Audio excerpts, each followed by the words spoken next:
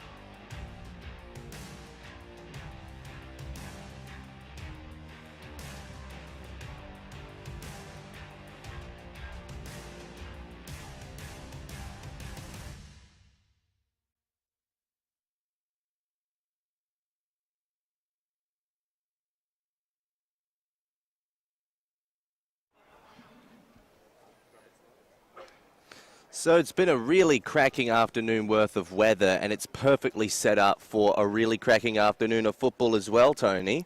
Oh, sensational, Indy. I just see the groundsman out there marking the ground. I understand they are going to use the second circle. There's a lot going on, which we'll discuss in this pre-game, but how exciting the first game, of course, Westminster versus Trinity. And interesting, the bus trip down, you have to do it. Trinity, fair way to get here. Of course, in our second game up here, Sacred Heart versus Ross Trevor. So we're looking at, if you like, a macro of the day that's ahead of us. And of course, our magnificent sponsors as well. We'd like to thank Sports Interactive, Dartfish, Filming Footy and Sportle for all our scores today. Yeah, and Sportle have given us the privilege of seeing the score on all 4 of our screens available here at the Adelaide Oval, including ours. So that's a really nice touch, and it's a really nice touch for the fans as well. They put in so much effort, Sportle, to give us the best scoreboard coverage from throughout the country, and it's moments like this where it really shows what they're capable of at peak. So we're very grateful to have them on board as our sponsor. Tony, I think this type of game definitely shapes up as a major one in the calendar for multiple reasons. As you said, Trinity had to travel a long way, but Yeah, it's Well, we had a chat with the coaches, or you did, Indy pre-game, and let's have a listen to what the coaches had to say. We take a look at the opinions of our two coaches for the Division 2 Grand Final coming up today at the Adelaide Oval. On the right of me, Tim Weatherald, and on the left of me, Christos and Amori. Thank you very much for joining me, both of you. No worries. It's really exciting to be here. Thanks. Good to be here. So just a couple questions about the game itself because, well, it'd be very rare that you've had the opportunity to have your boys play at the Adelaide Oval itself. It's a much bigger venue and the stands, even when they're a little empty, can be very daunting sometimes for the less experienced players. Have you kind of educated your players a little bit around that? No, not really. I just told them to really enjoy the experience. It might be the only time they ever get an opportunity to run out here. And, yeah, so it's all about having a bit of fun and just looking around. And when they get out there, just to really enjoy being out there. Yeah, and about you, so you probably reckon that maybe this would be an opportunity to prove themselves at a bigger venue and maybe even get them into the conditions for big future football games at SANFL or AFL level. Yeah, sure. It's something we speak about with all our players, but similar to Tim, it's just an opportunity to enjoy the day. And, there's still grass on the ground, goalposts at each end, so it's still a game of footy. But, yeah, just embrace the moment and have fun. Well, get both of your opinions on this next question because one of the hardest parts of being a school football coach is that you have to see many players come and go during your time. You can be in the job 10 years and you'll go through about 5 full lists during that time worth of players. Is there anything in particular that you've learned from these players? No, I think, as you said, like you do have a different, it's not like a footy club where you can build a list and you keep playing the same structures every year. Every year you start with a new group of players and you try and work on that. So you do depend on your year 12s every year, and we've got a fantastic group of year 12s this year, and if they're really switched on and they can lead the younger boys, I think that really helps. And yeah, I've been really lucky this year. I've got a super group of year 12s who are great leaders, great kids, and they're probably dragged everyone along, I suppose, this year, and yeah, we've had a really exciting year. And what about you, your takes on that? Yeah, we've got a good group of players who know that, at their best, they can match it with a lot of colleges in the state. We're on a journey, and this is a step towards that journey. But yeah, we're just really excited for the day. Yeah, we really wish both of you the best for it. But also, we never play favourites. We never pick favourite players as coaches. But is there anyone who's a particular barometer for the team? I'll ask both of you that question. Yeah, I mean, I've got 3 lads who play now State Under-18s this year. Our big ruck, Taylor Goad, is obviously, he's the first person who gets to get involved in the game. He has a bit of a jump at it. And, a young lad called Anders McShane is our captain, and Tom Whedon. They're sort of our 3 guest keys for me. If those 3 boys play good footy, then they bring a lot of the others into the game as well. So they're my 3 big ones. Any particular barometers or standard setters within your club, or even the king of comedy? Anybody that really stands out and has made the year a little bit different on their own merits? We've got clearly some high-level players, some funny players, mixed personalities, but we don't value them any different to each other. We've got, a squad of players that we value equally, no matter what talent they bring. So yeah, that's hopefully the philosophy we bring into today's game. Well, I'd like to thank you both, Tim and Christos, for your time this afternoon. I wish you the absolute best for the game ahead. And Tony and I will be in the stands, definitely enjoying the most of what this upcoming match has to offer. So thank you very much both for your time, and good luck for this afternoon.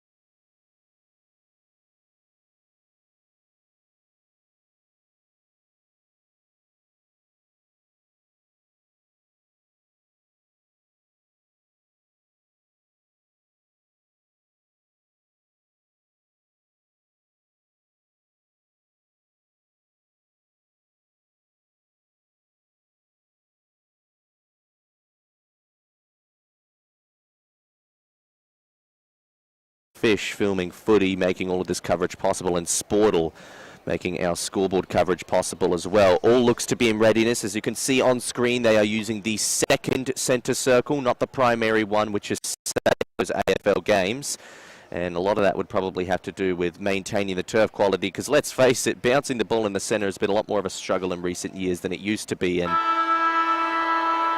for whatever reason that might be, it doesn't matter now. We're using the centre circle, the second centre circle, to start the game. It's Trinity versus Westminster in the Division 2 Grand Final. A quick ball up to get things underway. See Tim Alva just at the back of the pack there. A little bit of man-on-man as we speak. Yeah, already quite a bit of a hot contest and hot ball to win as Shadforth gets involved, but taking a turf with the ball. So we saw the groundskeepers out before the game, just getting the grass all assorted, and it looks in really great nick. So there will be no advantage paid despite Trinity's best request, but it will come back to the hands of what looks like Grantham. So he clears it out. Yeah, Grantham goes out long, just shy of the forward arc, but a direct pinpoint kick. They're going an extra one further to the deepest options up forward. A bit of front on contact and a free kick later. The fans tell you the story. They'll have their first set shot in quick time. Reckon Bailey Blacker it may be. He's at number 34. Just see good size about him too, Indy, as we see the ball come back. He's going to be on that slight angle. The sun directly behind him. Yeah, well, the sun's behind him, so that's actually the good part. It's a question mark of whether or not it's more difficult to mark in the sun or kick into the sun. But it is Bailey Blacker who will be taking the kick. So not directly in front, but not too much of an angle to work around. His skill set lives up to the moment, and a very fitting one to open us the Div 2 Grand Final. First goal to Trinity College. And they come around, and both teams, Indy, was interesting looking at the statistics. Both teams come in undefeated. So one team will finish the whole season undefeated, and one team will finish with a loss. And pretty big day, I'd suggest, for all these young men. And that young man, no matter where he ends up in life, will remember the day that he kicked a goal on Adelaide Oval as we are underway in the first game with 25-minute quarters, of course.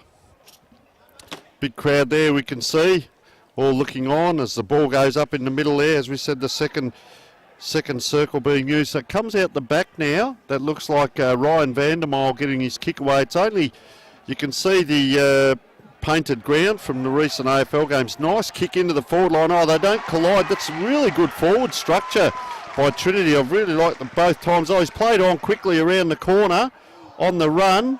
And that's gone out of bounds. That will be on the full.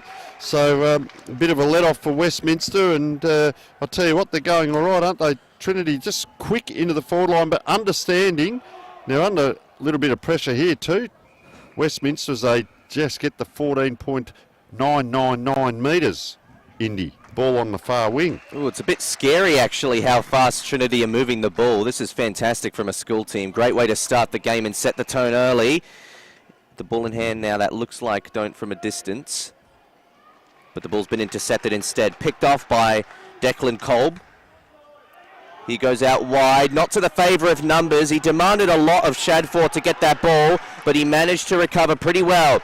He's got a couple handball chains to use on the wing. They go further on the left with a kick in towards half forward. It might get towards the boundary line, but defensive positioning working well for Trinity. Not for long though.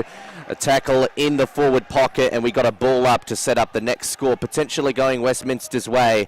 Now it's a test of whether or not that fast ball movement can get him out of the defence for Trinity. Just as they come around, just on the boundary line there, look at the numbers in red there. They're outnumbering the opposition. That ball, I think you'll find, was touched over the line. Keep an eye on young Clay Shadforth. We have seen him last year. I can remember him, number one. He's a very, very fast player, dashing kind of player, and you could see him break that line on the wing, and that can break the heart of the opposition if they get it over the midfield and make them all run. They're up with it now. You see Elijah Grantham just was going to come into that pack, and he's decided now to stay back as that ball goes up. Player just a willy-nilly handball out. That's the tackle you see has come into vogue now in the AFL as well as local football as Tom Wheaton hands the ball back, and that is that take the one arm as well. So up it goes. nicely crumbed off the pack there. That's a penetrating kick down the wing, but of course it's turned over straight to Declan Kolb for Westminster. So Kolb again looks into the forward 50, tries to hit the vacant space, hoping someone will lead to it. There's a bit too much physicality in that contest, actually. So Trinity will get the free, kicking it out there.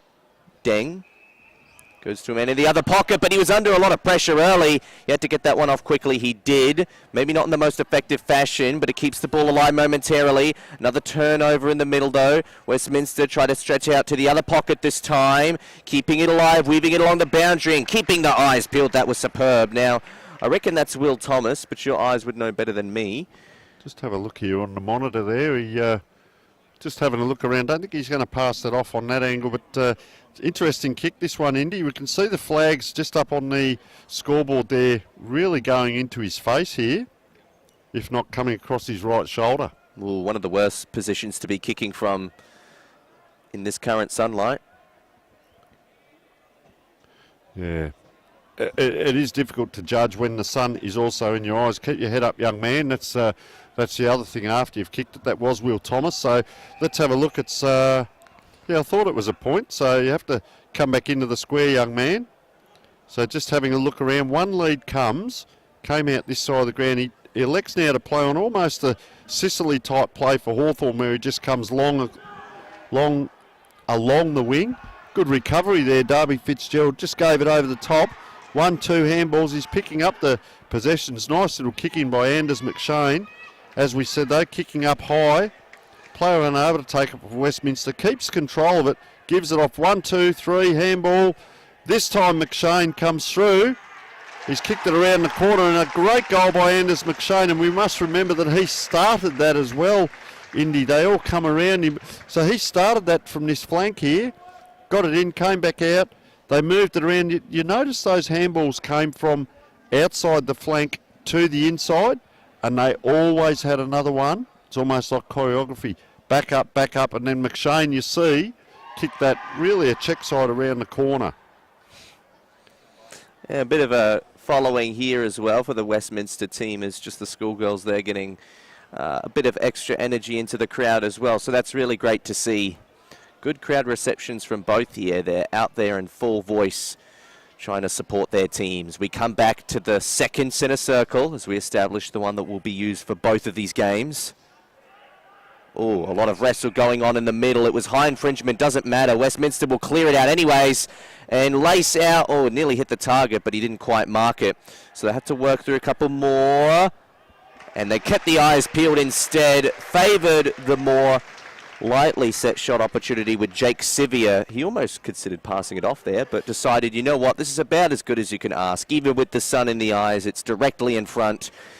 I mean, if it's my personal 2 cents, I actually think players are more likely kicking from tighter angles today than they are directly in front. But as you've said, he's got the sun in his eyes and the wind in his face. That's not an easy kick as it looks. Yeah, we didn't mention the wind kind of blowing a little bit southwest at the moment by the looks of things. There you go. What do we know? Straight through Jake Sivia, and I tell you who I've liked already is we talk about Clay Shadforth running through the middle, but I tell you what, Anders McShane, he's exciting to watch, and I did watch after he kicked that ball what his positioning was, and he was actually square of the kicker that kicked that ball in towards Jake Sivia then, so he knows not to go too deep into the forward line. So keep an eye on him, Anders McShane, number 3. Very clever play. So you see him here, he'll come to the back of the pack, so he'll be facing, I'm always interested in this, who's facing what way, so he's going to get a run on, depending on where the tap goes, and keep an eye on the big ruckman there. Taylor Goad goes up. So they tap it to a player that's running the opposite way, who then gives it forward to the wingman, interestingly, so the 5th man in the play. Trinity are good enough to apply pressure here. Good little battle. That's one of the very hard things playing football, is those little 50-50 battles on the ground balls. And they come free here, looking for Shadforth in the middle. If he gets going on the Jets, great back up there by Fraser Watts. I reckon he's come off the wing out this side. Geez, put it up high in front. That's a good set of jukes. Umpires let it go. Look at the players in and around that ball. A lot of players at the moment, the B to the honeypot, and you need to have the 2 or 3 just stay off. There's a lot of space to the right or to the to the wing of this pack as well. So back in the forward arc for Westminster. They've dominated the last couple of minutes of basic play, and it's really strong centre clearance work, part of the main reason for that. The way the on-ballers can get on top of a game goes huge ways to determining the momentum. But as we could see, Trinity have some fast ball movement to work with of their own, so they only need a couple light opportunities to make things work. Shadforth clears it out for Westminster. Found vacancy on the left forward flank. Reeling it back around with Shepherdson. Tried to keep the eyes peeled and crumbing it off the ground. Happy to do it the hard way around a couple defenders. That was absolutely superb. Was that Tom Wheaton? Big lad there, I reckon. Just going to run forward. Here we go. Have a look here. Quick kick came in. Shepherdson with the delivery was very good. He already had to wrestle one defender and then three surrounding him, but still managed to pick it up cleanly. I'm not sure if that's either Wheaton or Agnew. I reckon it might be Agnew, just looking at him, because he's come now down into the ruck. And to show that agility, I can tell you as a tall, for all those recruiters out there, I've got a background as well. That's some AFL and been at sample level. So you sort of look at these players over 6 foot, what they can do below their knees, and that was fantastic. As we see now Trinity go forward, it's been a while since it's been down there, and Lachlan Hewitt just tracking that ball out. But yeah, when you're looking at the big players, where do they run? What are they doing off the ball? And this ball's going to come back to a contest. He's got, looks like Trent Tatoli. So now the ruckman's free. He's actually free on this wing, and he's trotting down just on the point of this square. He darts inwards in a zigzag. It's an interesting little tussle between the two rucks. He doesn't mind going forward, Agnew, and doesn't need to, because this is the other one, Taylor Goad, who is the ruckman. Nice kick on him. Oh, player, he started at the back of that and worked his way to the front. And I'll tell you what they have got is flexibility, and a lot of it, because this is McShane. So there's another on-baller that's changing up forward. So their two rucks have changed in the forward line. They haven't brought them off. And McShane has really set this game alight. He's going to line up for his second. Lay down Monty, commentator's curse. Runs in. Pretty happy about it. And they get around him, and their passages of play, Indy, down that far side. And they seem to be winning, I'd suggest, the 50-50s quite easily. I'll tell you what, after conceding the first goal of the game, Westminster have now kicked the last 4, along with the last 5 scores on the board, and of course that one minor score. And that was a difficult shot to make, so they haven't been off pace. Trinity's defence has just been thrown under the pump a little more, and now it's starting to show that those centre clearances will be key to getting Trinity back into the match.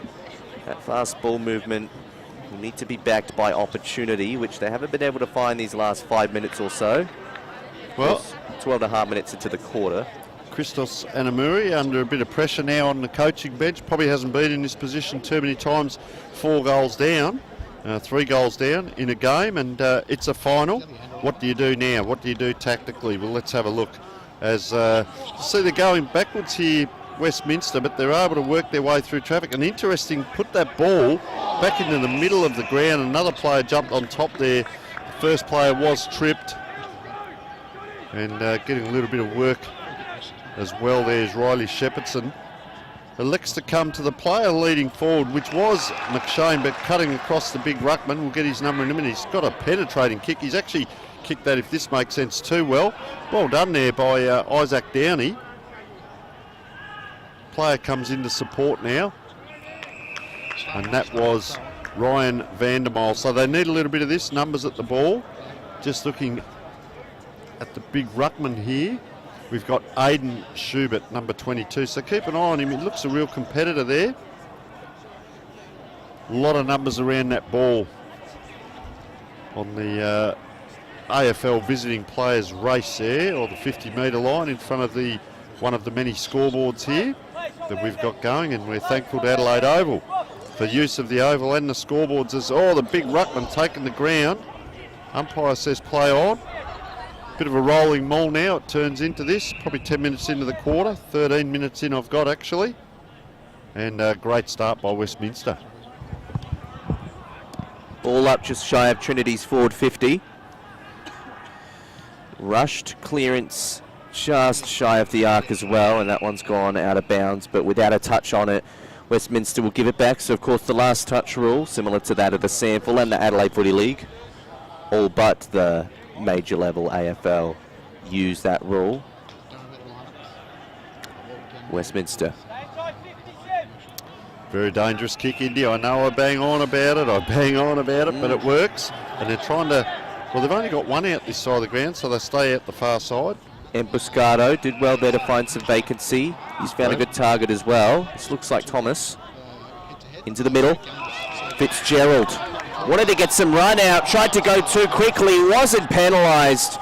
Maybe a little lucky there, but it will result in a ball up in the centre square. That was really dangerous there from Darby Fitzgerald to play on from that position, and particularly in the corridor, 9 times out of 10 that leads to a dangerous turnover. So bit of a rare occurrence for it to not go the other way like that. But in the meantime, over the top, the hand pass from Goad, trying to get something going. That's going to be called an incorrect disposal. Trinity will get it back. So finally a reward for their ferocious efforts in the tackling department. They started so well, didn't they? Probably that first 3 minutes or so, and then it's quietened up for them. Well, they don't have the privilege of fast ball movement from players like this. They've just got to get a bit of an exchange period going before most likely bombing it forward, unless it gets smothered, as such it does.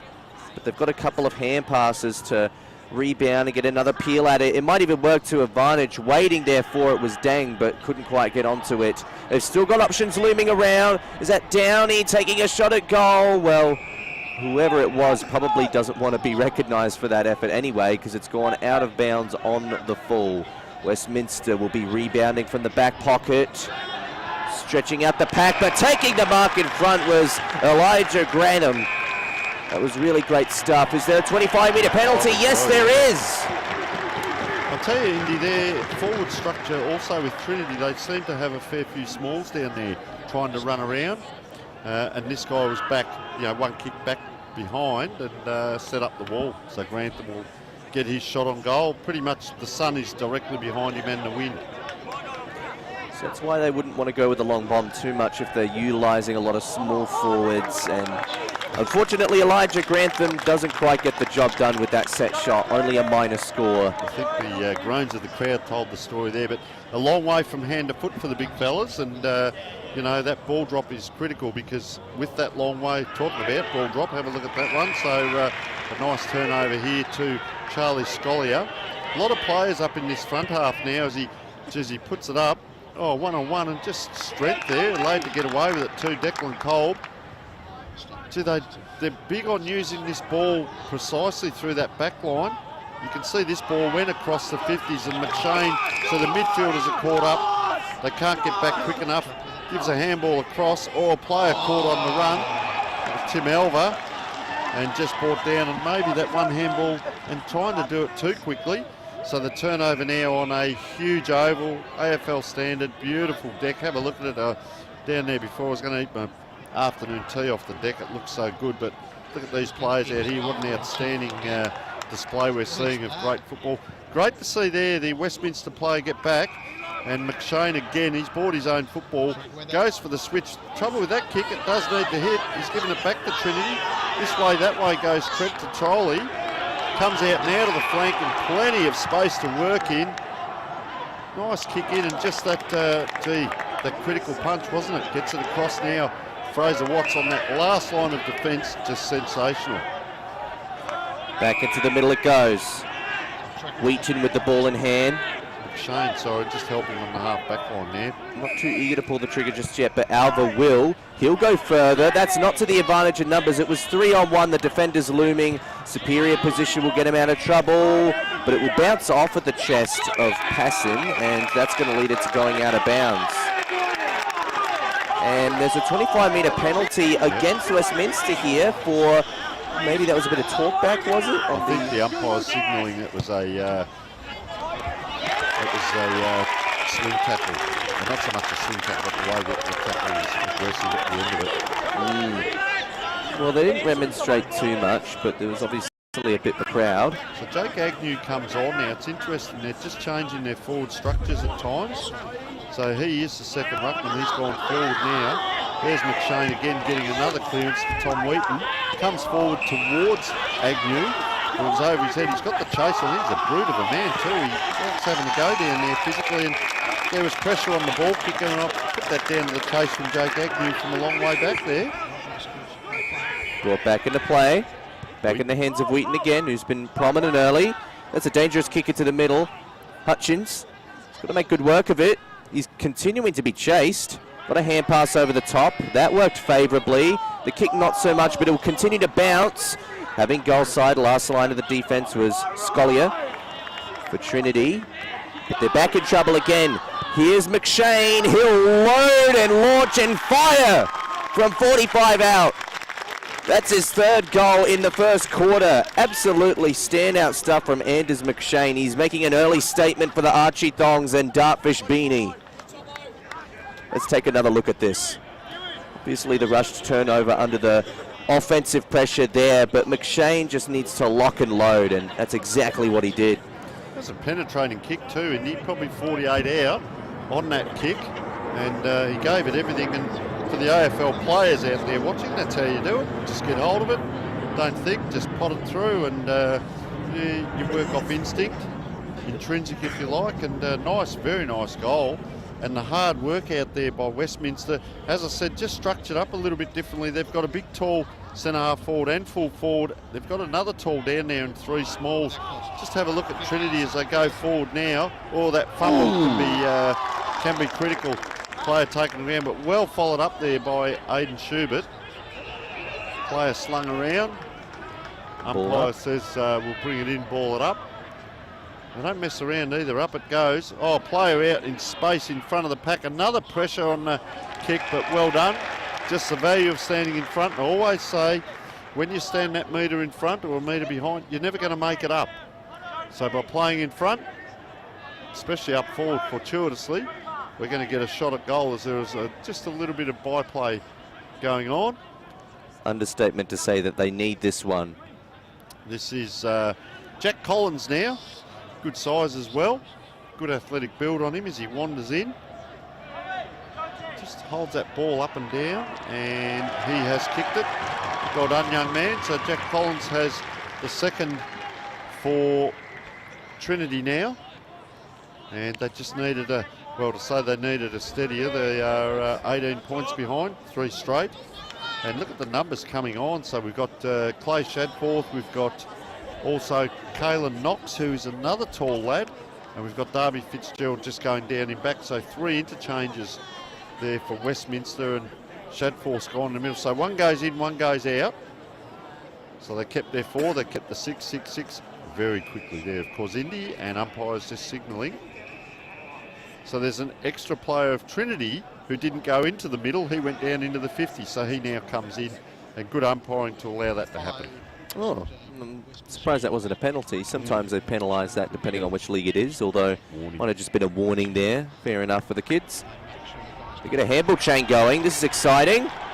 Is that Arnold or Healy? One of the two. He launches, and it's hit the woodwork, has it?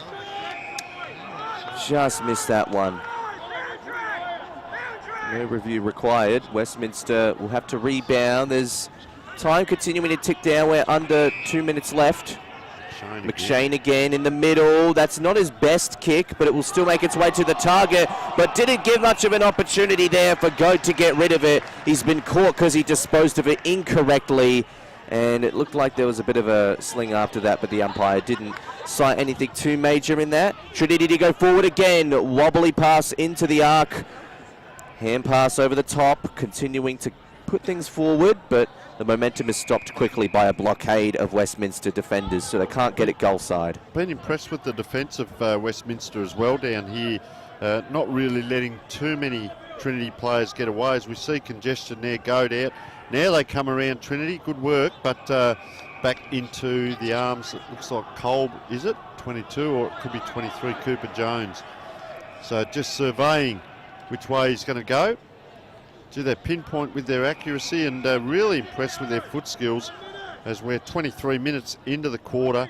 McShane yet again, and look at that kick out wide, which widens up the ground. Will they come in square? He had one, he just said, no, I'll just hold it up here, which they are doing. He did have Max Robertson short, elected to go down the wing.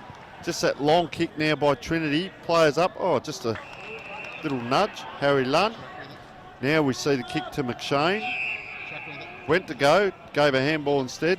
Shadforth, he's the one they need to hold up. Quick feet. Kicks into the man on the mark. Didn't know how he was going to spend it himself. Player bundled out of it. That is courageous play by the Trinity player. One handball, two handball. Around the corner on the kick. And we have quarter time here in a very entertaining game.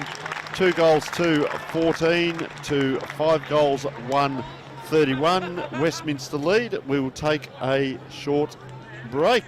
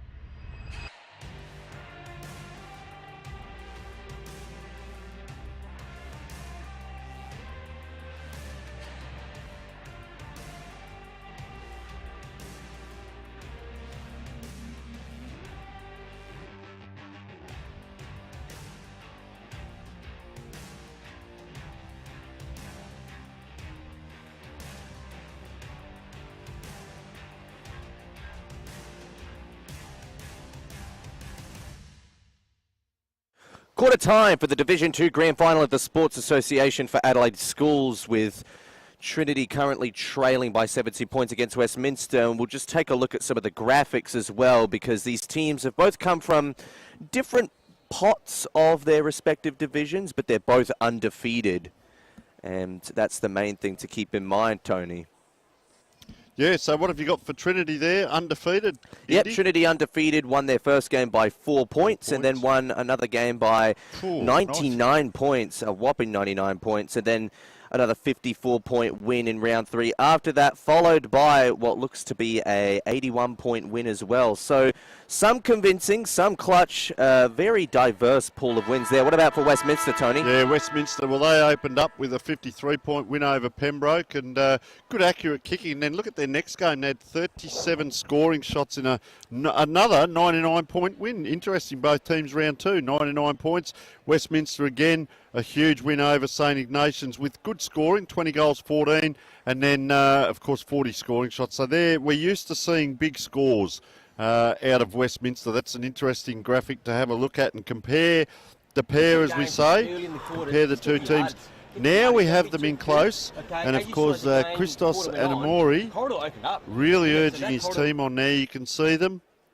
They're playing on Adelaide Oval. They've got themselves back in it.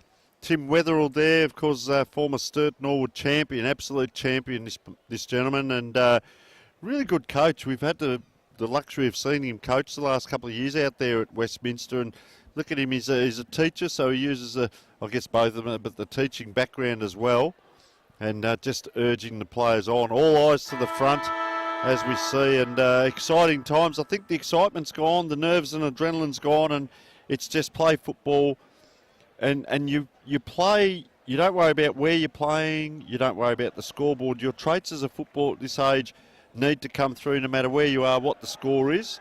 And most of all, I was talking to a coach recently over in Victoria. We're talking about several things, and he's at a high end, but you still enjoy the game, Indy.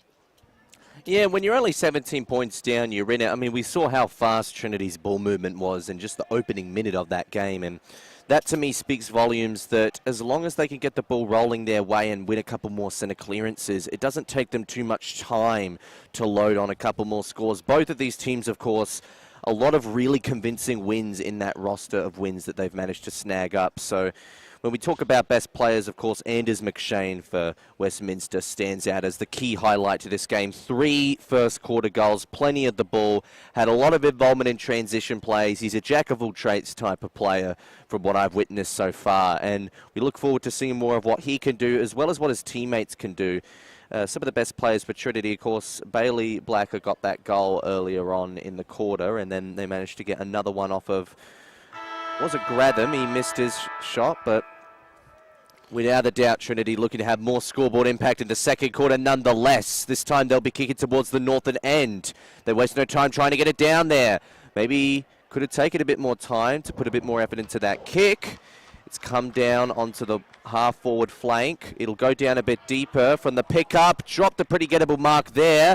Wrestling him, that's Kolb trying to really lock down on the key defender, and he's actually rewarded for his efforts. Had him down as one of their best as well, Indy. Yeah, one of their best defensive players for sure. A bit of pressure on their movement in the corridor here. The spoil coming in from Grantham doesn't lead to a direct turnover, but Arnold managed to get onto the end of it. They've stretched out to the wing, trying to take the ball on there, but only getting a mere fist to it, and eventually resulting in another ball up on the far side of the ground, the eastern wing to be exact, as we tick towards the first minute mark of the quarter. No scoreboard change so far. 2:31 p.m. South Australian time.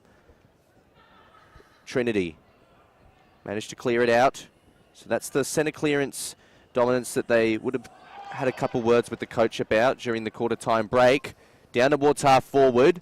Westminster more eager to crumb. Long kick from Fitzgerald, that looked like. It's going to bounce awkwardly. Didn't really bounce for anyone. Oh, that was electing the bump. Tom Wheaton probably didn't need to do that. It's resulted in the free. So here's Jai Arnold again, kicking to the other side. With ball in hand, that's Mason Don't. He stretches out further. They're keeping it towards the eastern side of the ground before centering it up down towards half forward. All the options are running forward. Not too many have goal side. It's interesting to see how they could peel off with the forward structure here. Decide to go to the right pocket, and it wasn't the best option. So they get a release here, Westminster. Out to the right they go, or the left for those watching at home. Nice kick along the line here. Looks like Will Thomas again, getting plenty of it. Looks a little bit frustrated, pushing the players across. Please come across would be the picture. It kicks to where he was pushing the players to. Now they have one-on-one here, round the corner on the left. That was cleverly done. It's going to be a grass ball. I tell you what, he loves the competition here. I tell you that, don't tell me. He's put that into the goal square. Oh, I tell you what, Jake Agnew, what a very clever player. Didn't even think, he just put it on the boot.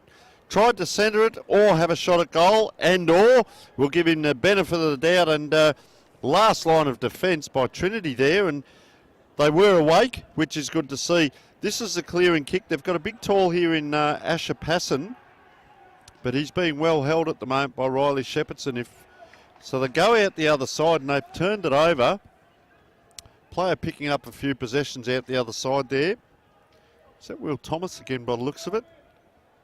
A few players look very similar, so we apologise, and they're wearing the white boots. So he's going to kick.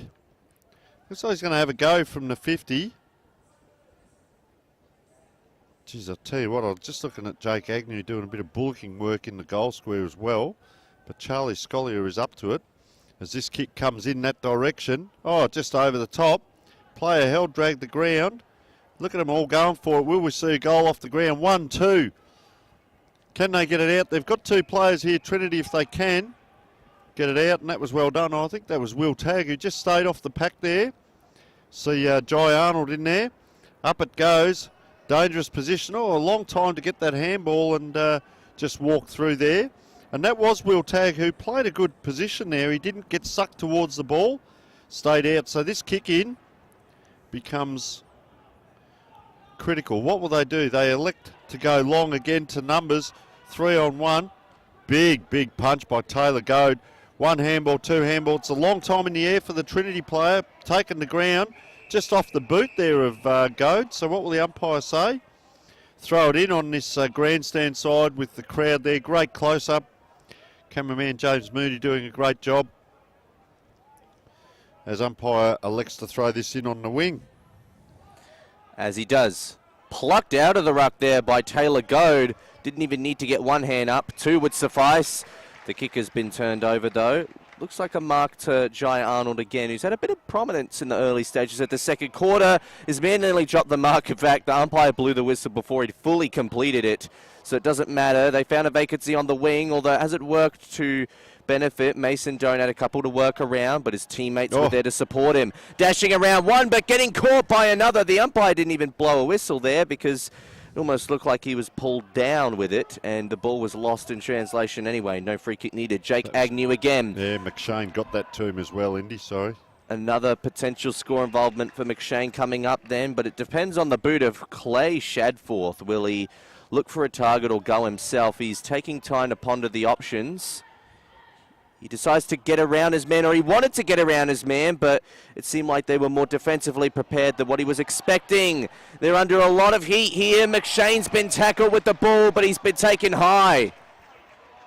Trinity fans not too pleased, but he could get a 4th goal here. It's unfortunate because there was a lot of boxes ticked from Trinity's pressure in that last passage of play. Their defensive structure was actually really good, and even after Clay Shadforth tried to shrug off a couple men, he decided not to.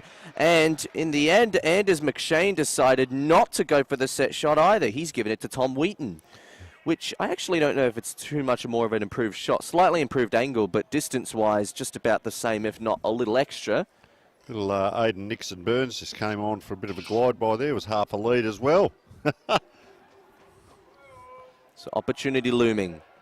Right from the arc he launches, but that one starts and finishes offline. Didn't make the distance, but Shadforth thumped it over for a minor score. So it's a 19-20 point game at the Adelaide Oval. 2 goals 2 to 5 goals 4, Westminster's way. So they go short here and across the ground, but they're maintaining possession here, Trinity. Wants the player to come short. He's got 3 out there to his right, but elects to go down the ground to Will Tagg. Don't mind watching this young man go around. Ooh, just a little bit of indecision. He's going to have to go over the top, if not down the guts. He elects to go down the guts, and that's Jake Menzel. They now go out wide. They've had players out there for a long time. Good luck trying to get away from Clay Shadforth. Gets the ball. The ball will move faster than the player. However, they are under pressure here, Trinity, and that's what pressure will do to you. Indecision. They've got players on this wing if they want. They elect to come diagonal into the middle. Well done, I reckon that's Agnew. Gets a quick handball. Trinity can't quite get there, so a long kick in. Oh, big pack forms. That's a great grab there. Will Young. The pack formed, so this was Will Young, yes. I reckon there's Will Young and Will Thomas who look very similar. That was a nice grab for a mid-sized player, if you like. Courage shown on that long ball that came in.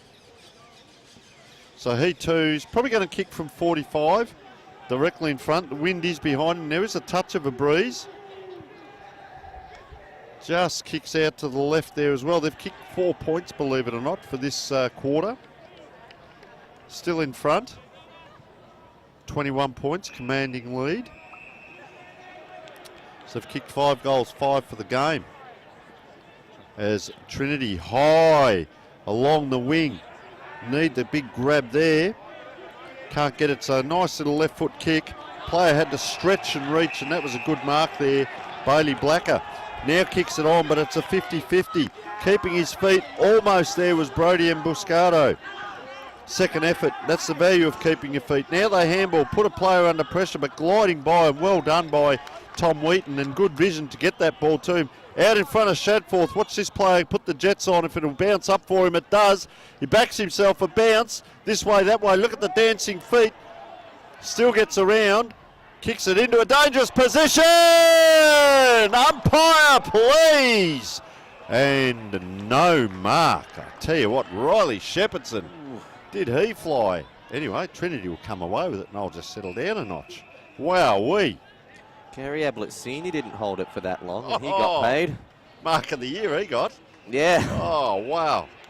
Tom Wheaton, ball in hand. Yeah, Wheaton again from the turnover. They've been forcing a lot of turnovers and really locking it in their forward half. So a more controlling game, mostly less effective one. It's been knocked back into play by the last line of defense. It's the... Oh, is it a goal? Yeah, the goal umpire has called it a goal, and Trinity defenders asking what for. So it's a goal. There it goes. Goal number 2 for Jake Agnew. So we'll see if we can get a replay. We may not, because it all happened so quickly. Here we go. So the ball came, he goes on the left here. Looked like it went through. Player was just on the line. We won't know. We can't comment from back here. The goal umpire was right there at the point and doing a great job, I might say. And that is a nice goal. And I'll tell you what, Jake Agnew has a bit to offer, doesn't he? I'll have to keep an eye on whether he actually is a right or left footer. And guess what? He's back in the middle, in the ruck. And I'm just coming back from that mark, Indy. I'll tell you what. The mark that was misfortunately not a mark. I'd like to get Christian Petrarca's opinion on that goal as well. I'd like to see what he thinks. Ball comes back to the middle. Trinity under a bit of pressure now. That's the first goal they've conceded of the quarter, but with a big barrage of minor scores to pair along with it. So it's a game-high 27-point margin that Trinity will have to overcome now. Doing work at the ruck as they go at it. Grab them. Take it to turf with the ball in hand. Doesn't look like either team's gotten a huge ledger in the ruck, although in that particular instance, Agnew just grabbed it and his opponent didn't even really try to get physically involved. Now they're on the run. Shadforth, kick half smothered, but it still makes its way to a teammate. Wheaton had too many men around him, almost turned it over, and finally they're penalised for over-possessing the ball. Trinity, an opportunity to rebound off of half-back. But that's not going to do it. That's a direct turnover to Shadforth. What was he thinking? He's going to try and keep the eyes peeled, and I assume he wanted to centre it. Maybe should have gone for goal. Maybe that was his intent, and it just came off the wrong way. But it's a minor score. A bit of a lucky break there for Trinity because, wow, that was a dangerous turnover in the defensive half.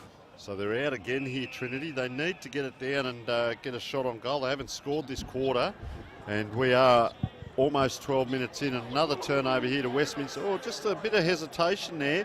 Look at the Trinity players. There's 3 around 1 here, but the one that came out the back there was McShane. Couldn't get it, so it's out again by Trinity. Well done here. Can they get a run on? Oh, that is great play. 1, 2 handball. They're not quite out because players under pressure. This has been the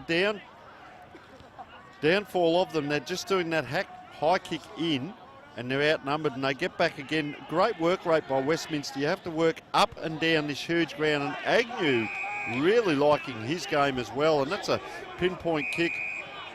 2 players really turning it on, Agnew and McShane, and that's a nice mark here. Jake Hartman, we haven't called him. He puts that a touch high, so the big fist goes up just across the boundary there.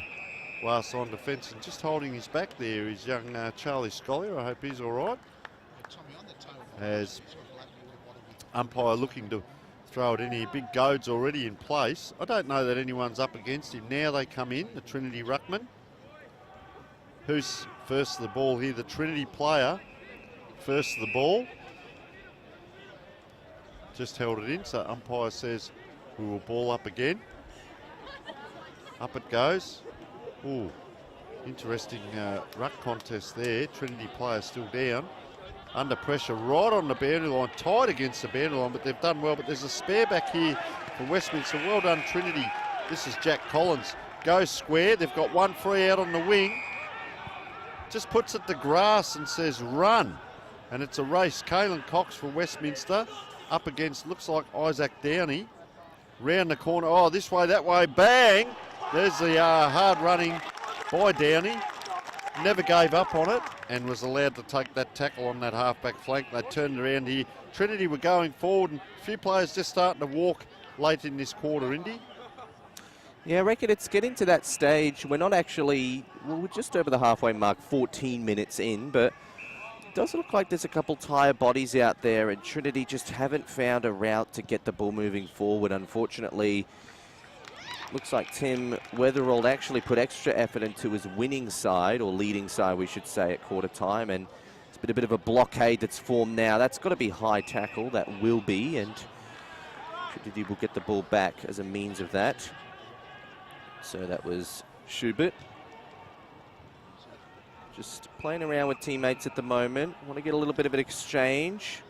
A switcheroo. Now with the hand pass. They try to traverse the west side wing. And the hand pass was just made in time before getting penalised, but it didn't go to anyone, and the pressure continues. In fact, it's going to be holding the ball. The Trinity fans are a bit confused about this one, but apparently it must have been trapped in. So instead it will be Max Robertson. We haven't called too much off of. He shrugs off one man. He kind of mongrels the ball into the forward 50. It almost worked for Will Thomas. It remains down there for the moment, but it's called a ball up. So play just slowing up a bit here. And this has been a far more controlling quarter from Westminster. Not as menacing, not as attacking, but they've been locking it in their forward half and giving little to no opportunity for Trinity to register a score, which they haven't. They have not scored this quarter. No, you're right, but luckily Westminster have only, well, luckily for Trinity, have scored 1 goal 5 in the quarter. As a couple of players coming off with the blood rule now. I think 1 or maybe 2, definitely the big ruckman, Aidan Schubert. So we see Elijah Grantham and Jack Collins coming on, with Collins coming into the ruck, who we have seen up forward. He goes straight in and bumps into Taylor Goad. Goad just over the top, two-handed punch back into traffic. We'll see a second ball up here. Just interested to see what happens off the ball here. There's space on the boundary side here. There's 1 or 2 spares behind here for Trinity, if they can get it to them. It goes to the one Westminster. There's the spares I was talking about, so they get that along the line. Oh, riding high and sitting up there like the cowboy. But I'll tell you what's a turnover to Westminster. Comes back in. We've seen a couple of really good attempts here as Goad gets that out. McShane can't quite. It's not McShane, it's Tom Wheaton. He's having a great game. They've got good numbers back here, Trinity. The trouble is it comes down down the wing here. As just knocked over there is Bailey Blacker, and I think a bit sick. Sorry for himself. Just a little bit slow to get up, but very courageous play by the young man. Umpire going to throw this in. A lot of space. Look back behind the pack here. If that ball goes over the back, a lot of space to run through for players. Trinity player, that's great courage, but they always seem to have one back, Westminster, and they seem to be able to work it out of the clearances, and the umpire says that was over the boundary. As gets put to the ball was Fraser Watts. Big Jake Agnew just stepping on. It's like going into the back, but he's signalling that he's got Taylor Goad to come down. We won't actually get to this ruck throw in. You just see him at the right of this. So they've got 3 big talls, and that's actually going up in the ruck.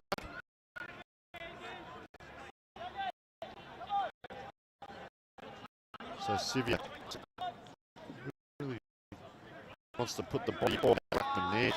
Did he put the body in? Play on is the call. Max Robertson got out of it well, distracted himself out. Cooper Jones, and there is big Agnew again. Goes on the right side. Yes, to the game. Defenders back there, Trinity, but they're not manning up. They're keeping peeled off, awaiting the intercept. But I actually think they need some extra firepower to wrestle up Westminster's tools. So it's actually probably better to get them involved with those contests and not wait for the peel off, because at this point it's not working defensively. Clay Shadforth off his right to Tom Wheaton. Another defensive half turnover, seeing Westminster really lock it in this side of the ground. It's been going all over the southern end in this second quarter. Tom Wheaton. Opportunity looming, but he's decided not to use it. He gave it away, and maybe gave it away a bit prematurely. Ball has tumbled over the boundary line now. We're 19 minutes into the second quarter.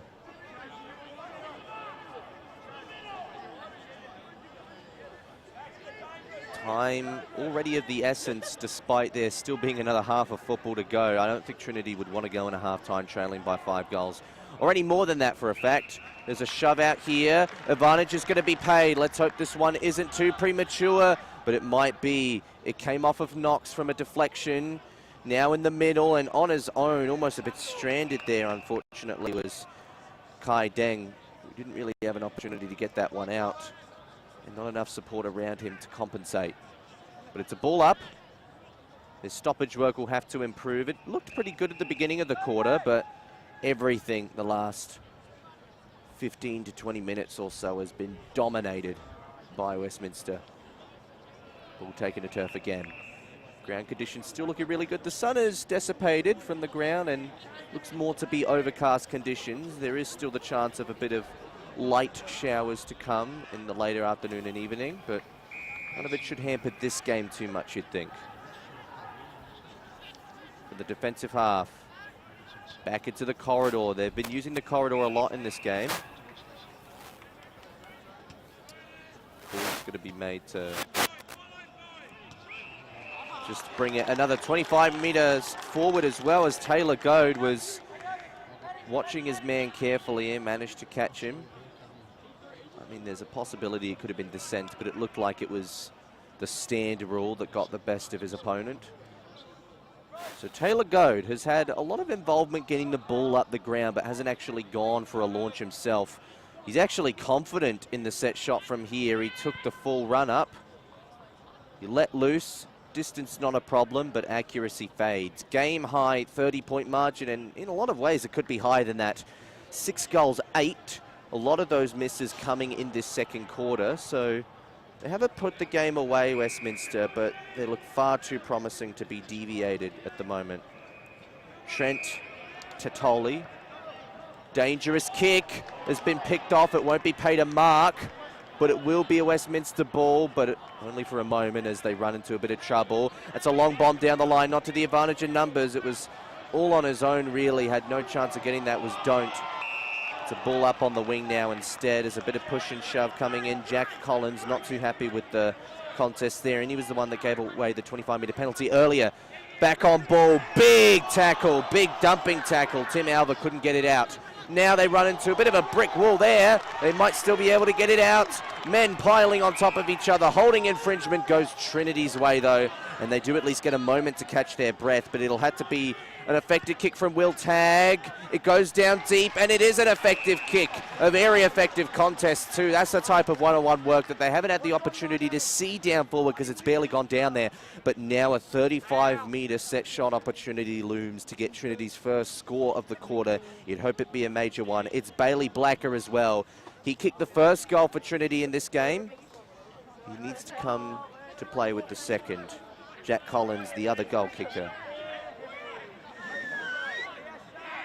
Words can't express how important the kick is, and no words needed. It was an important goal. Second one for Bailey Blacker. 22 minutes, 50 seconds gone, time and counting. These quarters, 25 minutes, no time on for the school kids, and a 24-point game. They've still lost the quarter by 7 points, the 17-point margin that was on the scoreboard at quarter time, but it was a very important late goal. There is still technically time for another, and doing so would mean they only lose the quarter by 1 point, and the game remains on essentially even terms from what it did before. There's a whistle. Is this another positioning infringement, perhaps? In fact, it is. So this is really disappointing. This was the 666 rule violation. After the initial warning, it's been violated again, and that results in a Westminster free. It came forward, crumbing it forward, and hand passing it off Shepherdson, and then the finish, which was no good from Jake Sevier.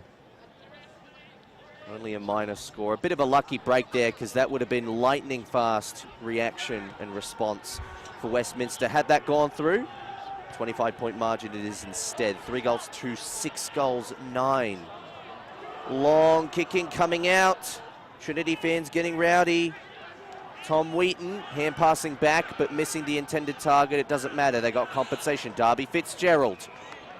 Watts keeps it short and played it safe to get it to the hands of Anders McShane, who hasn't had his finest quarter, but that's another effective kick from Anders McShane. And 3 goals for the game, all in that first quarter. Tom Wheaton still yet to hit the scoreboard with a major himself. Trinity fans trying to get into his head. They know that this could be a very important goal to potentially make them too much of a mountain to climb. Decent angle.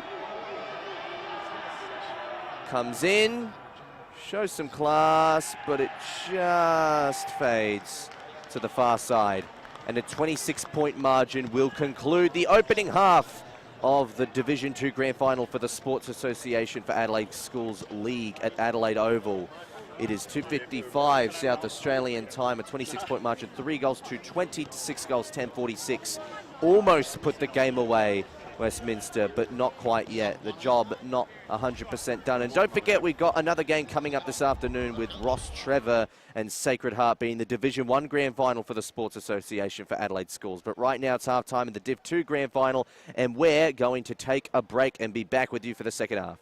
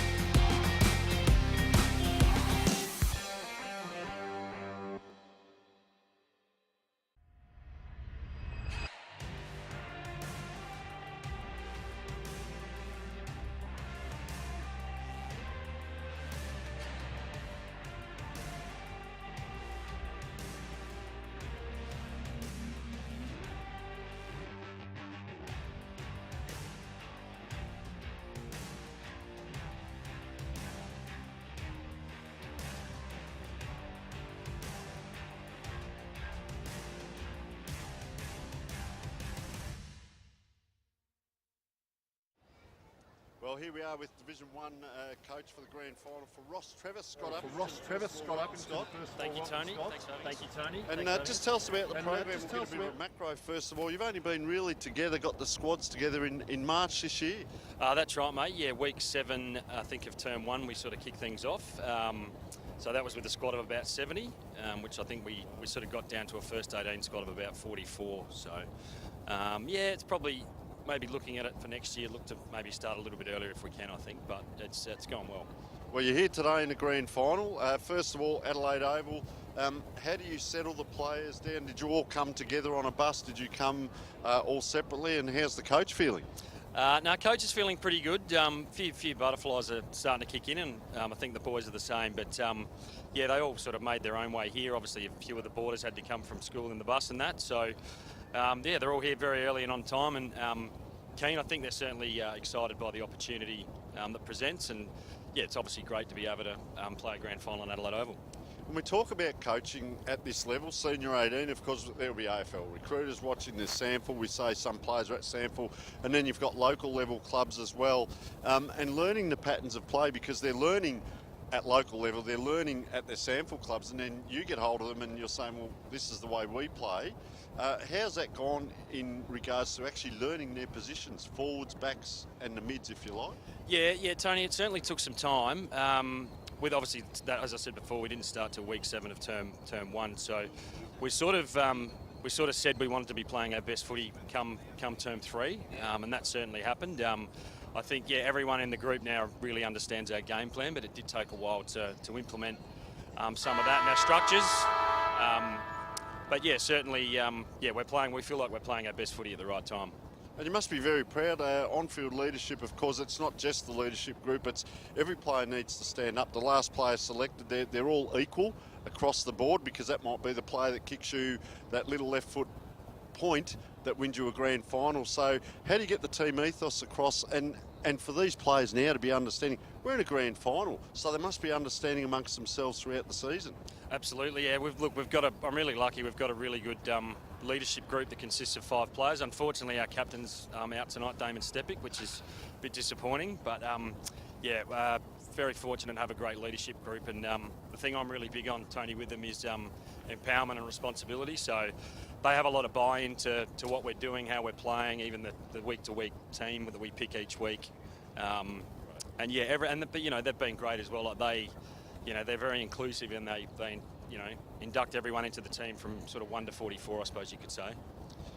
We have a look, the players were all here before when we came down. They're all at the race, and stepping out on Adelaide Oval might be the first time, might be the last time they ever play here. A big thing with these guys, it could be the last time they play together as a group that have grown up since they're 5 or 6 years old. So that teamwork and that sense of feeling and accomplishment, win, lose or draw, must be sensational throughout the team. Yeah, it's a massive opportunity for the boys, and we were certainly pretty pumped when we heard last week that the game was going to be here. And that's been a bit of a theme for the last week, is that we don't want to take this opportunity for granted. It's probably going to be the only time that a lot of them get to play in Adelaide Oval, and certainly in a grand final. Okay, and Scott, you've probably touched on it there. Final message in the rooms from the coach?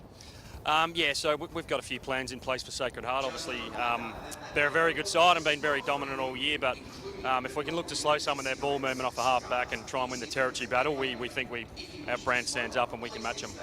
All right, well, Scott, it's a battle of tactics between the coaches, it's a battle of combat between the teams, and it's a battle of also game plans. So we'll keep an eye. We wish you all the best in this huge grand final day. Thank you so much for joining us. Thanks, Tony. Thanks for having us. Cheers. And we'll go.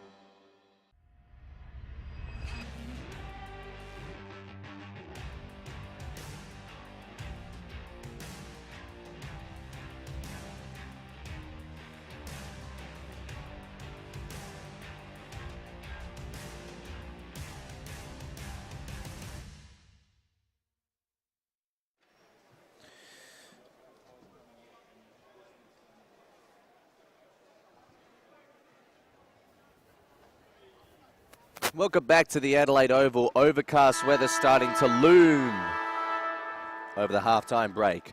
20 points to 46, and going over some of the best players, well, Anders McShane stands out from the crowd, and while he didn't kick any goals in that second quarter, he kicked all 3 of his in the first and really set the tone of the game. Not to mention, still had a lot of effective kicks and score involvements from that point onwards. In fact, if anything, there are a couple times where he tried to give it off to teammates instead of giving it to himself. And we're just going to go down for a quick interview with Tony Neal in a little bit, but we'll keep you updated on that.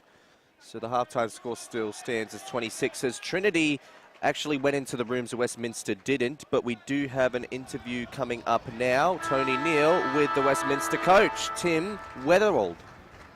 Righto, Tim, you've had the team together. Great first half.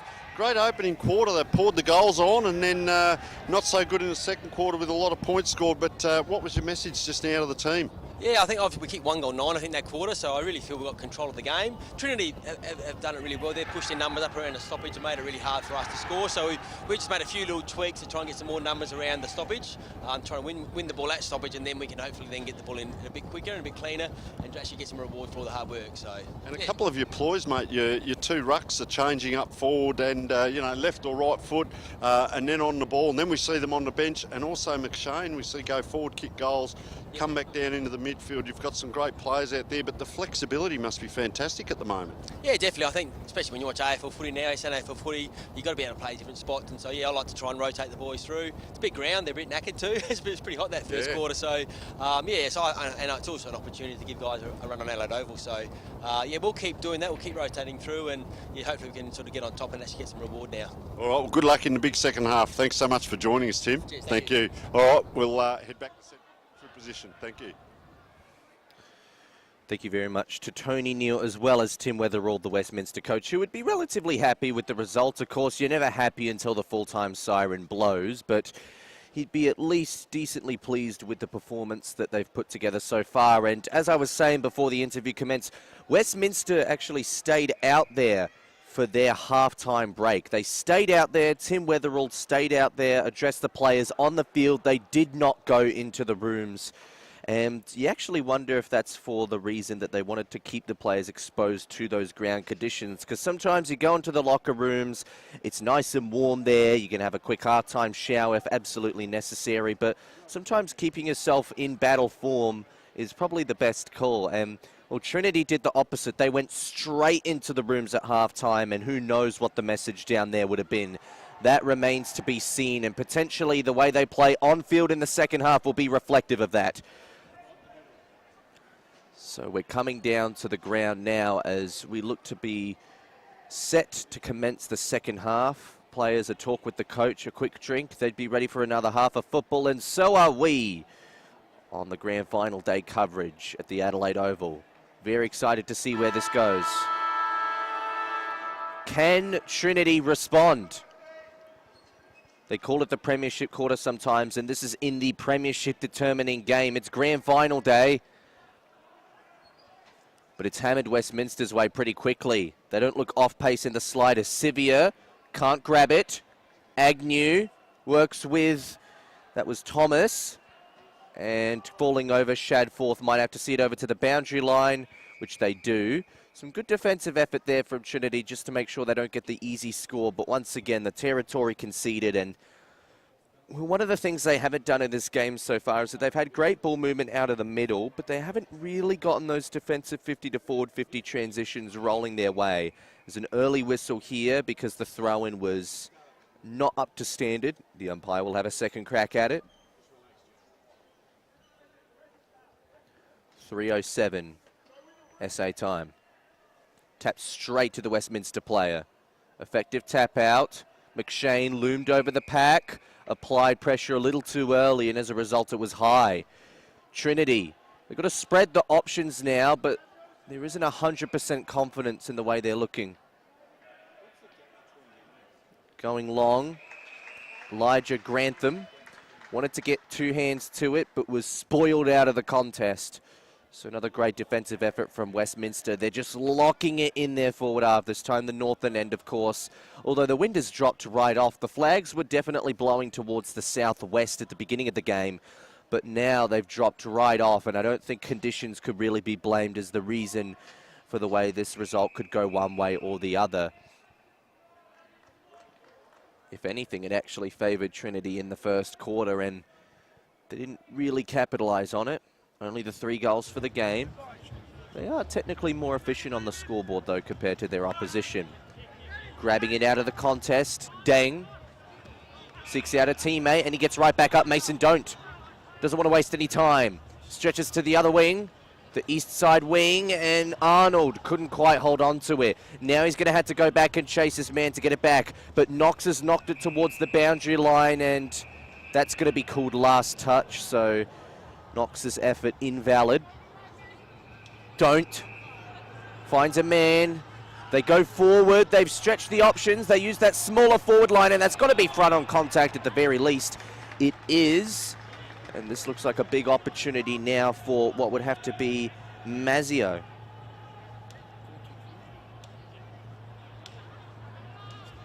There's also the possibility it might be Dom Parisi, because he's actually labelled twice on the sheet with different numbers, but Mazzio looks to be the most likely bearer of the ball, because I reckon Parisi is number 35.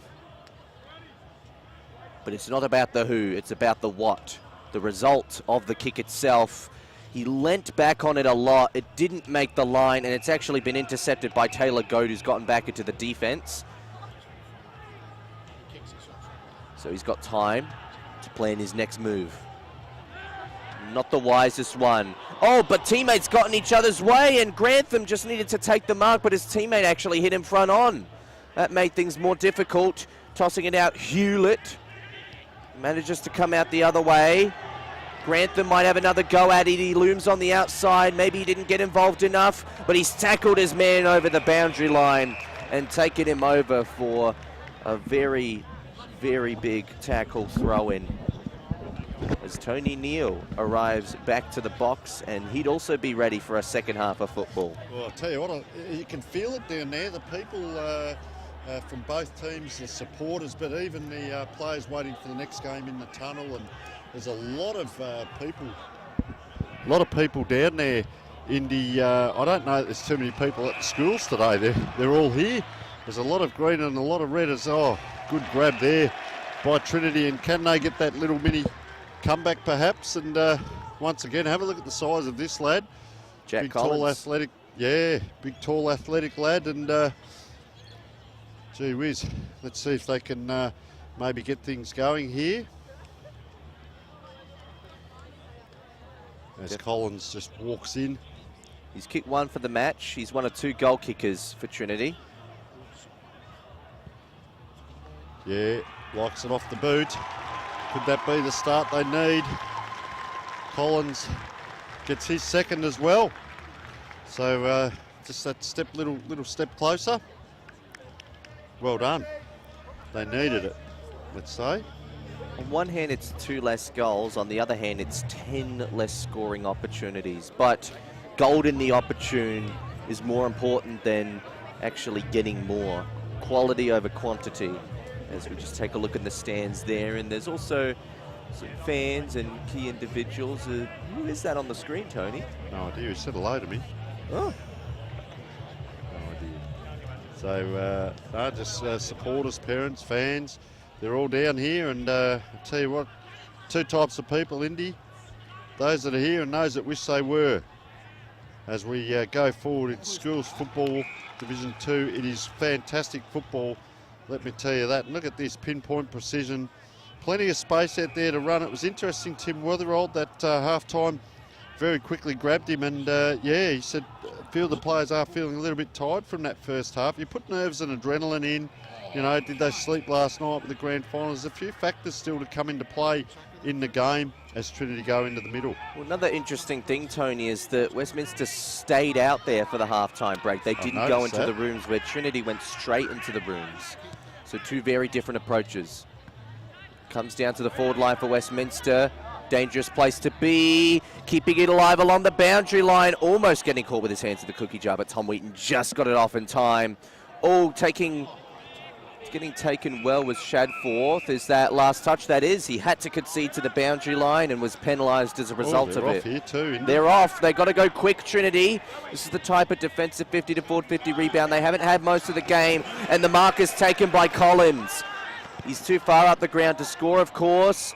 The next mark taken by Gratham, another really prominent player for Trinity today. He'd have to definitely be part of whatever fire they decide to start. It goes over the head of the intended target, but there's options looming. Can they crumb it out cleverly? That's the last touch because it came off the boot. It might not matter though, because a second smother was all they needed, and Jaden Passon didn't have the opportunity to send it forward as he wanted to. I reckon he might have just kept that in on the boundary line, maybe, or like I said, could have been last touch and he just quickly moved it on. But certainly a sense of urgency with Trinity. They've sped up their movement, ball movement, take a few risks, just pushed out there by Goad out the back. That's ended up being a screwy. I don't think it was deliberate, but came off his boot, and the big fellas get plenty of penetration. You see Trinity, they've done this well at times. They get that spare, they move it out and across. There's another one this side. They've got one either side.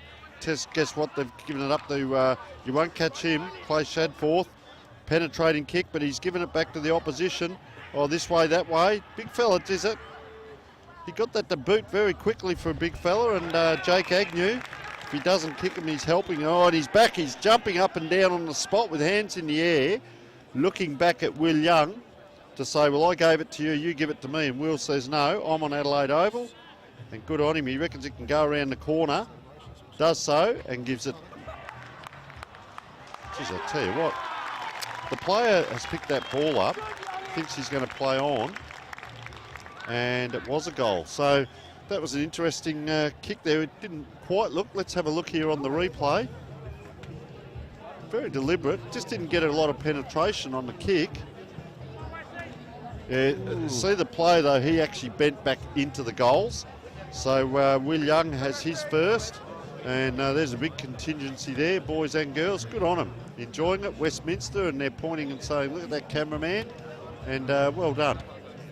Great support for their team, and they'd be a happy bunch just at the moment. A bit of the old rah-rah, if you like, because Westminster very well up on the board. Trinity now out of the middle G with one hand. That's a fairly good kick too, into a dangerous position. Now they're out here, Trinity around the corner, trying to get it across to Collins. They're asking a lot of Collins this quarter, aren't they, to be up there and get that ball. He has to actually jump the fence. This is what you call sportsmanship. It's him and Grantham that probably have to toss him back into this game. So He's got to go retrieve the ball that he couldn't get. Aisle 163. Aisle C, seat 7, to get the ball back and give it back to Darby Fitzgerald. So back it comes.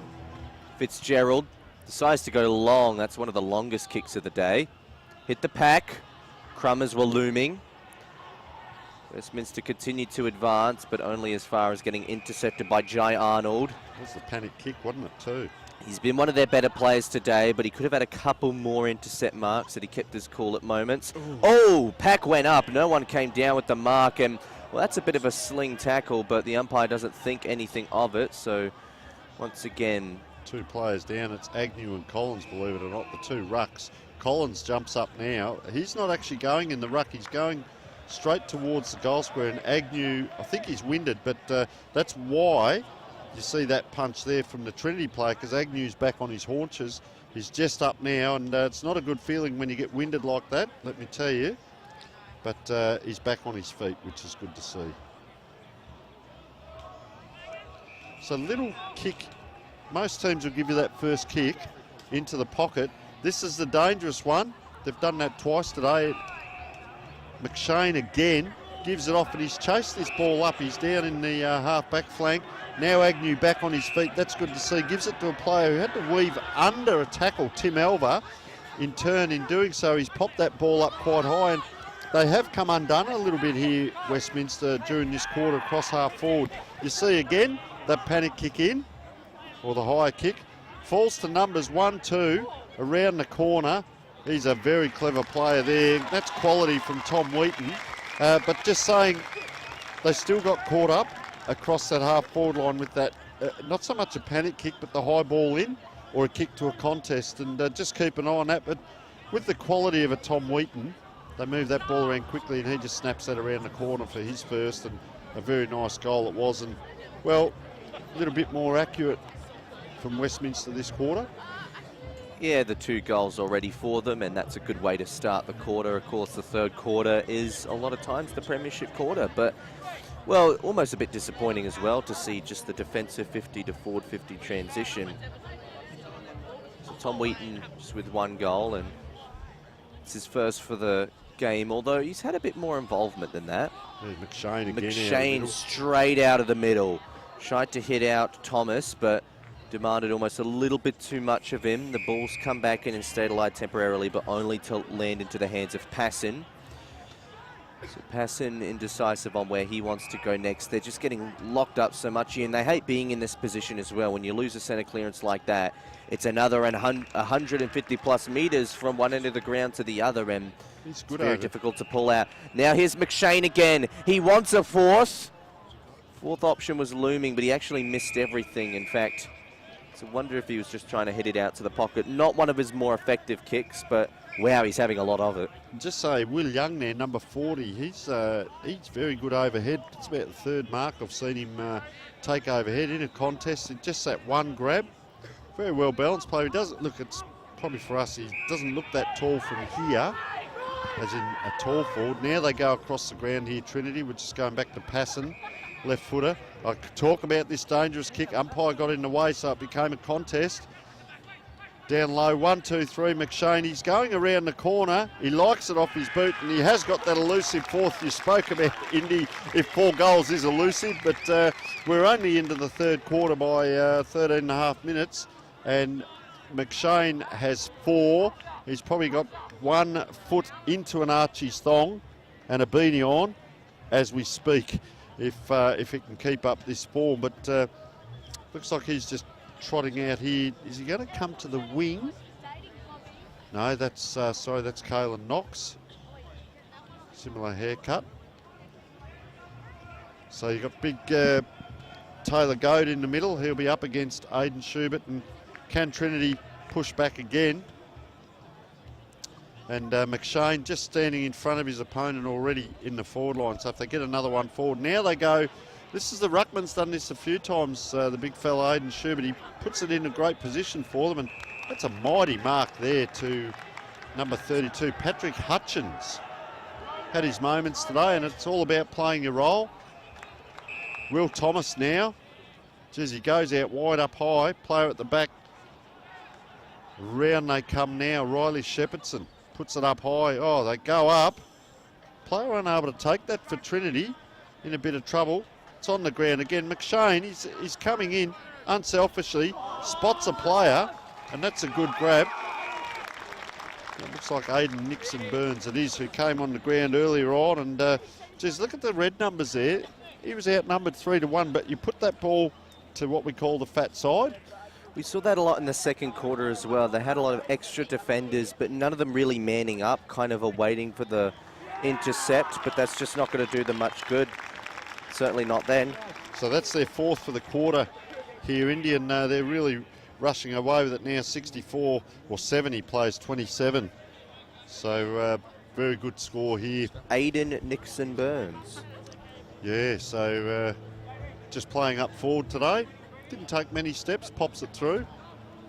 Beautiful shot from behind the goals there as well. We've got our close-up cameraman down there. And really good work. Ooh, you wouldn't want to be on the bench for Trinity at the moment. It's starting to loom as a game out of their reach. 27 points to 70. Game high, 43-point margin.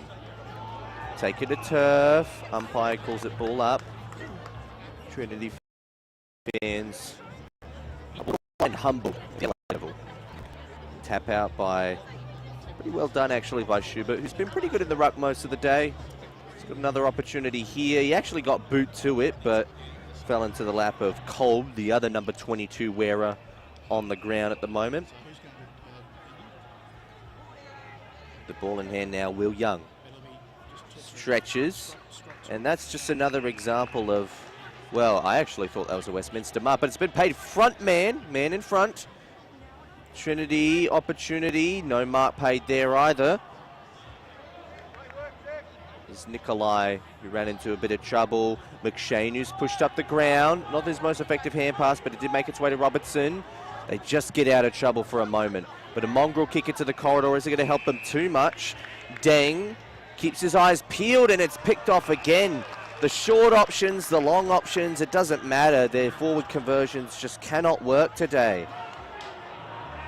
And it may be game costing. McShane again. Really effective kick. Finds Will Young on the boundary line.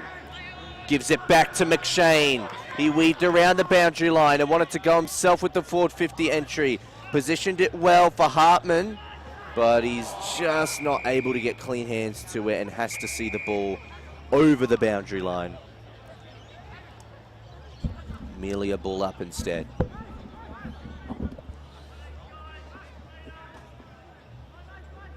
So, umpire brings it in.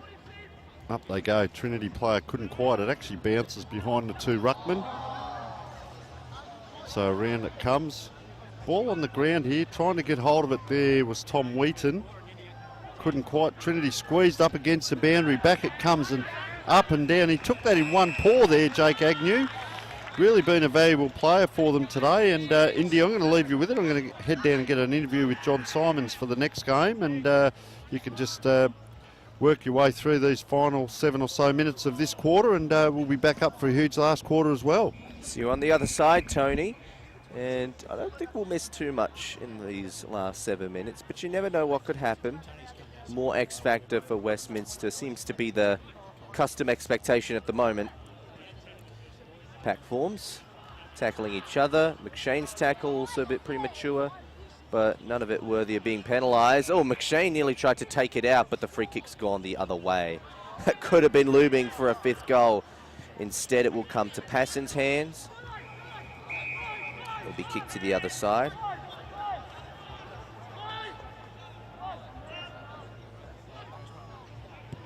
Kick goes out long and wide. Mark will be paid in the end to Brody Emboscado. He's not the best. Almost intercepted by the efforts of Arnold there, but not quite. Tackling pressure looms, and look, they've managed to actually catch Westminster a couple times holding the ball, but probably not enough, and it's the plays that come off of that. It only holds things up for a moment, but as soon as that call is made, Westminster just know how to set up defensively. Jack Collins with the 1-2, gives it back to Dang. Dang goes long, and it's marked by the wrong set of hands. Patrick Hutchings for Westminster. They get a bit of a switch on. Here's Max Robertson. He chips it into the middle. Ineffective, but there's going to be support. Wheaton won't get the superior read. Arnold will. Now into the hands of Healy. Kicks it back. Scollier. Oh, big contest there. Once again, Emboscado trying to get it forward at the ball. And Nixon Burns tried to keep the eyes peeled to get a easy shot for Agnew in. So instead, Agnew had to do it the hard way. But, well, nothing's the hard way for Agnew. That's his 3rd goal of the game. He's trying to catch up with McShane. He wants a piece of the beanie too. And right now, the contest for the beanie is probably going to be even more mysterious than the contest for the game itself. I reckon Westminster looking like they're going to be winners, 49 points up. Very convincing stuff from them, and still another 5 minutes plus a whole another 25 minutes worth of football to play out after this.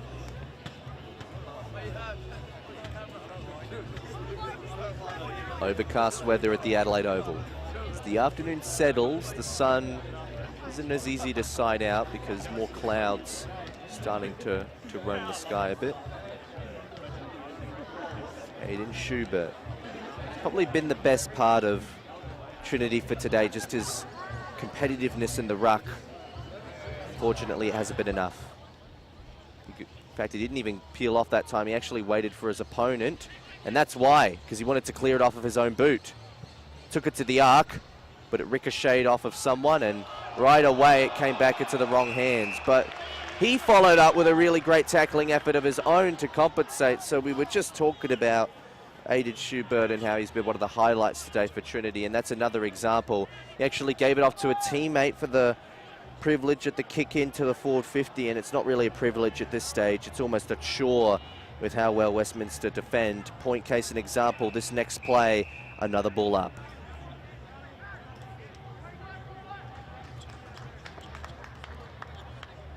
don't forget, there's a whole nother grand final to play out after this one. And the result's pretty academic at the moment. Borderline set in stone. 22 minutes, 15 seconds gone. So with only 2.5 minutes to play out for the remainder of this quarter, you just wonder, is the next quarter going to be a compensation and a more flattering margin, or is it going to be Westminster dominating the way this game was? Probably should have been dominated in the second quarter. Not in this instance. Isaac Downey gets some scoreboard action, and finally something to cheer about for the fans of Trinity. One of the few times where it just came out too easily at the stoppage and Downey actually found some free space to work with. The tap on there. It's actually the credit to the tap on there from what looked like Parisi. Dom Parisi with the tap on. Isaac Downey with the finish. So a bit of a rarity in this match. But fans continuing to watch on. You don't leave grand finals at halftime or three-quarter time, that's for sure.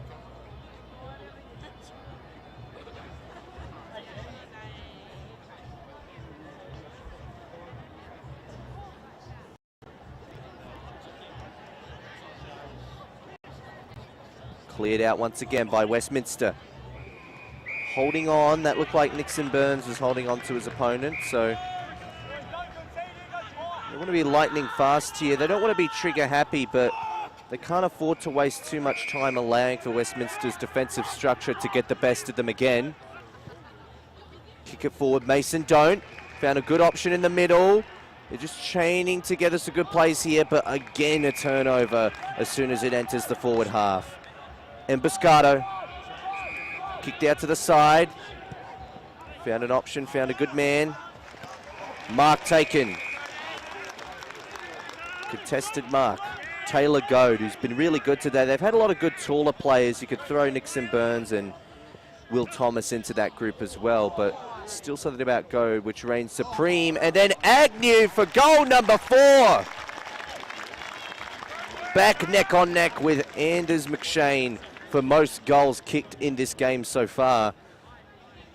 He's really starting to put on a clinic of his own. We were talking about tall players who've really stood out for this team, and now Jake Agnew, the biggest standout of those tall players, which I reckon Taylor Goad, the only one to compete. Thomas and Nixon Burns after that.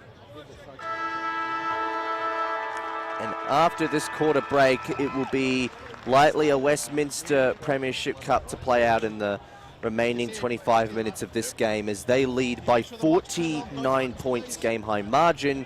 And it doesn't look like it's going to get too much smaller than that. It might not get too much bigger, but at the same time, it's probably Westminster by how much at this point. But stay tuned because there's a whole nother grand final after this game, and there is still one more quarter of footy to be played out.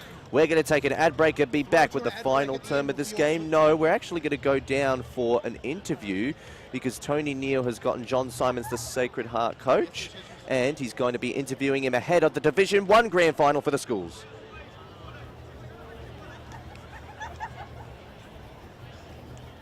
Righto, folks, we're here with John Simons, the coach of Sacred Heart. Three-quarter time, about to go into the big game. And first of all, welcome, John. Yeah, thanks very much, Neely.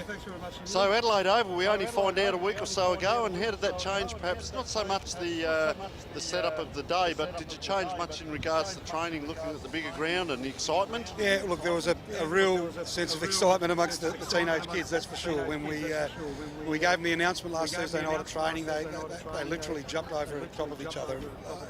Enormous amount of excitement. Obviously, the only chance they get to get here these days is under 16, under 18 Sanford Grand Final. So, terrific opportunity for our kids in terms of preparation training. Adelaide Oval largely similar to Theban Oval in terms of the size of the oval. So didn't have to change too much there. It was just wrapping the head around the occasion and the excitement, the opportunity, and making sure that we have a clear enough head to be able to deal with that. Okay. Mate, you're one of the well-respected and well-recognised coaches in this because you've been to the grand finals before, and it's not just a couple of months set up. It's I know yourself. I call it a footy factory with no disrespect, but you put a lot of time and effort into the younger age group as they come up. They learn the patterns and so on. We look at pre-season because it takes 12 months to get back to a grand final, having been there last year. Do you just work on fitness, or do you work on the pattern, ball movement, player movement? Which is a priority in that early start of the season? A little bit of it depends on how the players present themselves from a fitness perspective in terms of what we think we need to catch up or where we need that to be. But I certainly place a high priority on a high level of fitness to be able to execute the type of game style that we want to play.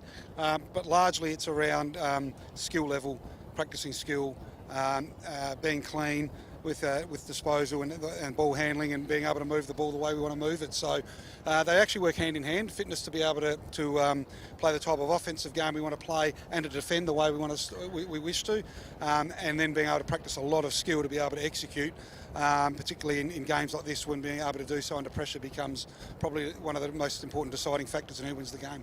Well, we talk about finals, 10% increase nerves and adrenaline and the way you play the game, and that's got to be settled quite quickly because that'll only last a short amount of time. You've got to last 100 minutes. Yep. Talk to us about Ross Trevor.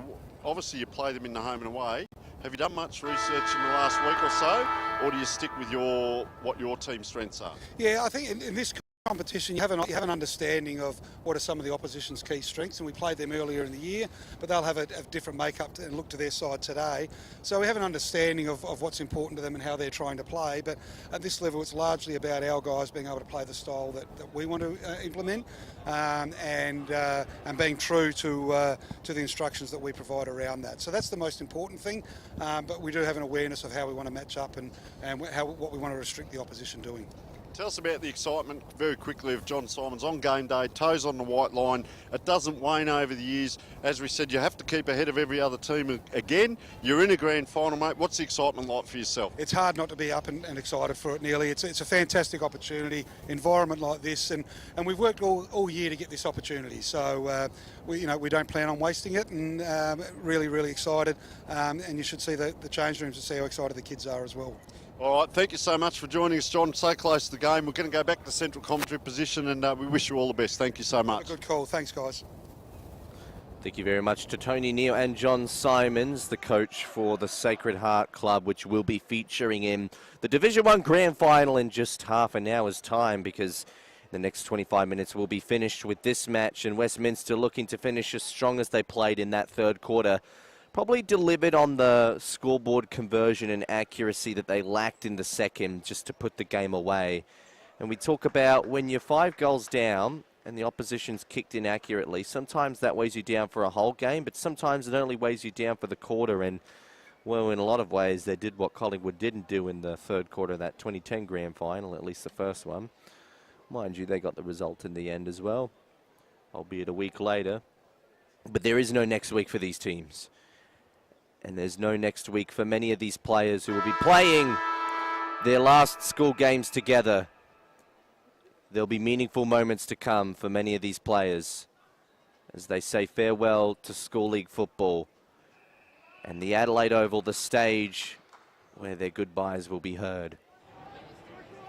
Taylor Goad starting as the ruck option. Lost that contest to Schubert. Trinity might get a run on here. Kicked out by Parisi. Ricocheted off of a spoil / a smother. Picked up again by McShane. He wants to wrestle back for that beanie. He gets it forward. The kick not initially effective, but then a couple of dashes come running through and almost penalised holding the ball. It's led to a turnover nonetheless. Trinity just improving the defensive chase down. I don't think the chase down's been too much of the problem today. It's just been more the inability to convert cleanly and sometimes letting their men peel off of them a little too easily.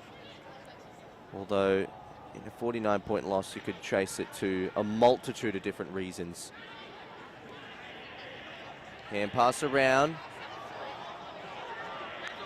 Kicked into the forward 50 and just mongreled 20 metres out directly in front to no one in particular. So that'll be gobbled up by Lim. We go to the western side wing.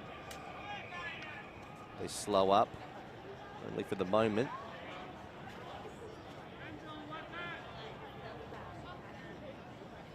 With the run on, Goad.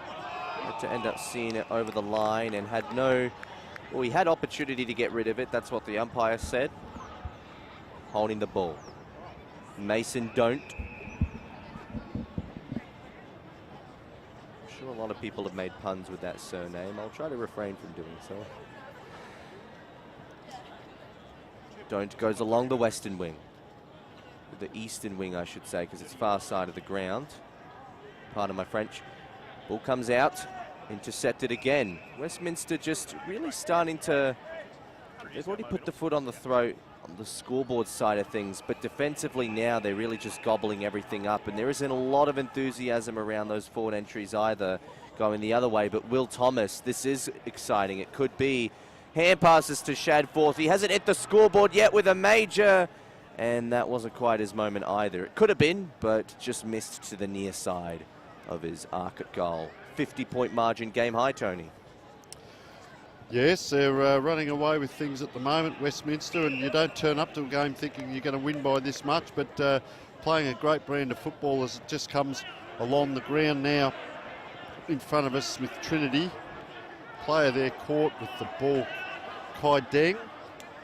Over the top, player just sandwiched there, bought the ground as well, and that was Tim Elver. We do apologise to the Trinity out there. We've had a message from a parent that a couple of our numbers, 34 and 33, may be incorrect, and then we've got two number 33s. It's beyond our control at the moment, so we do apologise, but we will continue on with the game. We understand one player was withdrawn prior to the game as well, so up it goes. Good in the ruck there, the big fella, Aidan Schubert. Gets it out the space now, having to wait for that ball to bounce up Mason Don't. In goes McShane again, having a great game. 1, 2, 3. One of their better players as well is Tom Wheaton.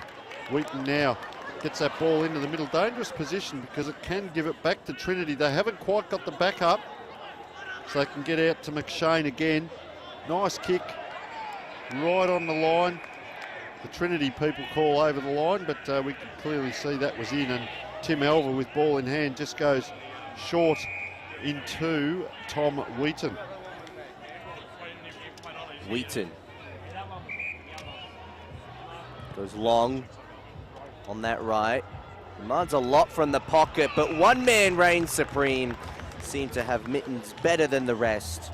And that man ended up being Agnew, who's looking for goal number 5, Tony. He's looking to surpass. No, he's given it off. Well, if he wanted the beanie, then I hope he hasn't given away the beanie with that kick, because he's on equal with Anders McShane with 4 goals each.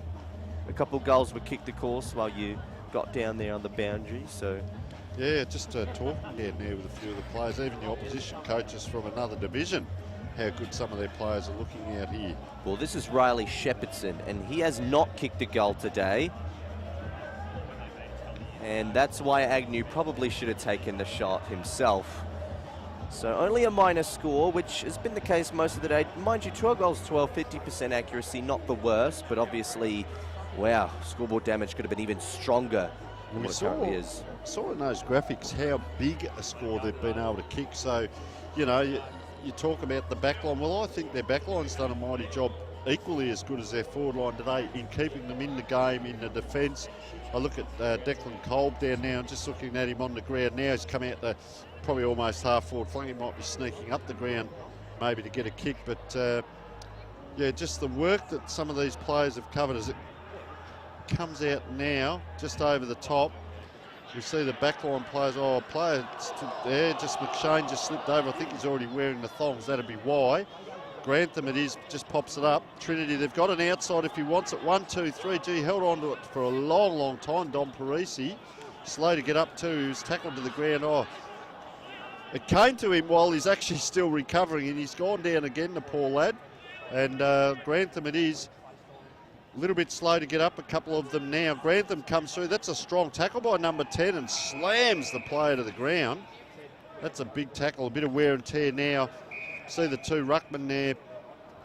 Just have a look at Aidan Schubert and Taylor Goad. They're just walking into this contest, Indy. There they are to the left. Hulk Hogan, the umpire, balls it up. Got the nice headband on and matching armbands. Doing a great job out there, the umpires today, I will say. And we see another ball up with Schubert. I'd like to see him maybe just go back a bit and try and jump over the top. He's got the athleticism, so he's got the height, but taken out by Goad. He's gone the barrel at Adelaide Oval. He's put it into a dangerous position for Westminster. Can Trinity get it out? 1-2, it's fumbling along the ground. He's bumbled that ball 30 metres, Indy. It goes straight back to Anders McShane, who kicks it into the goal square, and we get a release from Trinity now out the far side, or do we? As Shadforth applies the pressure. They're out. Shadforth is really good with that offensive pressure. And I tell you what, Agnew and McShane both looming in the forward line looking for their respective 5th goals. Looking to overlap each other there. This is Passon. Kicks it to a teammate in hand. Will Tag, I reckon that was. It's Will Tag, yep. Yeah. He sort of had a good second quarter, didn't he? I mentioned him a few times and then didn't see him much. And Jack Collins with ball in hand, didn't he? Yeah, Jack Collins, probably one of the few major highlights today for Trinity. He's given everything he can, and with how little the ball's gone down there, you can't blame him for results like this. He'll line up for his 3rd goal now and hopefully manage to snag it. This would make him 2nd leading goal kicker for the match. Obviously the 2 equal leaders from Westminster. And he leads his team from the front, that's why. This is a Westminster player that was down for a long time there. He went to chase. I say this in a nice way. I hope that's cramp and not an Achilles or anything. He was, I reckon it was Brody Embuscado there. He's just, oh no, he's okay to limp off if that makes sense. So maybe get him on the pickle juice, just fatigue, which Tim Weatherall did allude to at half time. He said players are starting to show signs of fatigue. Big oval, the sun, of course, in that first half of the game as well. So it can catch up. But nice goal there.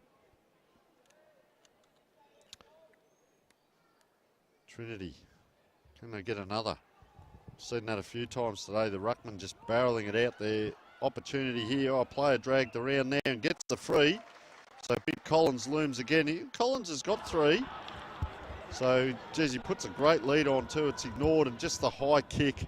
And that's going to be a big 50-50. Hands up in front. That looks like it could be Grantham.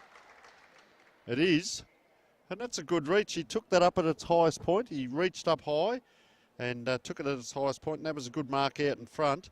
And a little bit of a late surge here by Trinity. Grantham's going to kick from about 40 out. Slight angle. Very deliberate. Well placed onto the boot. Likes it off the boot. And Grantham has his first for the day. And that was a nice mark. It was a high kick that came in.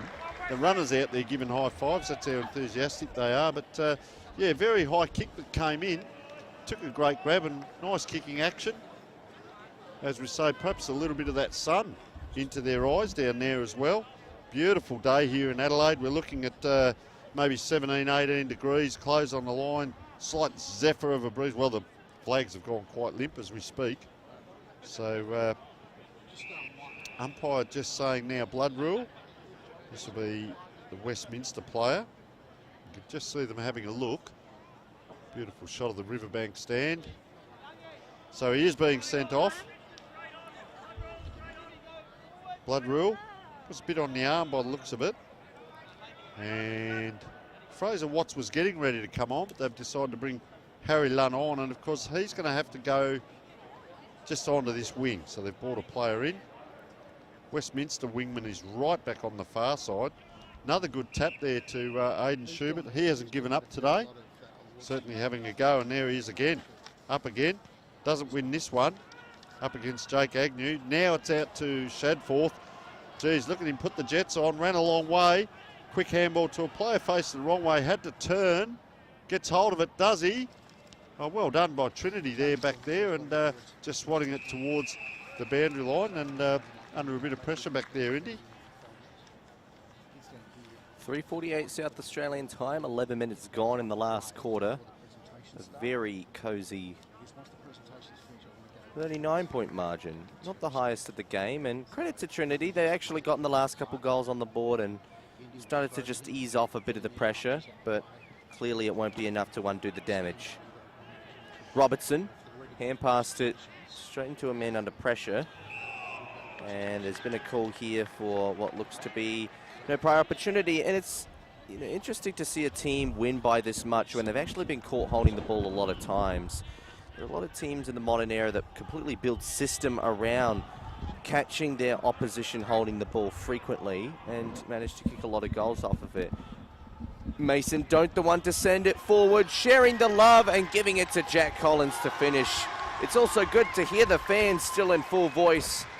Jack Collins can take a bow because he is one of the best players of the day, and he's a shining light through what's been a gloomy afternoon for Trinity College. Yeah, so well done to Anders McShane. He's equalled the goal scorers. Jack Collins, has equalled the goal scorers out there with Anders McShane and Jake Agnew as well with 4. And he stood tall up there. I'll tell you what he has done. He's given some really good leads. Ironically, he's playing on Declan Kolb, who I've called saying having a good game. But when you forward also, but I think they've swapped a lot of players around as well. As we see the players charge in here. The Trinity player just came off the half-forward flank there, charged in. Perhaps becoming an extra midfielder. Agnew got it out. Got numbers again here. They've showed patches, Trinity. You don't get to a grand final by being poor players. So they've showed patches. Mason Don't now goes in. Oh, up high and not able to take it, Grantham. It's all right. Comes back to Don't. He's going to kick in towards Collins or have a shot. And just a little bit offline. And that's the other side of it. Can you might not win the game, but can you win a quarter or win some moments? And they're certainly doing that at the moment. Trinity, as we're 13 minutes 20 into this final quarter, scores 12-12, 84 Westminster. 8 goals for 52 to Trinity. So 4 goals, 8 in it as we speak, and enough time if they really got a surge going. I can't see it happening, but if fatigue comes in, and I'll tell you what, if Aidan Schubert gives them a tap like that every time, they're going to put Westminster under pressure here. Players dragged around 360, but it was quite vigorous and very slow to get up. So the Trinity players have been given, there's a 25 against, so it was the quite vigorous tackle. And he's played his part today too, Will Young. Well, this was, Will Thomas. They look very similar. Out it goes now. Geez, he lets that bounce, Tom Wheaton, to his advantage, then goes back around behind the player, then gets in front of his player. He made hard work of something that could have been easy there, puts it to the advantage of Tim Elver. Gee, they're working hard over there, player down. Don't like to see that from Trinity. Around the corner they go, and there's a nice goal. We'll just try and pick up who that is. Is that Riley Shepherdson, number 18? 18, I reckon. You could be correct. And, the player, no, he's got cramp down there, which we see that from the Trinity player just in back play there. And as bad as cramp is, it's nothing major in regards to structural. So wish him all the best there, Kai Deng. It's not Kai Deng now on the ground. And I know you can see his foot just pointing upwards, and that is a horrible feeling. Try and push that. It is Kai Deng, because when that bites and the muscles cramp on a big oval. So he's back up now. And, it didn't go in for that Schubert, so they get an easy one out. Now Westminster, this way, that way. So you had to stop on the spot there, Nixon Burns. Little kick around the corner now, Fraser Watts. Look at the numbers here, 3 on to 1, 2. But they come high down that wing. Back into a pod of Westminster. Look, 1, 2, 3, 4 against 2. That is hard work, and well done by John Healy there. A mountain of work, a lot of hard work there, Indy. So listen, what I'll do, I'll leave you with the commentary. I'm going to go down and find our best player and maybe see if we can get an interview post-game with the beanie and thongs. I shall leave you with it, sir. There's a bit of contention over who the best player is, but we'll find out when the quarter's all over. It's 16 minutes gone, so only another 9 players left, and I think Tony and I are starting to agree on who that best player might be. But that is to be revealed after the game, not within the last 9 minutes. Some really nice manoeuvre steps there from Mason Don't.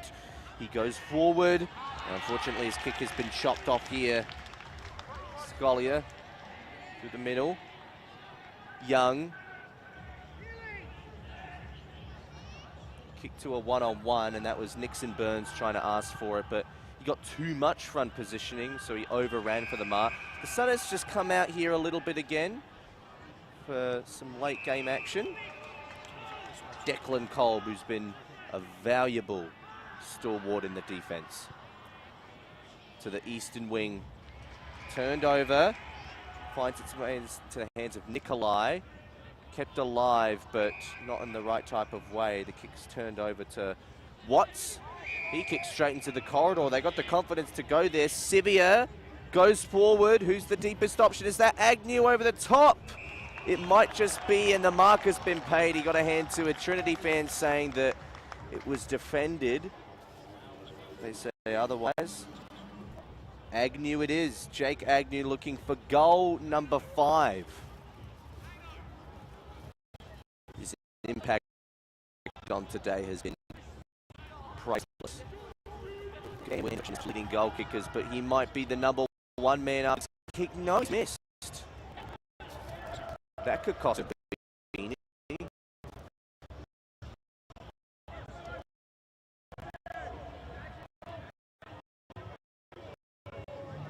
I reckon 13 goals, 13.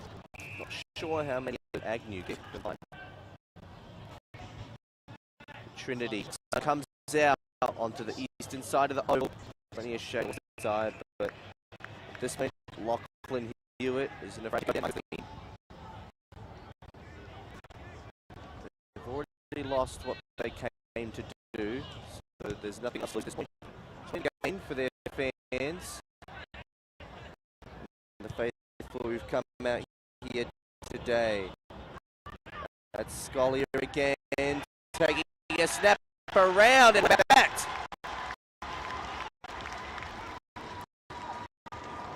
Subjectively, really nice snapping action. Alex Collier finding a consolation prize, and it will be a longer time, but at least they'll enjoy the last minutes game while they've got them in front.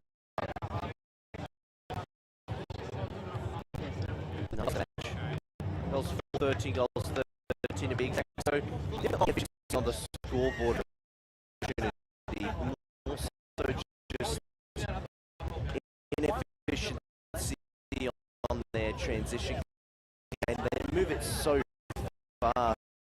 Sometimes it's more for their own good. It won them the first goal, and you thought, wow, players like that all day, it's going to be really hard to catch up with them, but eventually their ball movement slowed, and Shane Hand passes it to a teammate in the middle. Out to the western stand wing. In the shade. Robertson falls over in his contest for the ball. Jai Arnold rushes it out. It lands back in the hands of the Fraser Watts.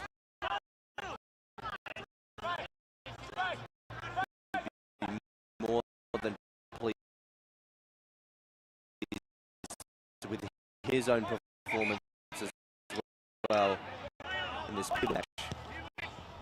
Kick towards me, not marked. Might be seen over the boundary line. He's going to keep it on. Tom Wheaton, he just completely disposed of 2 tackles there. Now it's gone to the pack. No mark to come out of it. Trying to get involved and keep his head over was Jake Sivia. I might pull up, and that was definitely the right option. Although looking a little rocky from the actual contest. Aiden Patterson. Snap over the top.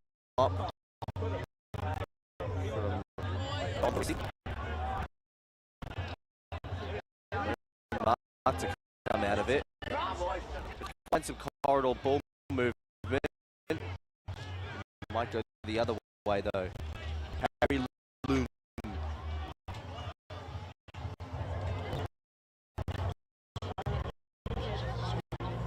Take it to ground. Actually, like Jack Collins pushed up the ground a bit here. Billy offside, Shadforth. He still needs a goal to take the pressure off his own back, but he's also missed.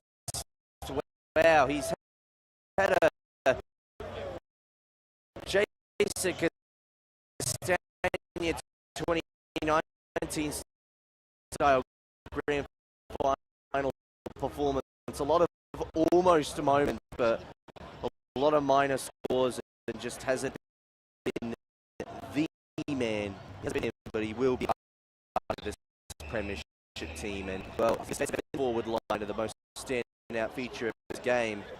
That was the same as his goal kicking.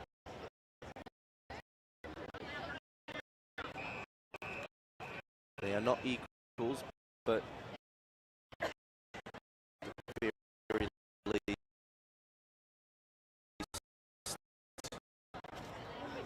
say that there's still get a couple more, and maybe get his long-awaited first goal. He's looking around this contest, get the receive here, taking a snap around, and just missing to hit the post on the left. That looked like the efforts of Darby Fitzgerald, who hasn't kicked the goal either.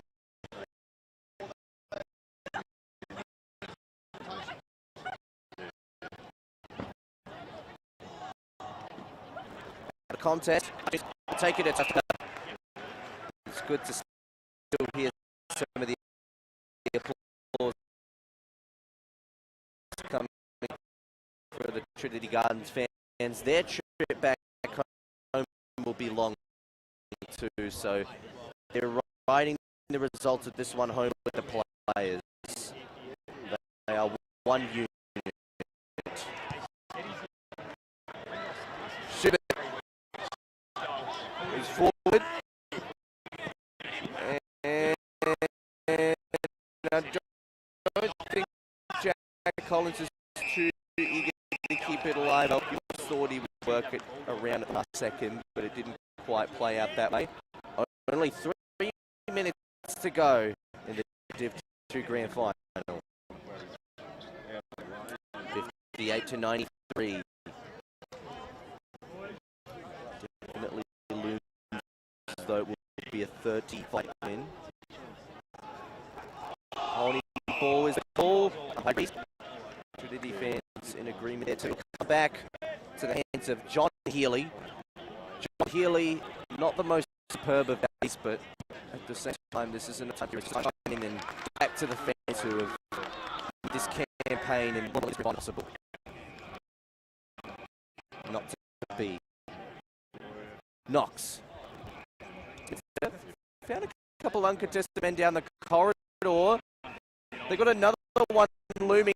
Will Thomas is leading. Is he going to get the receive? Well, the defenders got back in time. Shadforth's efforts couldn't help him, but he looms around this contest. He was hoping the ball would go out the other way. It doesn't, but regardless, it's holding the ball anyway. And a 5-meter penalty, so it will be a goal here. Who that be? So, and they're here. But league game, just everything. The correct for our looking for it.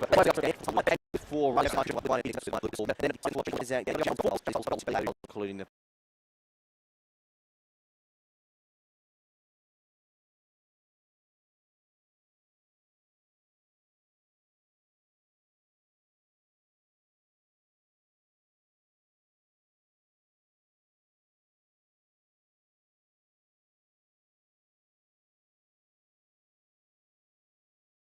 things in the future. Going over some of the better players as well. Well, Look, let's acknowledge some of the better players for Trinity College, because I think Jai Arnold had some really good contributions from the defence. Mason Don't, running on a wing, had a lot of transition involvement. I really liked his performance. Lachlan Hewlett also had some nice moments, and obviously Jack Collins with those 4 goals was a huge standout for the team and did a lot to try and help them at least keep things going from a forward perspective. It's when the ball doesn't go down there very much, you can't blame your forwards for having a quiet game, and even when it didn't go down there much, he was the reason that they weren't completely blown out today. But we're trying to get a look now, and Tony Neal is out with our best player on the ground from the Westminster School Footy Club.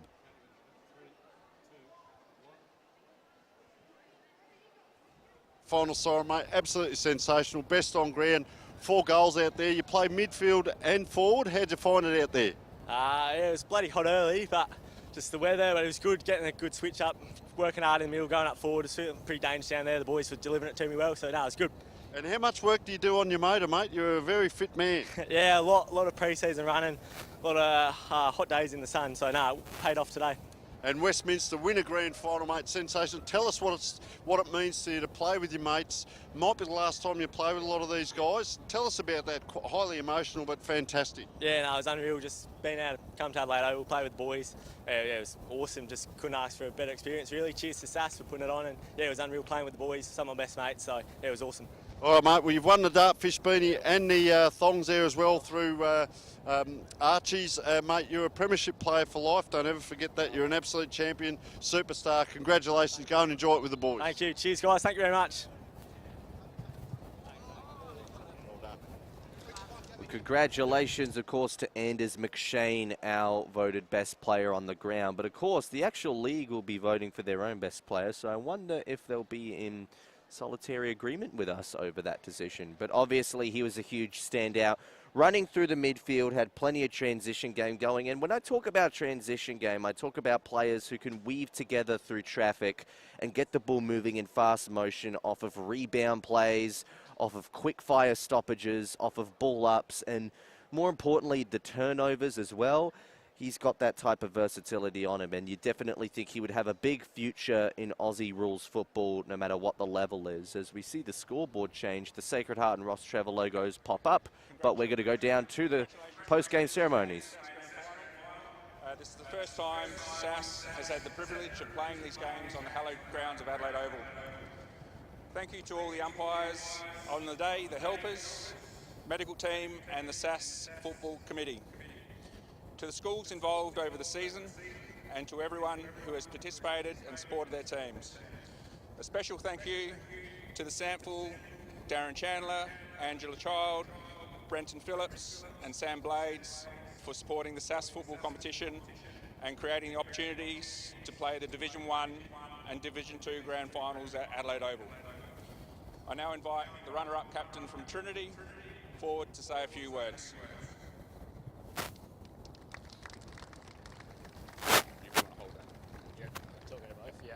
I'll just make it quick, but yeah, firstly to the Westminster boys and Andrew's crew, well done. It's a pretty good game, so, and to us boys, all us support staff and stuff, to get here is pretty good, so keep your head up high, and you know, and to the SAAS for putting this on, the Adelaide Oval, our boys have been looking forward to it all week, and all the students to come here and support us, so it was real good. So yeah, thanks to everyone involved. Thank you.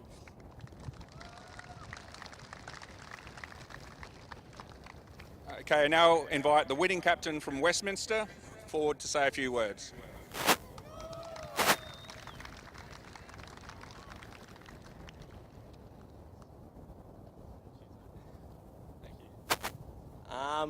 First of all, I'd just like to thank SAAS and the Sample for giving us this opportunity playing this oval. Unreal experience, all the boys were itching for it all week, so yeah, thank you for that.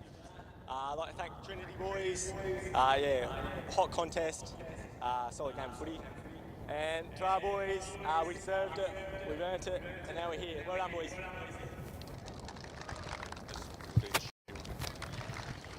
Okay, I invite Colin Steinert to come forward to present the best on ground. And it goes to number 9 from Westminster, Tom Wheaton.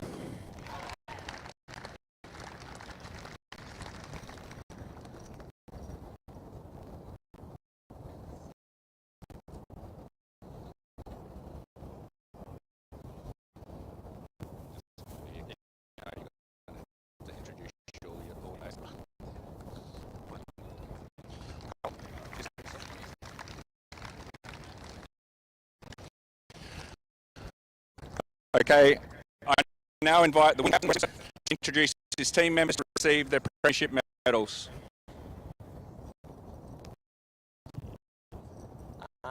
We'll start off with your together.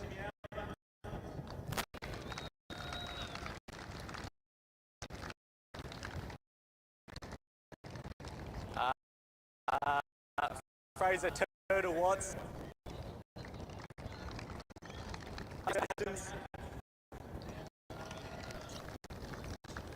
Young Declan Cup.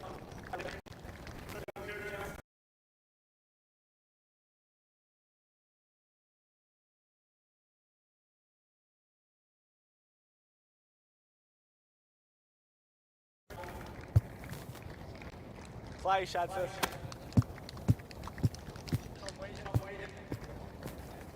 Yeah. Riley Shep. Will Thomas. Taylor Goad. Jake Sibiel. Darby Fitzgerald. Jake Agnew.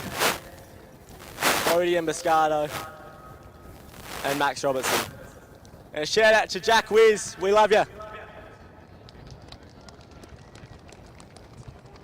Oh, Tim Weatherall too, so coach. And John Dye, the runner.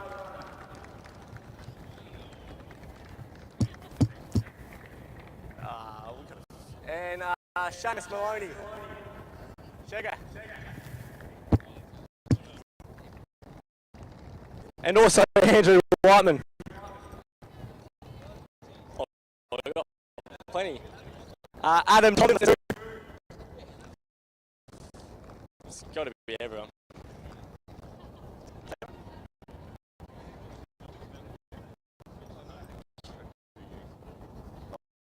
Yeah, can we get one for Wiz? He's injured. And Jack Wisniewski.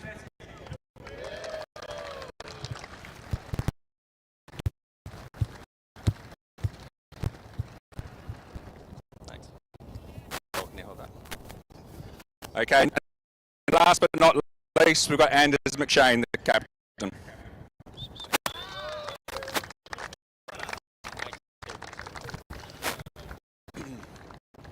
Okay, I now invite Colin Steiner to give the shield to the captain, Anders McShane.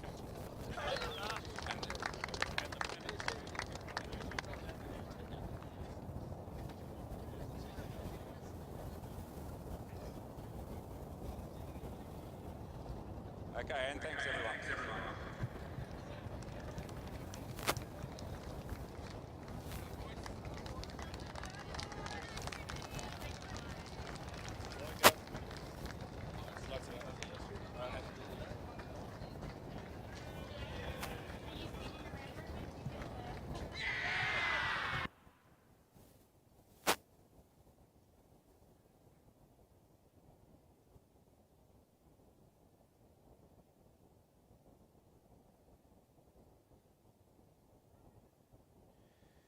Congratulations, 41-point winners, the Westminster Football Club. Congratulations to them and congratulations on their acquisition of the Shield. But stay tuned because after our upcoming ad break, Sacred Heart and Ross Trevor, the Division 1 Sports Association for Adelaide Schools Grand Final will commence. But we'll take a break ahead of the action coming up.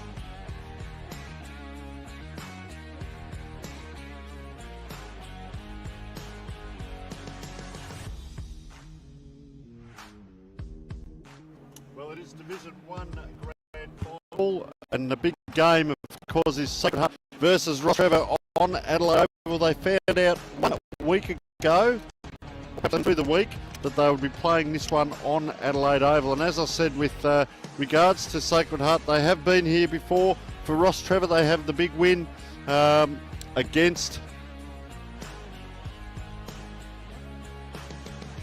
PAC, and they find themselves in a grand final with 5 games played between the teams, 4 and 1 versus 5.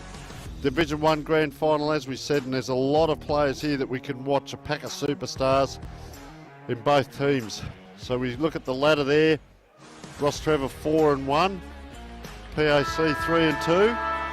So very close in this Division 1, and this is schools football senior 18, as good a quality as you'll get across Australia. Not just South Australia, but across Australia. Have a look here, Indy. What have we got for Ross Trevor there? When such few games are played, every result matters, and Ross Trevor dominated Emmanuel by 10 goals in the first week. In the second week, they were completely smashed out by Sacred Heart, so that will be the game that they had to put a lot of homework into. But then after that, it was a 50-point win against St. Peter's College. It was then just a 2-point win over the line of Prince Alfred, and then the second Sacred Heart team they seem to make shorter work of by 31 points. And we have a look at Sacred Heart. They are used to winning. They win the first game by 44 points. They have an absolute belting over Ross Trevor, but this is early times. This is a long time back, 127 points. They then win over Prince Alfred, fairly comprehensive, 75 points. They defeat Emmanuel by 128, and they win by 72 points against St. Peter's last week, effectively ending St. Peter's any chance they may have had to get into the granny. So interesting by Sacred Heart. The old saying, you're only 1 win closer to a loss, but of course they are, talk about them, for want of a better word, but the footy factory down there. John Simon's just a very astute coach at this level, and we often hear about it in America where they have great coaches at the state level because you rotate the numbers so much, Indy, as we see the Sacred Heart team. Keep an eye out for Bodie Ryan in the state team, also invited to the national draft over there. Best on ground in the recent game we called, and also Will McCabe is an excitement machine, probably be a father-son at Hawthorn, the 2 Camporalis as well. We go across to Ross Trevor. I believe Damon Stepic is out today, so that could be a big loss, the captain. But plenty of names there, Madigan, Petty, that we've seen before.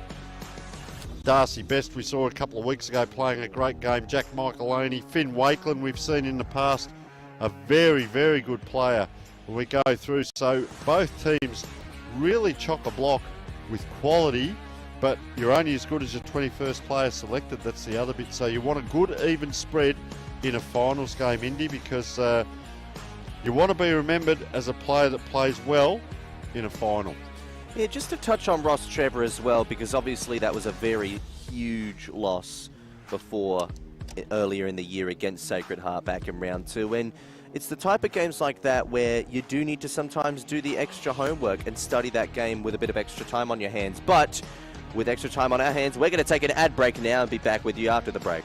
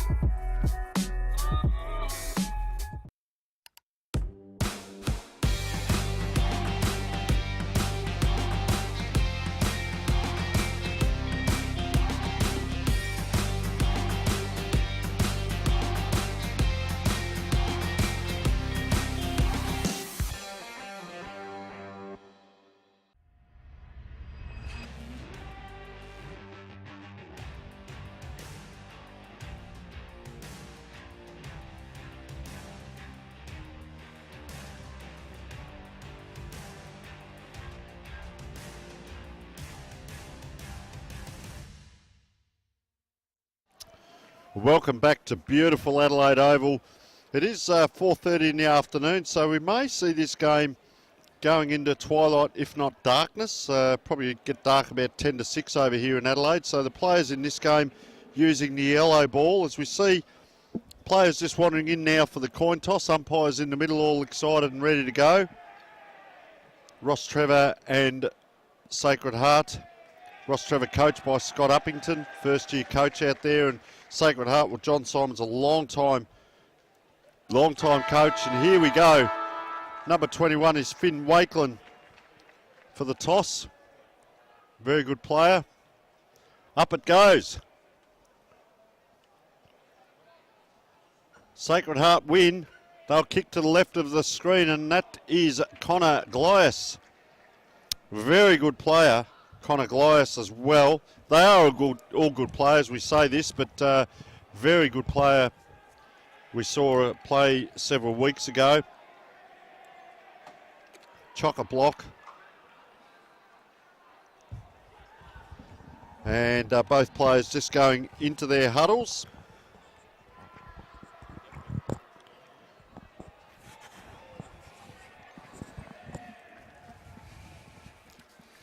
Just got a number 41 out there. We're going to find out who that is for Sacred Heart. It's Saxon Amber.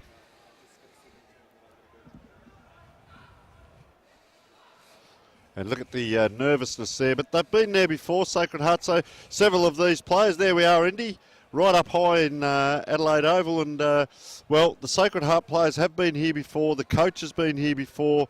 So he will know how to settle them. I talk about nerves and adrenaline as we see the Ross Trevor players all in their little huddle. But that first 10 minutes, you've got nerves and adrenaline. What next? Because you've got 100 minutes. And have a listen to that. How exciting is that? The Ross Trevor players, as Indy's pointing down, the Ross Trevor cheer squad from the college, all down there. They've got the clap going, and excitement plus here at Adelaide Oval. What a thrill, Indy, for these players, for us commentators, for everyone involved to be at Adelaide Oval. We thank them so much for opening it up, and have a look at them down there. Sacred Heart, yellow balls, of course. There's Alejandro, Sports Association for Adelaide Schools, one of our ex-dartfish men. He's gone over to SAAS. There he's walking around with his camera. All our great shots. Of course, James Moody down below giving us some great on-ground shots. John Douglas up here on camera for our far-away shots. There's a shot from our cameraman. Have a look at him down there. Black and red. A flush aplenty at Adelaide Oval. And, of course, Tommy Hill's our great producer up here, bringing us all the different shots from all over the ground. We have behind the goals as well.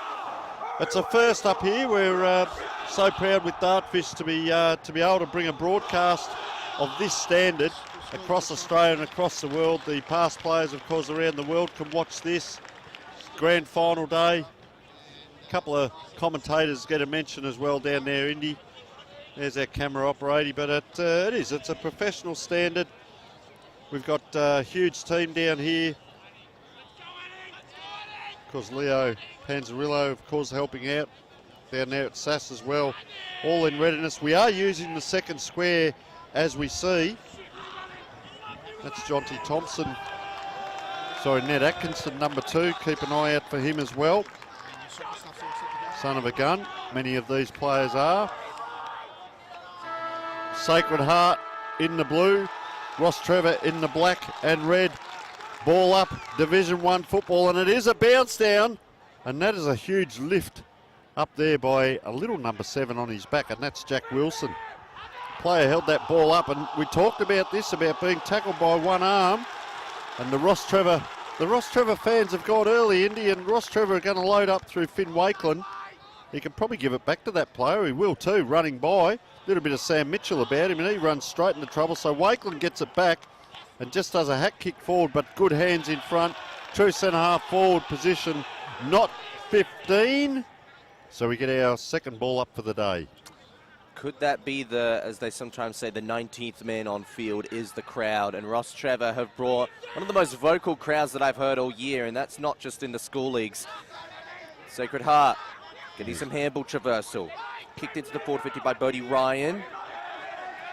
But winning the one-on-one, reigning supreme there. That looked like must have been Josh Mothersole.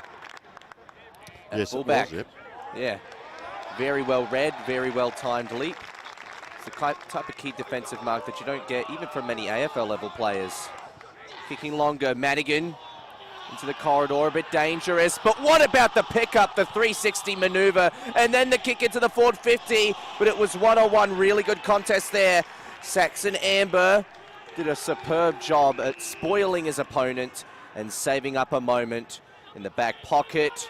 They found a couple options, but it stops with a big defensive fist coming out through the hands of Thomas Griffiths. Well, I think, Indy, we're in for a treat. We are part commentator, part spectator today. Just sit back and enjoy the spectacle that is Division 1 Senior 18 football. And we're going to see a great standard. I keep saying this, most of these players, if they're playing local or country football, would be playing seniors. Several have played SANFL, under 18s, under 16s, if not also reserves. So we're in for a treat as far as a game of football on the deck that is Adelaide Oval. You won't get any better across Australia. And I say that proudly, having lived in Victoria, having commentated in Western Australia and lived in South Australia. This is the best deck in the country, if not the world, and these young players are playing on it, and that's not too much excitement, Indy, it's just stating the fact. They brought the enthusiasm early, but neither team has hit a score on the board just yet. Looming, lingering in the Ross Trevor forward half, but a couple of back-to-back stoppages. And no one breaking even just yet. It's wrapped in again. Sponged out, and you could just see Jacob Newton. We gave him the thongs and beanie a couple of weeks ago at Thebarton. Could he be another key factor in this game? Madigan, another to look out for. Almost cleared, but ricocheted off of a teammate was the clearance attempt. Now through the middle. Sacred Heart, an early whistle. I'll tell you, if Ross Trevor get the first score here, mate, they could absolutely erupt. Confidence is a huge thing, and their fan base down there are right behind them, but we see at the moment Sacred Heart are going to go forward through. Downfield, Ben Camberelli. That's it. He goes long. Pack forms. And favouring the forward line. Just too many options there to defend. This will very likely be the first goal of the game. You'd have to fall over to miss from here. Mark my words. And taking the actual kick itself looks like Harry Francis. Trying to get a read at those numbers on the back of the Sacred Heart jumpers. They're a font and size smaller than most average teams. Trying to get into his head, but unfazed by the noise. Sacred Heart fans stand up, and well, they've waited for the right moment to be vocal, and they're very happy with the results of that. First goal of the game goes to the undefeated Sacred Heart College. Well, we see it come in here. He's probably only 15 out, dead in front, but gee, you could hear that crowd really roar, couldn't you? So he wanders in, straight through, and what a thrill for these young lads to be kicking goals on Adelaide Oval. And to be honest, it is all about these players today. Scott Uppington there on the bench. Quite calm at the moment, notepad in hand. Very calm. You can see Sacred Heart bench in the background. Great vision that we're getting. We're able to share this across all our viewers as well as that ball goes up.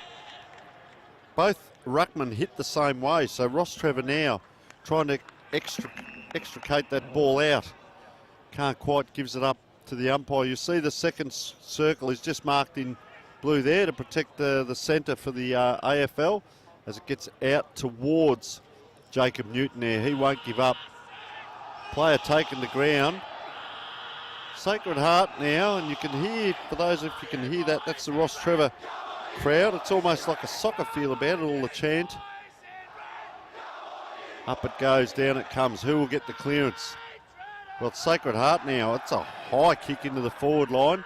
Players trying to jostle for front position. Didn't take that possession, so the Ross Trevor player streaming through. Whistle's gone. That looks to be a free kick.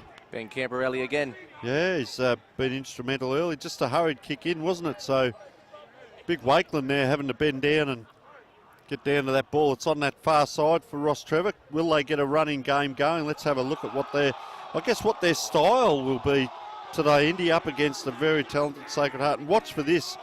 It will be like choreography, how they structure up their forward line. Just that high kick up though, so a little bit of, I guess, nerves and adrenaline. They're trying to paddle that ball out. Ross Trevor. Player slung the ground there. Unlucky not to get a free. That was Bo Simons. Good kick too on him. A strong left footer as throw up. Just on the 50-metre line, the former Eddie Betts pocket, they call that out there, Indy, as umpire bring the ball in. Legend of the game was Eddie Betts as the ball comes back into the half-forward line, but it's going to be, and the hand gesture was going one way, but it actually went to Sacred Heart the other way. And there's holding infringement. It's actually paid to Sacred Heart anyway, so this will be a moment for them. Interesting observation. Ryan took that mark, gave it back and immediately. So both teams are doing a rotation just on 6.5 minutes. And it was one of the questions you asked the coaches. Do you go by time or do you go by a feel and what you observe? But obviously there it's a time thing when there's a little break because there's about 6 new players on the field. So in he goes. Set shot. Likes it Routine too. stuff. First 2 on the board for Sacred Heart. Very convincing start and unfazed by the crowd pressure. That was Harry Francis again. I'll tell you what, if he keeps this up in Indy, we have got a pair of size 14 thongs today. So if the big fella happens to be, and it could be a big fella's day today.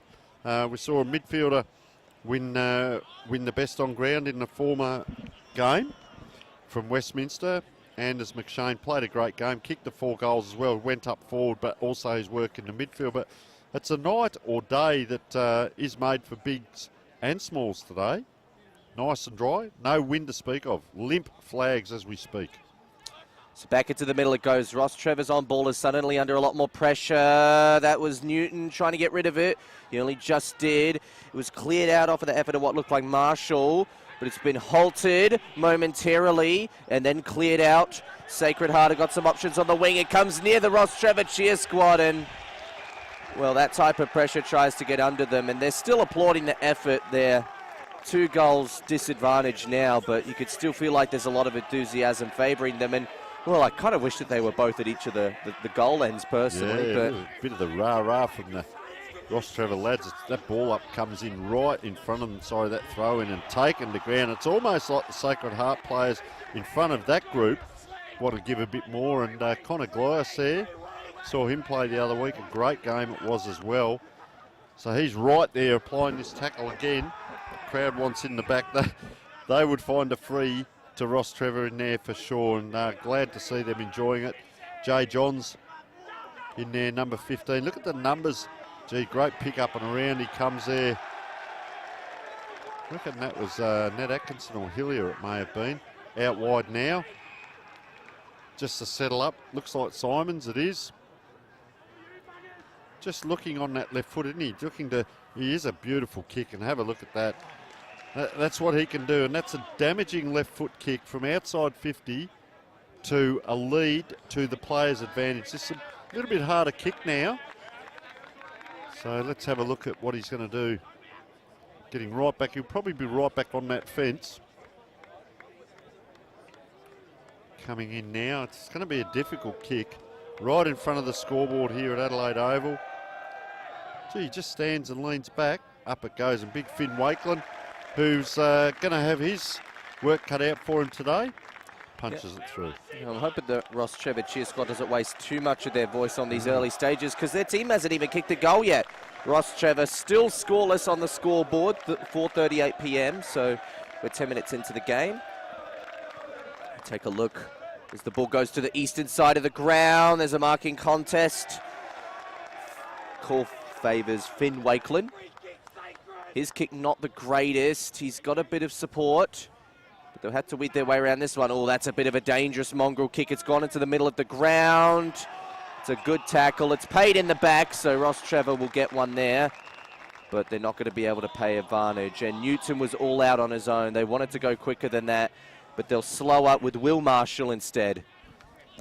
Marshall keeping it, teasing towards the eastern side, but he's turned it over. Pretty bad turnover, in fact. He just undercooked the kick. Out to the far side again. Good defensive fist there from the Ross Trevor defender. I think that might have been Marshall again. Regardless, it's a 13-point game. No score for Ross Trevor. 11 minutes gone in the first quarter, and there's suddenly a little bit at stake here because we remember what the last match was like, the huge blowout that Sacred Heart won, and when they just completely stomped on their opposition. You wouldn't want the same to happen here, especially on grand final day, but who knows what's awaiting. A free kick call for Sacred Heart, perhaps? Yes, the umpire seems to agree.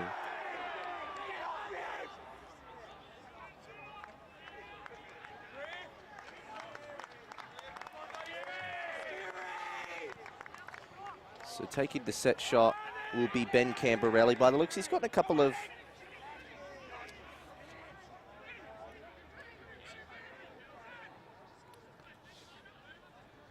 so for those curious, we're going to get a word from John Simons from Sacred Heart, the coach, at quarter time, and we look forward to bringing you his word on the game at hand. There's another free kick, and it's going to be in the goal square. Well, Ross Trevor, all vocals out blazing, but right now they're going to get hampered in these opening few minutes. Taking the goal and thinking nothing else of it. That looked like Zach Kerr. Yeah. So he gets his first. And a couple misfortunate free kicks later. Clearly the tall boys from Sacred Heart are just a huge issue for Ross Trevor's defenders, Tony. When they have to defend them and they can't outstretch, so they hold on too much. You know, the best key defenders aren't always the tallest ones, but the ones that learn not to concede those types of free kicks. And good umpiring as well there, because it's not about watching the ball, it's about watching the player and what's happening around there. So very well umpired there, we will say. And gee, I'll tell you what, there's some jostling out there with Atkinson. Have a look at these two. Atkinson and Kane Madigan are really having a go. Atkinson couldn't quite. Umpires paid it. Just remonstrating with the arm what's happening. And Atkinson's picked up the free, has he? No, it's back. No, it will be Atkinson.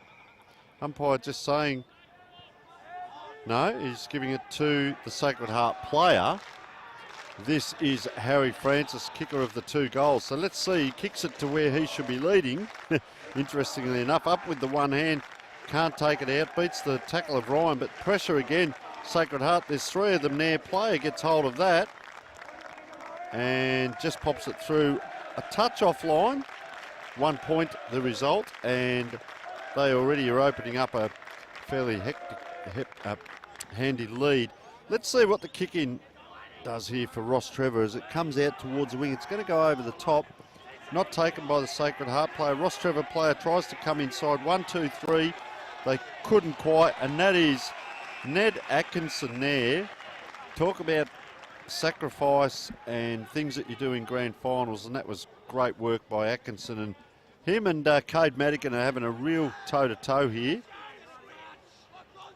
as this ball in comes in. No one behind the 2 rucks. Ryan's come in to play on the ball, goes towards that player now. He's good on his left foot earlier in the day. He's just got plenty of purchase on it. Got given a bit in front of the crowd afterwards. See, they're in trouble here, under pressure, Ross Trevor, and just a bit of panic between a couple of players. Player trying to get through that traffic, but there's a lot of Ross Trevor players here, but he needs to hit a target because they're covered down here. Ryan's playing that extra. There he is, just as I say that. He's playing an extra back there. Pumps it in, nice high punch there, great defensive work. Players trying to paddle the ball to advantage. Sacred Heart now. Quick kick there by Robert Hillier. Oh, look at that. That is courageous and well worked out there. I reckon that's... is that Zach Kerr again? Let's just have a look if he turns around. Yeah, it is. He played in that game at Thebby the other week, and I reckon he was a great foil up forward as well, Indy. So Zach Kerr now, he's going to kick from 45 on the 45. We're right behind it, and take your hat off to that young man.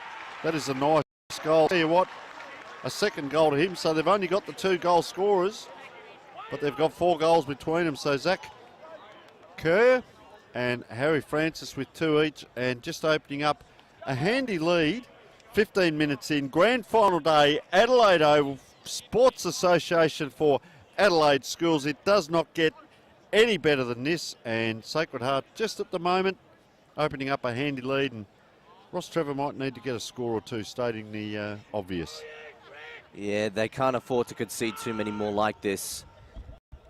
In this day and age, you can afford to get 5 goals down, but any more than that and the game does start to really slip from your grasp. And this early on, it would create a really bad tone, particularly with all of the support from the fans. It's disappointing. But they will get a free kick here, one of their first centre clearances. So I'm going to go down and get away with John Simons a quarter time. But Tony will anchor and give you the best coverage possible for the rest of this opening quarter of the Div 1 Grand Final. Darcy Best comes in strong for Ross Trevor. It's in their forward line. They've got numbers around the ball, and you can see there 2, 4, 6, 8, 10, 12, 14. There's 16 players in your vision right now, and that's a lot of players, almost half of what's out there. This way, that way. Out the other side, Sacred Heart. They get numbers around it. They run past. That was an interesting link-up. First time we've seen it in the back line. One bounce, sharing the ball. They've still got another if they want. They go forward quickly.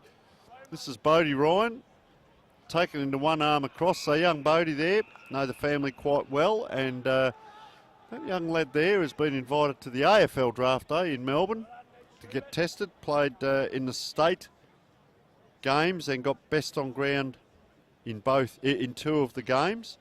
But there's a lot of state players out here and a lot of SAMFL and local level players as well. Oh, in weaving through traffic fantastically there. It's in a dangerous position now.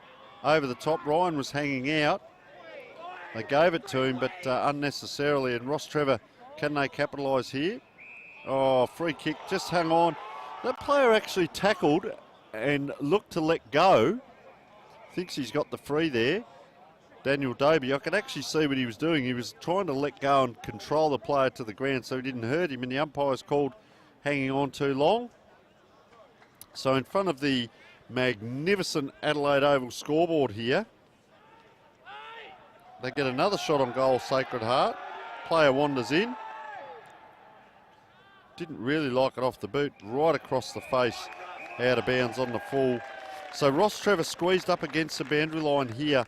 I'm not sure that you'll get a switch. There are players set up out the other side, but I'm not sure it's going to get out there. He's going to have to come down the wing to congestion. Plus Sacred Heart there, Jack Wilson just tripped over. And there's a free kick here to Jules Pirro. Nice left foot stance too. Kicks it on that 45 diagonal straight into the middle.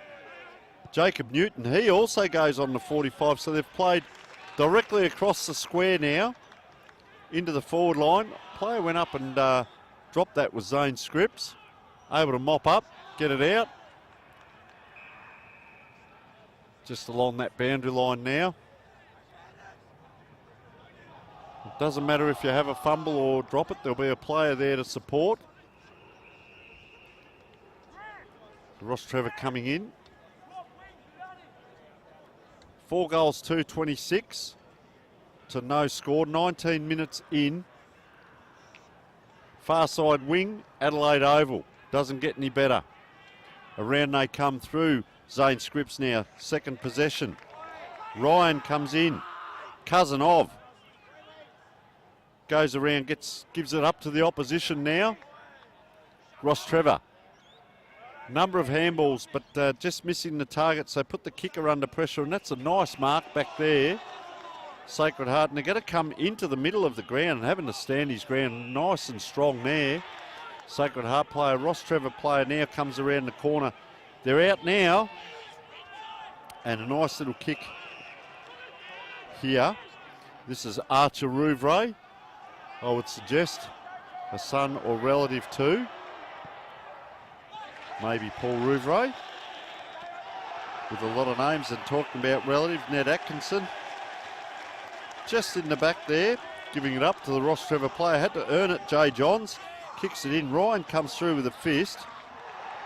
Player taking the ground for Ross Trevor, not able to get the free kick, so it's back out here. Looks like Johns again it was. Nice kick in, 2-on-1. The big hands go up. Oh, didn't quite control it. Scripps takes it off the pack, gives a quick handball out. He's had a few important possessions back there, young Scripps. Doing well now. A player tackled, and the umpire says, well, they got out of trouble and then got themselves back into trouble. And keep an eye on young Jacob Newton. Very powerful young player, you can see there. Really good build on him. Beautiful left foot kick, drops it out there Matthew Brown with ball in hand. Just trots back. Sacred Heart have covered. Ross Trevor need a lead. Have they got one on the fat side? He's going to kick it into a congested pack. Just drifts out towards the pocket there. And that's Jack Oates taking it. He's a big tall lad in the orange boots.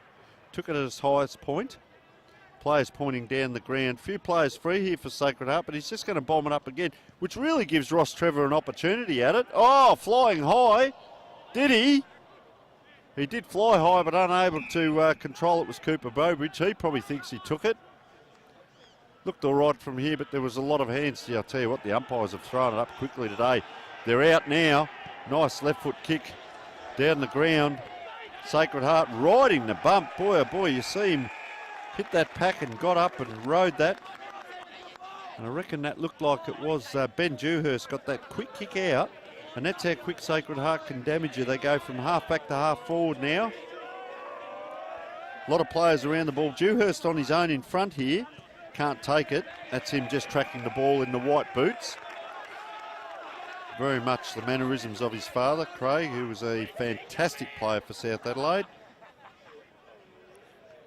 Dewhurst now has a player on him. So every player covered. This will be interesting. What happens in the clearance? Player had to be gutsy there for Sacred Heart. They go out the back door now. A quick panic, not a panic kick, but a quick kick in to centre half forward position and then a quick kick across. That is champagne football. Harry Francis going for his third and a very quick kick across by Max Downs. But that's what structure does for you. Knowing what to do, where to put the ball, put it out to that far side. Gives Harry Francis an opportunity. Almost 23 minutes in. First quarter.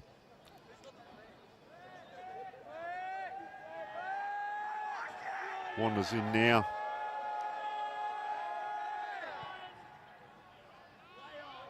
Just hits, well, in actual fact, that hit the point post, so that is out of bounds on the full. Harry Francis, he's kicked two, didn't have the boots on there, but tell you what, he's done a mighty job up forward. They spread wide here, Ross Trevor on the far side, which probably leaves them matched up down this side.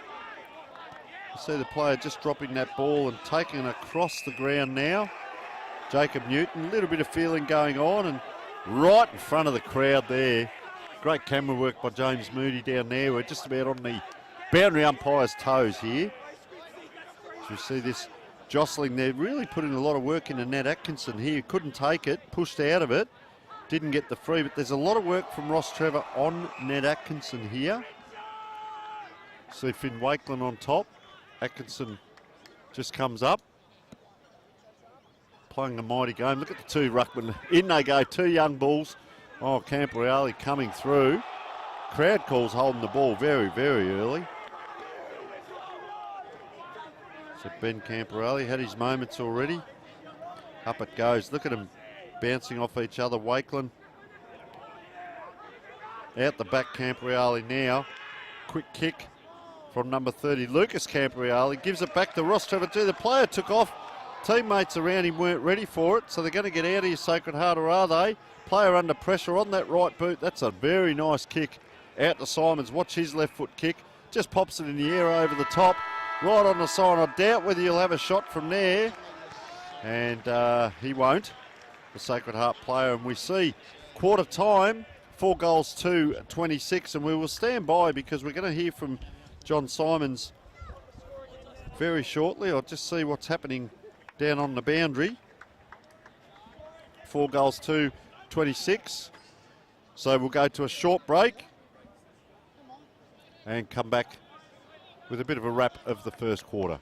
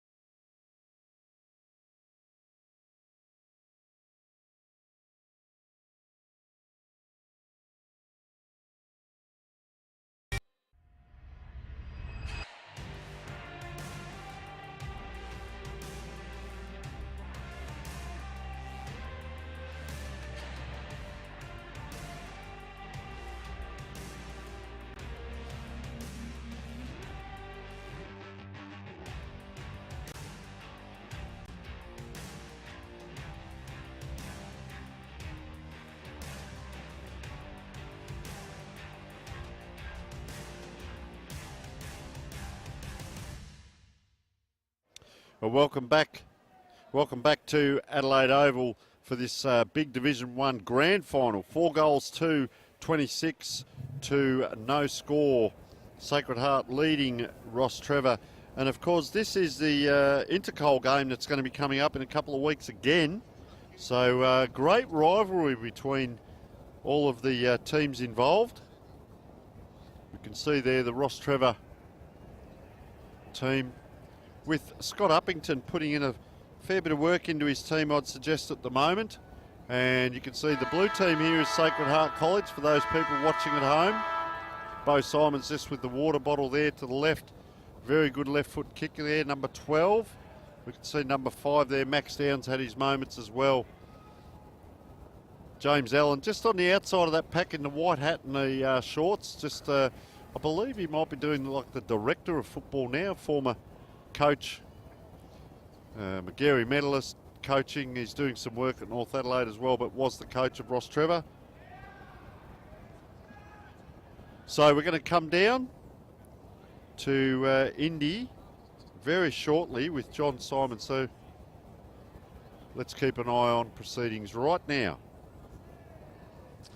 Thank you, Tony. Well, the entire quarter really just lived in Sacred Heart's first forward half. Really, there wasn't much of an opportunity that they would have had to really get back into the game when it was just basic domination of play. And really, it just felt like sometimes Ross Trevor's ball movement from defensive 50 to forward 50 was almost non-existent. But more importantly, the 19th man, that Ross Trevor crowd, really passionate, really vocal, but not quite enough to get them back involved. And we're hoping to get a word with John Simons in a bit as soon as he's finished with talking to his players, but he'd be pretty happy with the start to the game, you'd reckon, because, well, 4 goals to only 6 score opportunities overall reflective on the scoreboard. But at the same time, I would say as the lights come on above me, that the quarter was probably even more dominant than what the scoreboard suggests. 26 points is honestly a little bit flattering. So Sacred Heart look like a team with a lot of DNA. And we'll get a word from John Simons now. John, how did you review that first quarter? Everything that you'd expect from a team with DNA. Yeah, look, a really good start. Our contest was really good. I thought we defended really, really well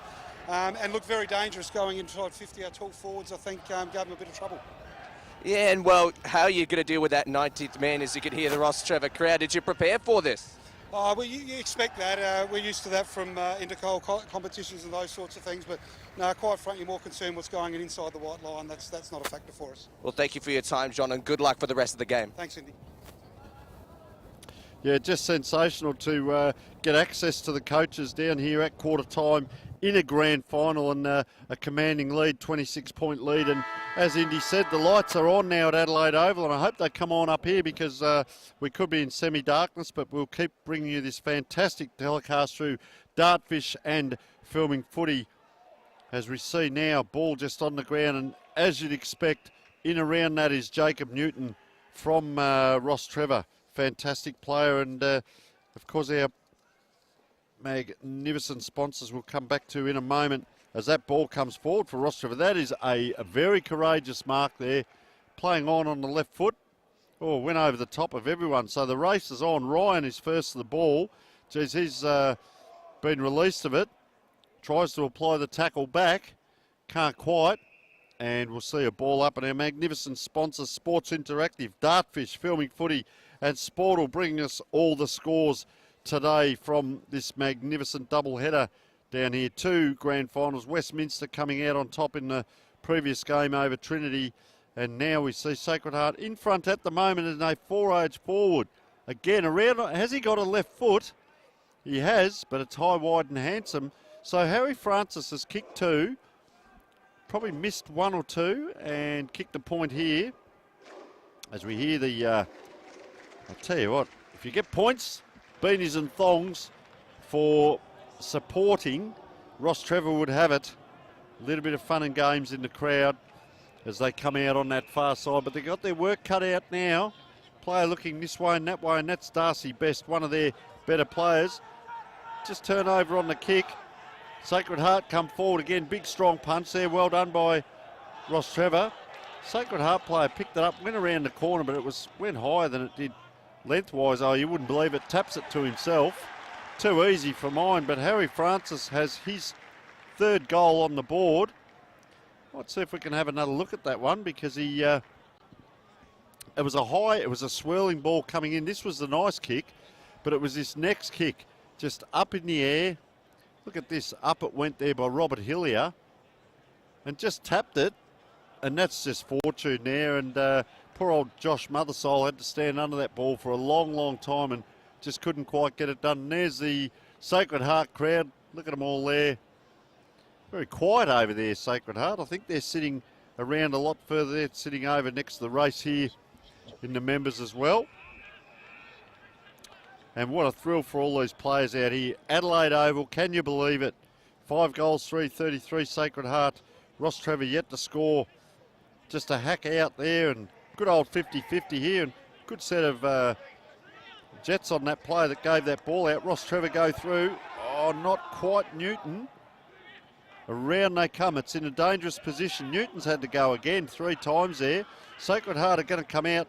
That is a screwy or a torpedo, but just a hack kick out. So Ross Trevor take possession, wrapped up by the big strong Robert Hillier, and he just pushes him away and says, well, you can get out of my way as well, son. So a little bit of argy-bargy. Up it goes. Wakeland, front position, gives his team best advantage. Newton again, picking up a lot of possessions. I like Jonty Thompson. He can dance around there. That's a nice smother by Simons. He's played a great game as well. That's a nice kick in. I tell you what, what's damaging is the turnover. And that is Jack Wilson getting a nice kick in for a big fella. And Zach Keir, well, Harry Francis has got 3 and Zach Keir is lining up for his 3rd. He too has had his moments. Wouldn't believe it, they've only got the 2 goal kickers now. He gives it off. Oh, players dropped that. Can't take it either. Gets it out. Ryan drops it. Manhandles, he's got 3 to beat. They're under a bit of pressure here, Sacred Heart. Simons gives a handball out to the feet. That's a throw. Ross Trevor very lucky here. And Sacred Heart were sharing the ball around. And in fact, they gave it so often, it came unstuck. Ross Trevor through the middle here. Gives it back to the Sacred Heart player. Scripps now with his head over the ball. Well done. Gives his team the advantage. He's at the back of this pack. 1-2. They're working well across the back line. Campriali, beautiful left foot kick. Gets it out wide. This is Tom Corcoran with ball in hand, and we welcome back Indy Rogers. Fantastic. And speaking of which, Bo Simons with ball in hand. Pops it out. Oh, they both leave it. Ryan now has to wheel around. Kicks it in deep into the forward line. And deep it goes. Mark taken. Don't think he'll pass this one. I reckon that's Zach Keir again. No, this is 54. Cooper Bowbridge, we haven't called him today.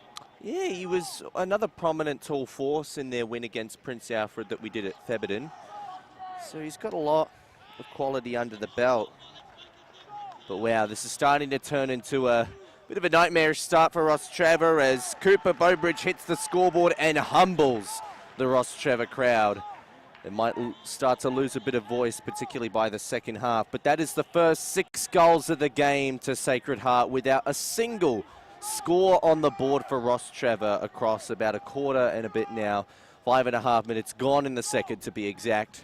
So Harry Francis has 3, Zach Kerr has 2. Cooper Bowbridge now on the board with 1. So 6 goals, 3:39.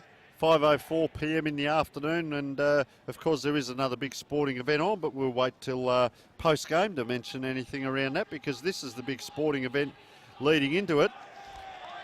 Ryan and Newton having a good little tussle in there. You see Ryan normally plays backline. I think he had the most intercept marks in schools football earlier in the year, and he's actually playing on the ball there on a very good player in Jacob Newton, so that's a great matchup. Ross Trevor player, oh, just took the ball behind. Oh, gave one back. That'll be a turnover. No, that's just silly. That is very undisciplined. You just can't do that. Yeah, probably undisciplined is the word. So they kick forward. Gee, that's a penetrating kick. That is a beautiful kick in there. Gee, it's quick. Up it goes, and player out in front. They all went back, and that was clever by Oliver Betterman. So a few more players now getting involved.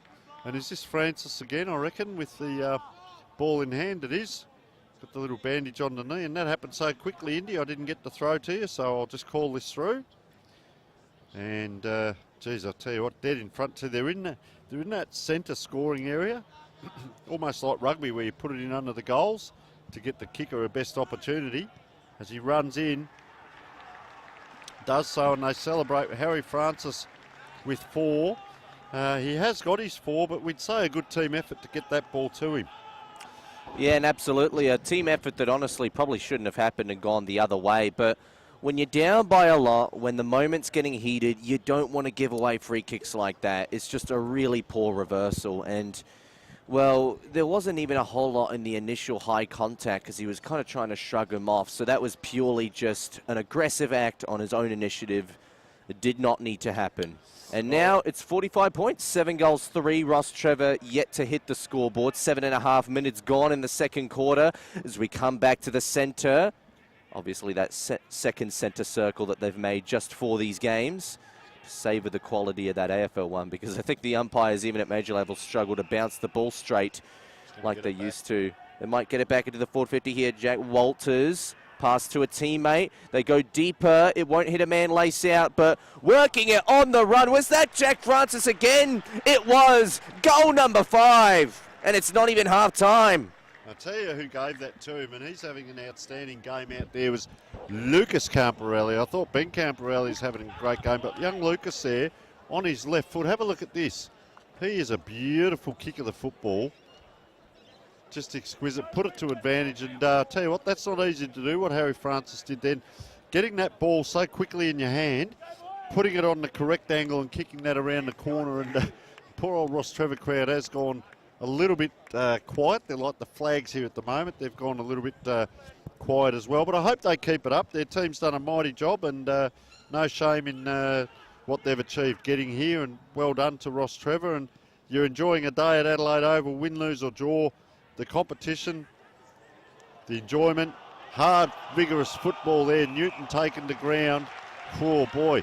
And that is Connor Glyas. He gives as good as he gets. It's a great matchup, those two. And Glyas gets the ball and doesn't quite... Well, he's done it. He can say he's done a screwy on Adelaide Oval, but I don't think he meant it, Indy. What a dominant start to a game this is. 51 unanswered points. It is absolutely superb, and I mean, it's hard enough to keep an opposition goalless one quarter, but they could be on their way to do it for a whole half if they can hold things up. But an opportunity potentially for Ross Trevor. No thumbling. Mothersole didn't quite clean himself up there, but they do manage to get it forward temporarily, although it's a high ball to nothing. Stayed within play. Charlie McAuliffe did a bit of a check side kick to keep it alive, but it's been turned over and it's gone the other way now. So in the hands of Jaden Evans, but it's actually going the other way. So another free kick to Ben Camporelli. He's actually gotten a couple free kicks today, so maybe Ross Trevor have been over targeting him towards the pocket. 1-on-1. Good defensive fist there, and it savours a bit of a moment for Ross Trevor. I think you picked it earlier, Indy. There might be a few little transgressions going on. We can't see from here, but up close, you know, the umpire's noticing maybe a little bit of holding or pushing outside of the rules at times. And, gee, I tell you what, they're on top of it and very well umpired as umpire comes in now. And you've got 3 in the middle, so you've got 1 in the 50, 1 in the centre there, and another one right back. Well, the umpire's the furthest person back on the field at the moment. They're all in the front half.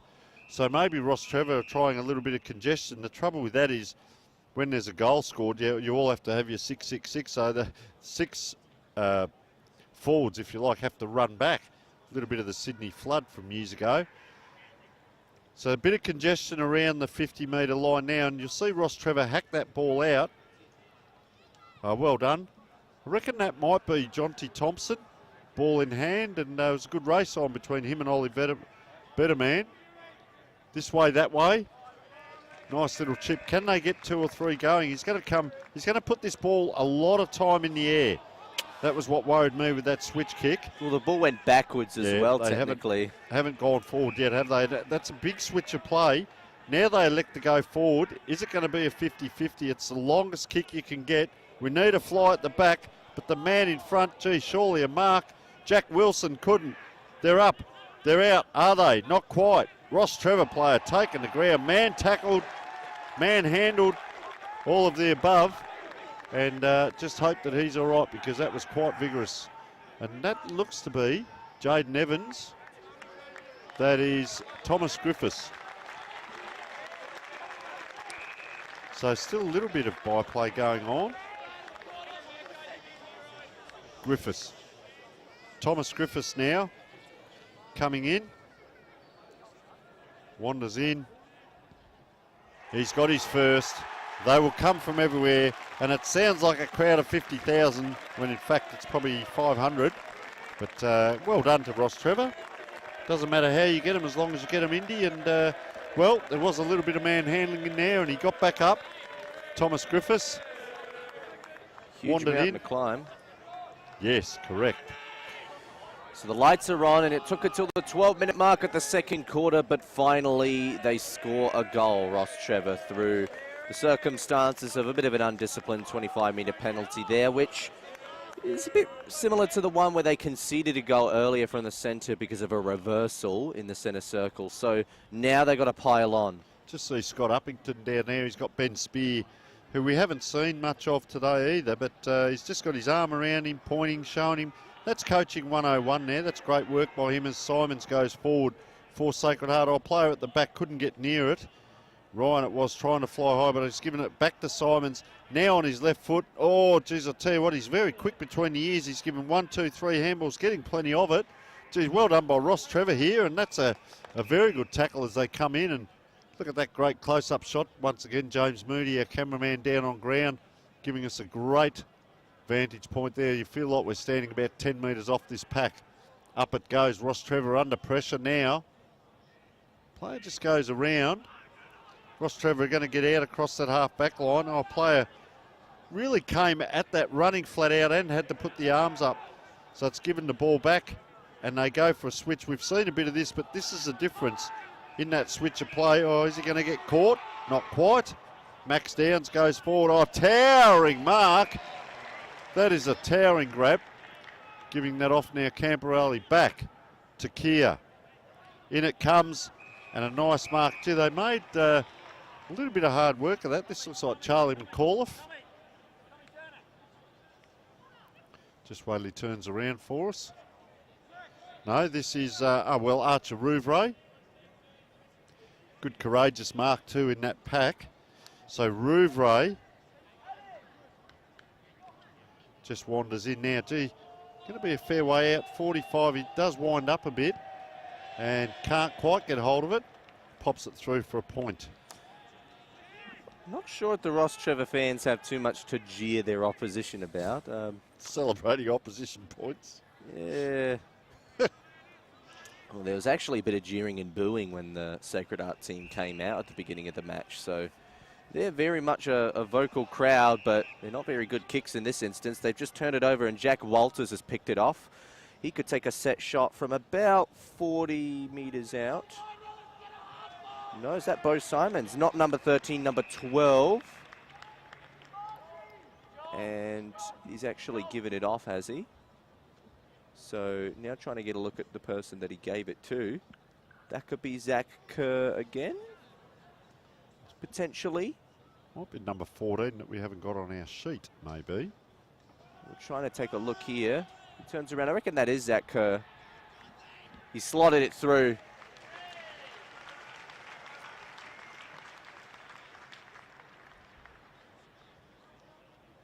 Nice kick. Oop, here we go. I reckon it is, not only because of kicking style, but also because I saw him turn around and spotted a 34 from a distance. So he's got his third.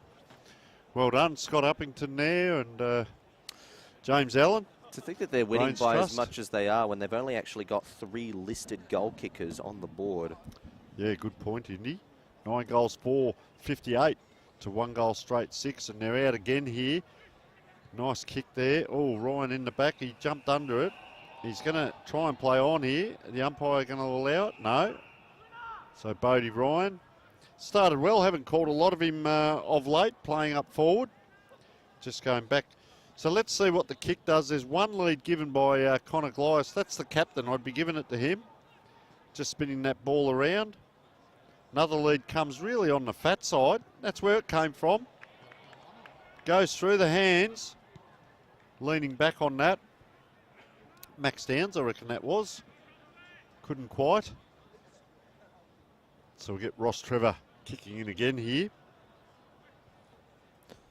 They haven't put together many players going from defensive 50 to forward 50. Their only goal so far through the means of a 25-metre penalty. They'll have to find more reliable routes to it. Bit of a mongrel kick from Goliath, but it made its way to the target okay.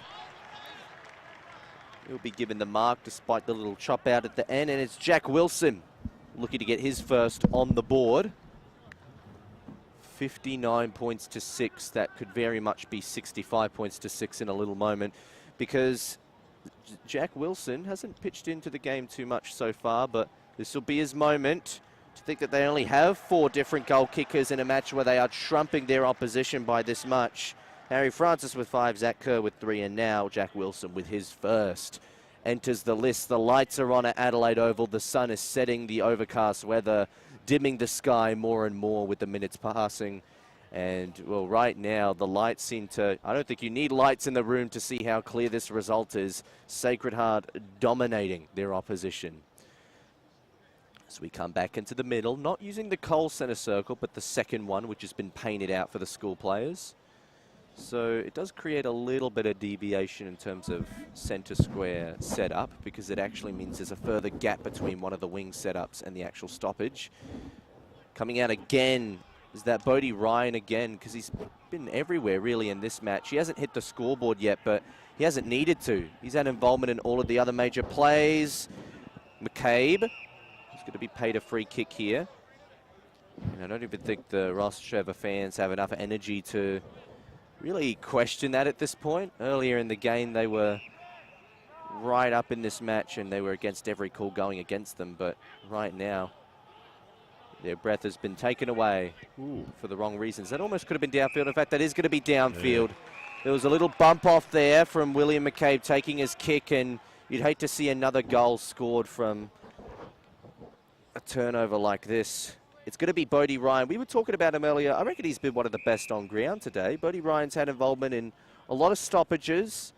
He's a very distance presence. Well, he did get best on ground in the last game. As I said, opportunity in the AFL draft going over to Melbourne to get tested, and yeah, best in a couple of state games. But, well, it's a grand final, so you get remembered for playing good in good games. And he runs around there. Tell you what, that's a penetrating kick. He had to get the run around to get a bit more purchase on it, and that's knowing your strengths, and done very well. And I think the good thing with young Bodie is it can use him as a swingman. As I've said, he's played a lot of backline. He played backline last year, playing on ball and also up forward. I know he does play at Glenelg, but a lot of his year has been spent here. And I think a lot of his development needs to go down to John Simons and the ability to play him as a swingman, and some of the other players as well. You know, do you put them in the middle? Do you put them up forward? What do you do with your rucks? Do you change them on the bench, as we saw with Westminster? Change them up forward when you've got great players up there as well. So ball back in the middle, they collide, and as we talk about Ryan there, right or left foot, he's been good today on both sides. And there's the probably my best player for Ross Trevor as well, Jacob Newton. Really like the way he goes about it, but just so many possessions to Sacred Heart as they come forward, and they're up against it here, Ross Trevor. It comes out the back. Don't tell me, oh, player just couldn't quite, so has to give it off. They go around the corner, and another goal here. Is that Zach Kerr again? Just have a look at the boots there, because you may be trying to pick the haircut and the look here, but it just happened so quickly. So one stayed down. 54, I reckon that is. Cooper Bowbridge. So he's got his second as well, because he's got the yellow stripes on the boots, and looking pretty relaxed over there, and very relaxed. Connor Glias. Geez, just a beast, that number one there. Glias, Johnny Simons there, having a talk to his players. We talked about the Ross Trevor coaches talking with players. That's what you like to see. Don't just sit back and watch it, but also remember to coach as well, no matter the score. So good to see, and you can see all the Sacred Heart faithful in the background, watching from afar, supporting their team. Ball in the middle, as we said, second square. You can see that second circle, so the winger on that side can come in a lot quicker. But to tell you what, they've popped it out here.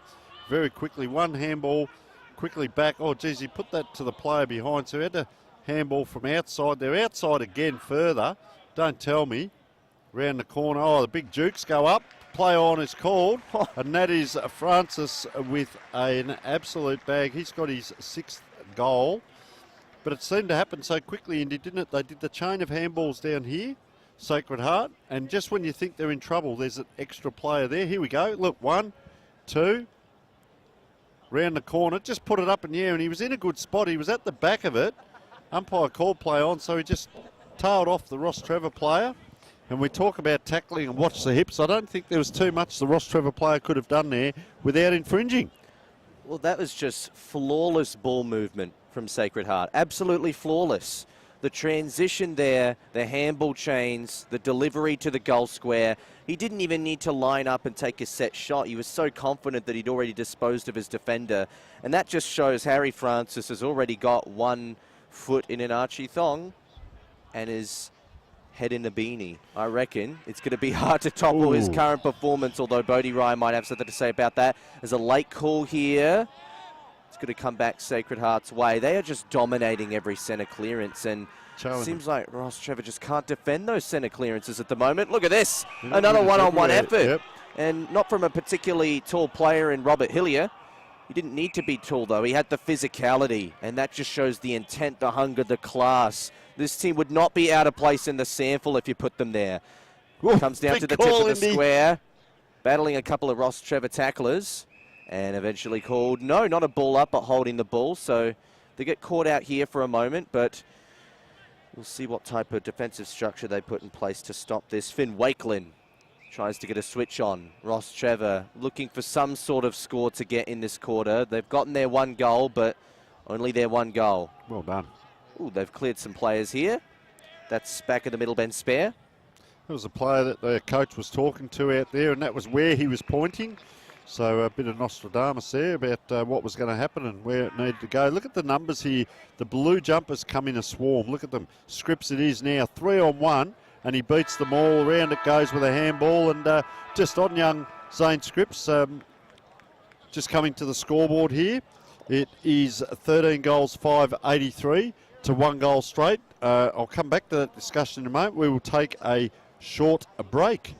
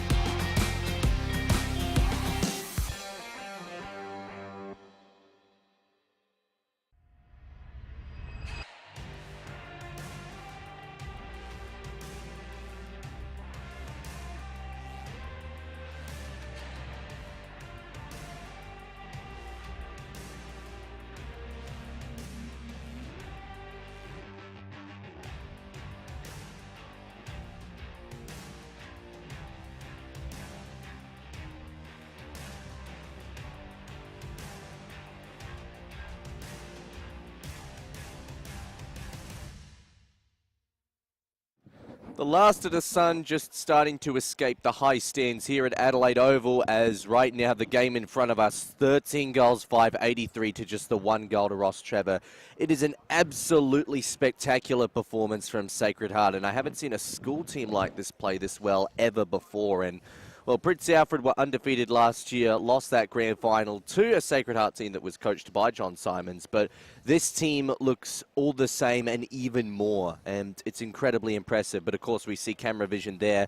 Ross Trevor coach Scott Uppington probably just having a bit of a word with his players because, well, what message can he really send to the players at this stage of the game, Tony? Well, you keep your head up in the air, and you remember what got you here, and you just keep trusting the processes. You don't chop and change now away from what you've done throughout the year, and it is game plan versus game plan. I guess personally speaking, I'm not going to speak over the top of what Scott Uppington is going to do, but me personally as a coach, if I talk from my experiences, do we trust our game plan? Do I look at my players in the midfield? There's a thing called act or react. So acting is standing in front of your players and make the opposition react to you. Reacting is if you're standing behind all your players. How that centre line is set up. Are we all behind the ball? Are we in front of the ball? Who's winning the clearances? And then what's happening down the ground? As I've stated before, you'll never make up the metre that you're giving to your opponent on a lead. Don't stand behind. Stand next to or in front of your player. Take a few risks. As far as around the ground, yeah, look, who knows? Do you say, let's execute, let's try and get the ball on quickly because Sacred Heart seem to mop it up. They seem to get numbers around the ball. Do you play tempo, where you play keepings off? The trouble with tempo football is you also need to score. So they're up against it for sure. There's a multitude of things you can do as a coach. So as I was saying here, you can see the players now lining up. When we come back to our middle shot, who's in front and who's behind their players? Have a look there at what happens. Watch where Simons moves now. He's next to his player. Also talk about those players you can see in the background on the wing. They're going to come into play quite quickly. Does it become 5-on-4? Do you stay out? Do you come in? Ball up in the middle. Second half of the grand final underway for Division 1. An early whistle. It's going to go Ross Trevor's way. Madigan does like it physical and got manhandled there. Yeah, so Madigan gets involved with a lot. For better or for worse, he sends it forward. And just misreading. The player trying to get onto the end of that kick very much misread the ball and almost tried to hack a soccer forward because they knew that they were going to run by it. But sometimes that's when you manage your momentum and just try to slow up so you can pick it up cleanly. Even if it means getting tackled and a ball up afterwards, it's probably better than doing something like that. So just waiting for that ball to come in from the third row back. Looking at the better players, Max Downs has had his moments, number 5 for Sacred Heart. Jack Wilson, I've really liked him in ruck. Real competitor here as we see this throw in. Just have a look at him go up here against Finn Wakeland. But he's giving a lot around the ground as well, Indy. Wakeland hasn't given as much, I don't believe, but and he's a nice kick, Jack Wilson, for a big tall lad. There he is there, see below the knees. Camporeale's played a very good game at times when he gets the ball in hand, and the other one's Charlie McAuliffe at times. Get the two mixed up as they go forward. Here's Sacred Heart. They do, and now trying to get a read on Francis. They don't want to allow him to kick any more goals than he already has, leading the current game with 6 goals. Twice as much as the second best, Zach Kerr, that being the second best. So they were the better players there, exactly. You've said Francis, Kerr, McAuliffe, Bowbridge has got his 2, Ben Camporeale, and also Bodie Ryan. We'll come back to Ross Trevor in a moment. Holding the man free kick. Just try to get a small switch on here. Retreat to the possession of Mussolino, who kicks to Cade Madigan. He's had his moments, Madigan. Good player, nice, very nice, neat left footer as well. Oh, big collision there. So back it comes, Sacred Heart looking for the turnover here. Camporeale disposes of the tackler. He goes forward, it's a high ball, but this time Ross Trevor had the numbers, and with a bit of spring in his step, one of their faithful defenders also managed to get quite a bit out of that. Maybe at the expense of his teammate, who looks to be Jackson Petty with a bit of a hobble, but the actual man who took the mark, we're still trying to identify him. But no time to waste on that. He kicks it forward. I reckon Griffiths is the one that might have taken the mark. Comes down to the west end wing. And it looks like it'll be held up for a ball up unless the umpire picks out a drag in, which he doesn't. Is this what we're talking about? Is now 2 Ross Trevor players take. I was just going to say they were outnumbered. There's a player free here in back play. Wakeland it is, gets it, and he gives it. And that was the player, which is Jacob Newton, a very smart player.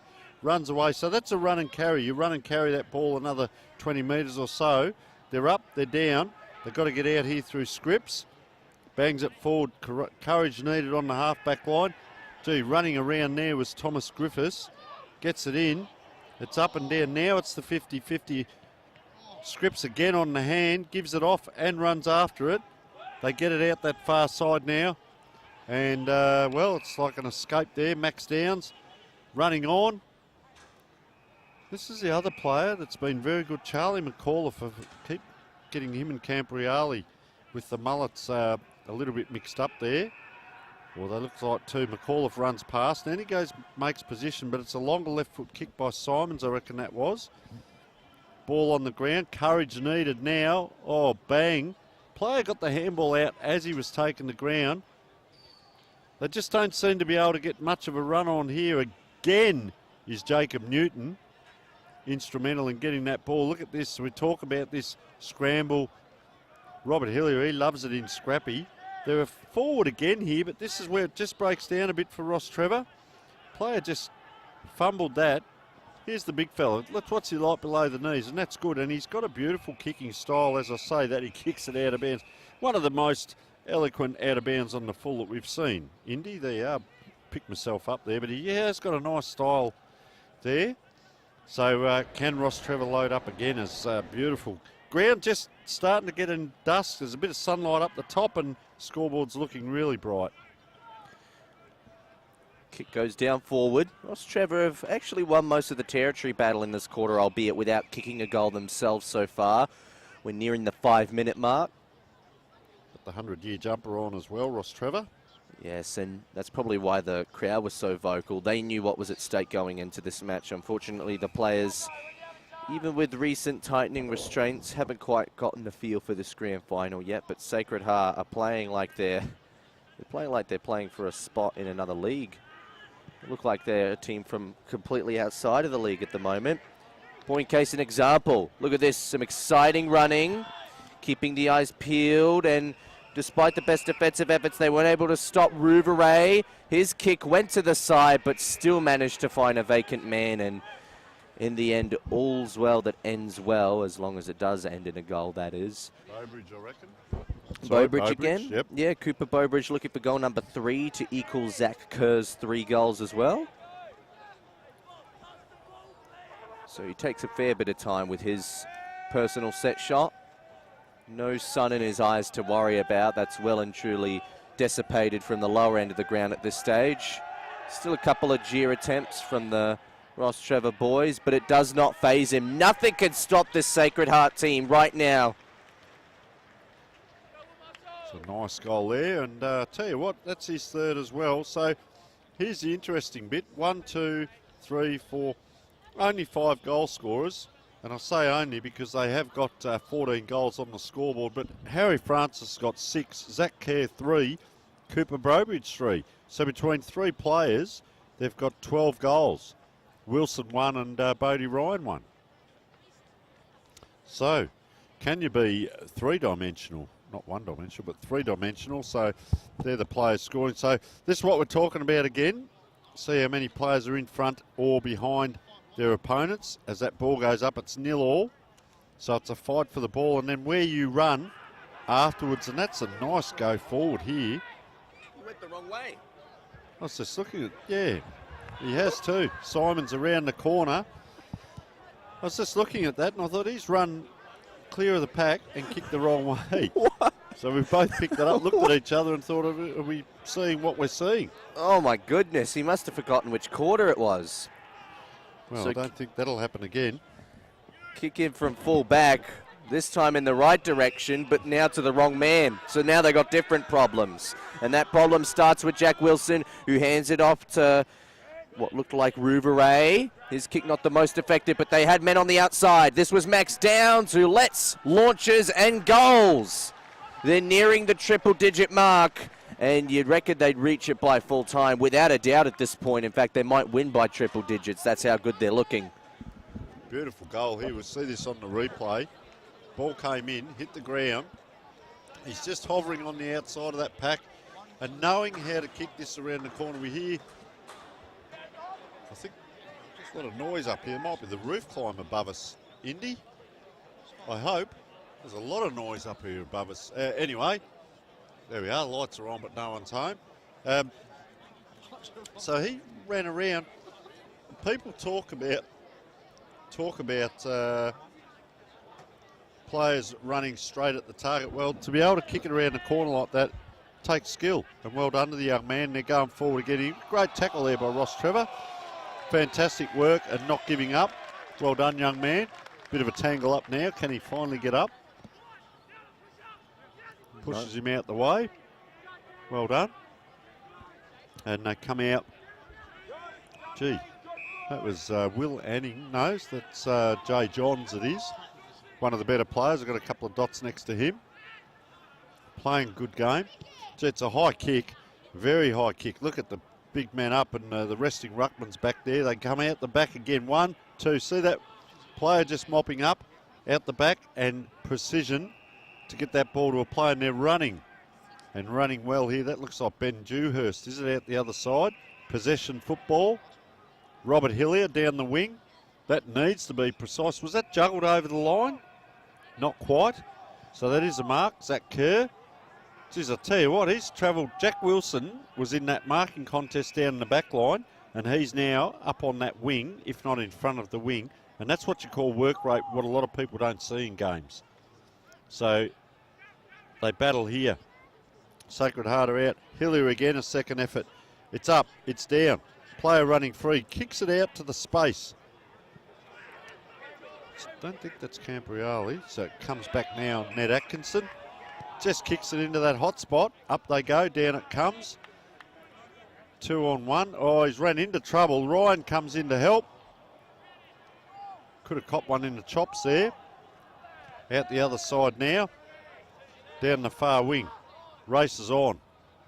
2 on 2. Have a look at him. Well done by the Ross Trevor player and just bundled out of bounds. And that's James Boffer. And well done, young man. Didn't give up on the ball. Very important. And big James Wilson, look at him. He's already in position. I like that. He's an aerobic beast, covering a lot of ground, didn't he? The big ruckman. I'll tell you what, the old Collegians team in the Adelaide Footy League is going to be pretty secure if this is the type of talent that comes through. The next generation on display in front of us right now. Ross Trevor, an opportunity to win their way around. Ben Spare trying to get out of trouble. Here's the efforts of Newton. Newton launches and it's gone way, way wide. Almost into the player entry booth, but not quite. So Sacred Heart player will go and retrieve it. In fact, making the effort to go retrieve it looks like that might be Jack Oates. I mean, we can't really talk about too many defenders who've highlighted this game for Sacred Heart because it's barely gone down there. It's just been all dominance in the midfield. They only need a defense that automates itself and suddenly everything becomes okay, although they're going to get out of trouble here. Camberelli again. Oh, good front spoil there from the Ross Trevor player, but it'll come back to Sacred Heart anyway. Rouvray weaves around a couple. Indecisive, eventually decisive. Hits to a spot. Cool play on. No mark paid. Now it will continue to go forward through Charlie McAuliffe, although it's not as much forward as it is to the side. Into the corridor. Turnover looming as Jaden Evans finds a target, and now they've managed to at least make them pay somewhat territory-wise for a turnover this time and not give them an opportunity to clean it up right afterwards. It looked like a push in the back infringement, so a couple more cheers from the Ross Trevor crowd, just looking for something to get them going. They remind me a lot of Adelaide Crows fan crowds. They like to do a lot of jeering. Jaden Evans into the pocket, just over the top. So number 4, I was going to mention that just before half-time. Very good friend of mine, Zane Scripps, the son of Justin Scripps, CEO of Glenelg and former Glenelg and Norwood player, 2-time leading goal scorer down there at Glenelg and doing a great job as a CEO, and plenty of Glenelg players down here at Sacred Heart as well. Ross Trevor now, let's talk about them because They've done a mighty job to get here. And look at that. Don't worry about the score. Your traits still come through as a footballer. And good to see. They're not giving up, and keep an eye on, really like Jacob Newton here, number 5. Probably get around the outside of the pack. There he is there. On McAuliffe. That's a great matchup. Just comes down in front. There he goes through Newton, trying to get a tackle on. Can't quite. So it comes out to a one-on-one, and the player with the socks up gets it across. Number 11, we have, yes, we have Jack Haddad. Right in the centre of the ground, but there's no players behind, so that gives you an idea on congestion. The whole forward line has either come down into help out the backs from Sacred Heart, or a player goes down off the ball. It was just a push, but it was interesting to see there from Simons. So keep an eye on Thomas Griffiths here, number 12. He's just on his own there at the back of this pack if they can get it to him. Doesn't quite. There he is. Can he put the tackle on? Will they go around him? Simons again. He's had a great game. We talked about Ryan, but Simons getting plenty of it as well. Comes back in. It was that player there, finally Griffiths, that did get it. Gee, the packs are slowly getting back up and down. There he is again, Griffiths, but it's, gee, vigorously punched away and taken high. Whew. And that looks to be, well, it's a Sacred Heart player, just trying to pick up if it's Atkinson. No, a little bit going off. Atkinson gives the lead, actually. So good grab out here to Lucas Camporelli, and the Camporelli brothers are having a very good game. Both of them, without a doubt. Highlights of this match, in a match that has a lot of them, from a Sacred Heart perspective at least. Spoiled towards the boundary line. Once again, a bit of noise still from the crowd, although I'm sure when the margin becomes triple digits, if it does, that is, I'm not sure if they'll have much left. Max Downs received the coat hanger in back play. That's who it was, and he's on the back of this pack on his own. If they can get it out there. Now it comes towards him, doesn't quite reach him. Camporelli having a really good game as well. They go forward again here, Sacred Heart. To the pack, 2-on-2. Good grab. And there managed to be a mark that came out of it. No one expected it, certainly not the fans. Goes forward an extra notch, and that was a clear nudge out of it. Oh, is it going the other way? Tunnelling. Tunneling, okay. So it's actually a call going the other way. I don't know if it's going to McCabe. I'm trying to get a better look at, yeah, it might be Hillier. Robert Hillier? Robert Hillier or McCabe. One of the two, as I quickly borrow Tony Neal's binoculars that aren't mine. And I still don't know. So it's Hillier with the ball in hand, but not sure on that adjudication, but we're not here to worry about that as he wanders in. Gives it plenty, but just a cross and a little blemish on the board there, so a point. They go forward to 15 goals 6, so 15 goals 7, very accurate scoring, 22 scoring shots. Ooh. And 1 goal straight. Ross Trevor. Oh, player taking the ground. Ross Trevor, they're just patches, moments, win your moment. When the ball comes your way, win your 50-50. Down the line, Madigan. He likes it as well, Madigan. Up against Camporelli. Comes high along that wing. Pack forms. Oh, players go early. Scripps it is, takes it off, bangs it on the boot. And he's doing his roll down there, and that's Camporelli again, I reckon. But Scripps just doing his roll down back. It's, as you said, Indy, it's not going to come there often. But when it does, you need to stand up, and that's Atkinson. Just looking now, he points a little bit to the left. Oh, and he's run straight in. Straight in. Gets a pat on the head. I think he realises what he's done. But, geez, he pointed to this pocket. Everyone was set up, and, well, you people at home saw what happened, so we can't explain our way out of that. As a long kick comes down from Ross Trevor, but look, 2-on-1. That's a towering mark. Is that Dewhurst, maybe? No. That's a great grab. Oh, I'll tell you who it is. Harry Francis saying, I need those thongs. Haven't been near it for a while. So put him up around the ball, pushed into that player, and he's actually hurt Madigan being pushed into it. Geez, that's a clever kick there. trying to pick up who that was that kicked it down. It's a couple of Ross Trevor boys that have actually made their way up into the western stand on the left side of us. I'm not sure if they're supposed to be breaking away from the flock, but they've chosen to do so. So back in it comes. Camberreale again. Ben Camberreale it is, to the tip of the square. No mark. Bodie Ryan's down there, but he passes the ball as in he misreads it. But that ball not kicked so brightly. Archer Rouveret keeps his eyes peeled, looks for a better option, doesn't even bother with the set shot, and blazes across for a minor score. Probably had more time to compose himself there. But honestly, anything at this point, probably not essential for the result. And well, Tony Neal's got his little nightlight to see the players list, because apparently things are getting pretty dark for him. Well, they are. I was just keeping an eye on Jack Oates down here, so make sure he was all right. Has a ball on that far side, but they're not going anywhere, going crossways. So things are darkening up here for us. Just that hold up. So this is what I was talking about, tempo. But if you're going to do tempo, don't just bomb the ball up and give it straight back to the opposition. So they're out again. You'll see a one-on-one, but two-on-one. Well, it was one-on-one, but it became two-on-one as that player decided to go back into the pack. Over the top now from Harry Francis. So he's picking up possessions through the midfield now, and you can see why the big fella's gone up forward, and this is Jack Wilson, who is the biggest player there, so he's going to get the free. Jack Wilson. For goal number 2.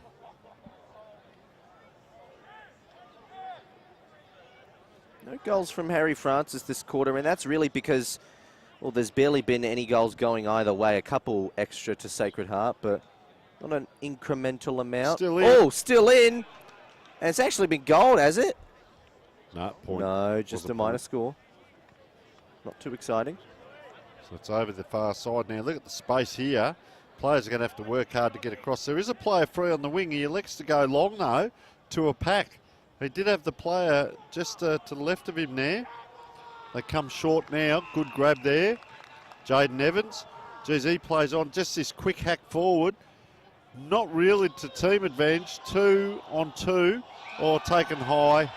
Knew that was going to happen, Jonty Thompson.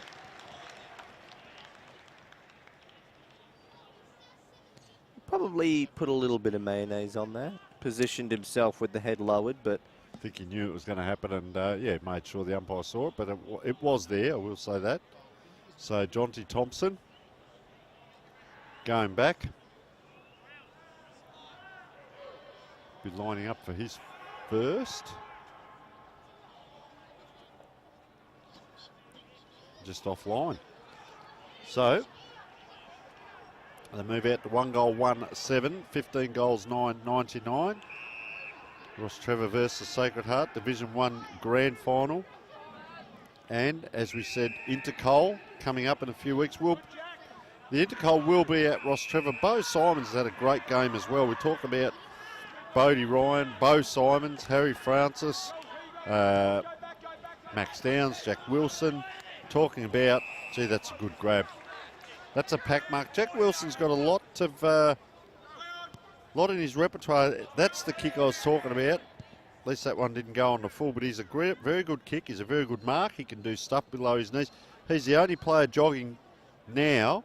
If you see him, he's jogging around the 50-metre line. For the people watching at home, or the recruiters, he's kicked that ball, he's ran forward to the 50, and he's now ran across to the centre. So if you're looking at a player that can cover ground, and he's now going across to the far wing, he's the only player on the ground currently that's jogging.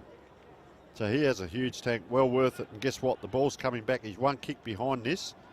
But there's 3 or 4 of them here for Sacred Heart. And a nice little chip out. Camperreale, he's had a great game. And he's a real athletic mover as well. Ben, I'll tell you what, that's a long kick in. Can they get a grab at the back? They can. And I reckon this is Bowbridge by the looks of it. I can tell he's got the boots. The Asics with a bit of yellow on them, and Cooper Bowbridge is lining up very lackadaisical for his 4th, and he does so. But it was also quick. They bombed that ball in quick and high, and you've got to have faith. And geez, I tell you what, there's just a murmur of a clap there as he puts on the 16th goal for Sacred Heart. And we are, 22, almost 23 minutes into the quarter, straight in front. But I'll tell you what, you start looking at little things. Jack Wilson here, as I mentioned. Don't know too much about where he's from and what he's doing. We didn't get much background on him, but I can tell you an observer, and astutely so. He can really do a lot of stuff below the knees, up in the air, contest there, but it's what he gives around the ground. As soon as he gave that, he moves to the next position. He's already down on the wing, and his opposing ruckman's just walking through the middle. So he's out on that wing in case they get it, but they don't. Sacred Heart get it, and hits the post. So they've kicked 3 goals, 4 for the quarter.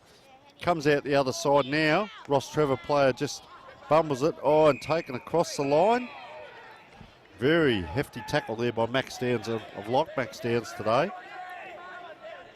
Come back now. Doubt that Wilson. So Wilson's come across, not to harp on it, but he's come across to this wing now. He's a kick off it in back play. Won't need to because that was Francis up in the air. So you might see now Wilson's just picking where he wants to run to, and that's why they have to do this little kick. They have to go sideways. As a player running boundary side, don't run there, son. You won't get too many possessions there. So now called the play on it, comes up in the air. Big pack, and there he is. So that's what I've been talking about player positioning, about having an engine, about knowing where to run, reading the play. He has got a beautiful kick on him, and there's an example of it. So, for me, fantastic player. Connor Glias now gets that kick in, but well done, Jack Wilson. Just spent 2 or 3 minutes tracking him around the ground, and fantastic player to keep an eye on in the upcoming year or two. As Archer Ruvo with ball in hand, Indy. He struggled from this distance earlier on, didn't he? Yeah, he hasn't actually kicked a goal yet in this game. He's, again, one of their taller presence, but he'll take a shot here and he'll hook it. Yes, he's hooked it a little bit too much to the left, and that will do us the third quarter. Believe it or not, there's still one more quarter left after this. They might add the 20 seconds on from the last quarter, Indy. Maybe, because they actually did call they did call it a little bit too early in the first quarter. So maybe they just want to sneak in one extra chance for a Ross Trevor goal, but that won't happen. And in Ross Trevor's 100th year, they are trailing in a grand final by 100 points. 16 goals 11, 1 goals 1. We will take a break and be back with the last quarter of this Division 1 grand final at the Sports Association for Adelaide Schools after the break.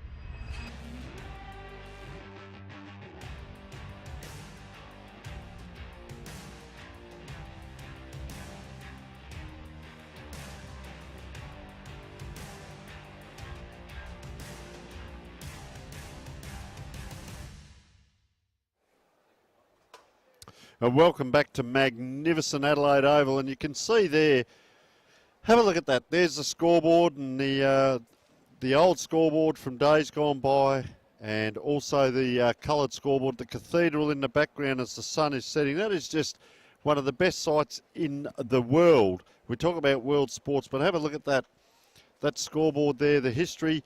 I've been under that scoreboard going back through the late 70s, early 80s. Used to wear the Vic Power T-shirt along the hill there. Come to the Test cricket and many games of football here. A lot of history, and before the stands were built over there, it used to be just a little gates and a fence down there, and that wonderful hill still in there, and that is one of the best views in world sport. And you can see now, we can talk a little bit about the colours up there. The Matildas, of course, playing tonight, so you've got the green and gold up there. Of course, Sacred Heart well in front down here, 16-11, 107, 1 goal, 1-7. But what a magnificent stadium Adelaide Oval is. An absolute pleasure to be down here, and for them to open up the stadium and allow these magnificent players from both teams to come out and experience a game of football on Adelaide Oval. As you've said, Indy, some of these players might go on to get drafted and play AFL football on this ground. Some may play SAMFL football on this ground. Some may just play at their local club, and they will always remember the day that they played on Adelaide Oval. They'll be able to tell their grandkids. So absolutely sensational for all involved in this facility. World-class standard, world-class. You and I have been down on that turf, Indy, and that is world-class playing surface down there, and we're seeing a very good standard of football. We'll bring it back in a little bit now to the two teams in front of us, Sacred Heart and Ross Trevor. Well, what can they do from here? Maybe win a quarter, or maybe just put their hand up. But I admire it. A lot of people go, oh, one-sided games, what do you get out of it? They haven't given up, Ross Trevor. When you see them, can you win a moment? Can you win your 50-50 when it's your turn? Sacred Heart, we know, are a great team and well coached. But for Scott Uppington and Ross Trevor, magnificent effort to get here. But even to just some of the standard of their players, they're not dropping their head. There's not a lot of hands on hips, heads dropping and so on. They're just having a go at it. And another ball up in the middle. And though, as I said, they'll play Intercol again in a couple of weeks. And it'll be out at Ross Trevor, so they'll get another go at it again. So ball goes back to the umpire now. Early days, final quarter. So in the centre, out it comes. Oh, almost going the wrong way, but this time, unlike the Ross Trevor play from the third quarter, they knew how to redirect themselves. Tom Kokoran. Oh, smothered ball. Jack Wilson's kick a little bit half-baked there because it barely came off of the boot before meeting the hands of his opponent. So Ross Trevor get a bit of spread here. They found a vacant man out here, although the ball doesn't bounce super favourably for him. He's got enough pace to make up for it, though. Thomas Griffiths it is. Hits out a target. Good grab too. I reckon that was Madigan, was it, on the hands and knees? Yeah, and it's starting to look all really promising. The build-up continuing, although it may be halted by a spoil here defensively from Sacred Heart. It'll come out to the West End wing. It will bounce. Oh, it will bounce so awkwardly that it will stay in play. And then there's going to be a trip. So Sacred Heart will win the ball back after all. Tell you what, that looked like it was going to be a last touch kick over the line, but somehow That's back, yeah. That's just the odds of the Sharon. Ben Camporelli's had a pretty good day out as well. Ben Camporelli, once again, he's been one of the best today. We don't do 3-2-1 here, but you could definitely guarantee he'd be at least getting some of the votes out there if he was. Look at Matthew Brown taking around the legs there, Indy. Yep, so another tripping hazard, this time going the way of Ross Trevor. Into the corridor, but only for a moment. Stretching out to the east side. And then getting and going. This is the type of run which we haven't seen too much. Ran the full 10 metres. Down into the defence. Almost got goal side. Hand passes over the top and the finish.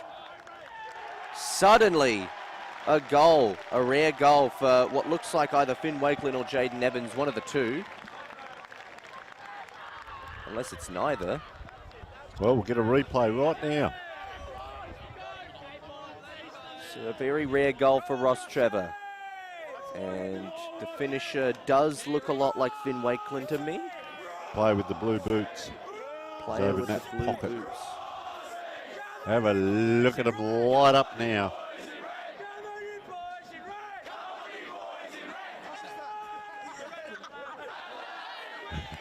Have a look at the smiles on their faces. That's what it's about. Just enjoy it. Look at some of the little superstars of the future. I did notice a lot of players, a lot of people coming in later on in the game. So we'll keep an eye on who that player was. Give him his moment as they're just coming across towards us. Player down in back play there. Could be Jacob Newton. Just slowly. Yeah, it is Newton. He's got a crook hip there. He's going to go forward. As talking about going forward, Sacred Heart now. This time close to the boundary line. It's still in play again. Bowbridge it was, kept it in play. Can they extract it out here? 1-2 handball. They're facing the wrong way, these Ross Trevor players. That's made it difficult. Now they straighten up. That is a beautiful kick. Beautiful kick. Ross Trevor now going forward. Around one, around two. It's up. It's down. It's not down yet. Here we go. Newton it was. So he's got the crook hip. They've got two in a row. Newton decided to take himself down forward because he came out of the middle with a crook hip. He walked down there. You see him now on his haunches. He's sore and he walked down there and the ball came to him, India. Came to him. Here it is. Look at this. Up they go. Dribbles off the back of Jack Wilson. Newton comes in and slices it through along the ground. And that is two in a row for Ross Trevor. And Sacred Heart will not like this one iota. And I tell you what, they might have used all their petrol tickets, the cheer squad. Gone a bit quiet. Well, I don't think the Sacred Heart cheer squad's been too loud for most of the game. They haven't actually been super vocal, and probably because they were speechless themselves to what their own team was putting up in front of them. Incredibly impressive. Bodie Ryan gets involved in the middle, and he's still looming as probably one of the most, if not the most damaging player for Sacred Heart today. Camporale again. There he is again, Ryan. So, yep, looking good. That's a nice kick up too. High kick. Dangerous position. They're under pressure here. Gee, 2-on-1. Look at that. The poor bloke has to go on his own. That looked like it was Jackson Petty. Haven't caught a lot of him today. Madigan you can see running in. Cade Madigan. A few sore players. Umpire going to ball in. Throw it in now. Wakeland just goes with the left hand to a left footer. Guess what? The opposition ruckman gets it. So Jack Wilson having a day out as well. Geez, it misses everyone. Player waltzes in on it. Hasn't quite. No, that'll be a ball up. And once again, I'll just reiterate here, the work rate of Jack Wilson here is in the middle of the ground and he's sprinting across this side of the ground because he reckons that ball's going to come this side. So certainly the opposite. He's not a lazy ruckman. He's a very fit young man and he's got a work rate the heart of a lion, this guy. They're going to have to take it back for the 18th time.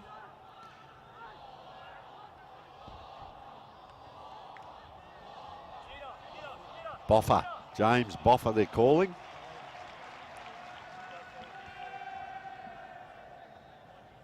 They'll probably start a chant for Pirro, he's next. As the ball, just couldn't quite get a foot to it. They're under pressure here, 1-2, Atkinson out the back, Bodie Ryan, and he's missed. He's missed an Indian, well you talked about him and scoring goals and well, he might have just kicked away a pair of thongs and a beanie there. Oh, it's hard to tell who's going to win plenty them. of possessions, eh? A result like this comes from a team effort. Correct. Oh, it's been actually kicked out of bounds on the fall here, so Sacred Heart are going to have a set shot opportunity. This is going to come through either... I reckon it's Cooper Bowbridge again. Yep, the boots, you can tell. Yep. He's coming back on, but in the meantime, it's Cooper Bowbridge for goal number 5. Jeez, there was a big pack it actually there. stays alive momentarily. Well, that's Oh, it's actually hacked over from the Ross Trevor player. almost an own point, dare I say it. Different sport. So this is a difficult shot to kick from. Bowbridge is going to go around the corner on his left. Has he? No. Well, he has gone on his left, but not kicked it. And just pointing to a couple of players there. There's a couple of players saying, kick it to me, kick it to me. You're only 16 goals, 13 to 3 goals, 1.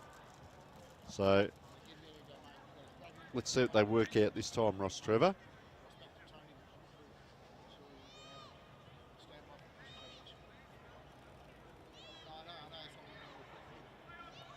They go short, a little bit neater, but as I say, Indy, that short kick is normally the one they give you. It's what happens next.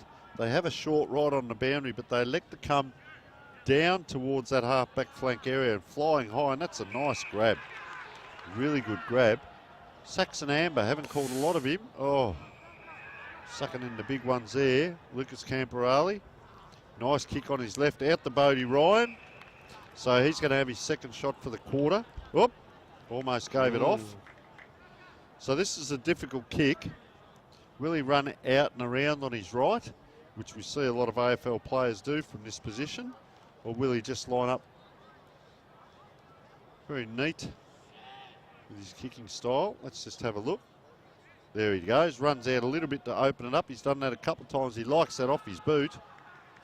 Likes it off his boot. And that is his second for the day, playing as a midfielder and a forward as well. So he has 2. Sacred Heart go further ahead, 17-13, 115. 3 goals, 119. Not quite outside that 100-point buffer again.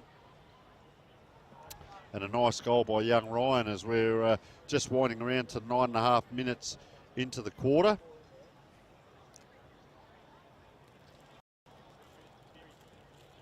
Not too much time left, but still quite a bit of football to be played out, which will be pretty academic as far as the result goes at this point. I just think the amount of damage that was done earlier on in the game was far too monumental, and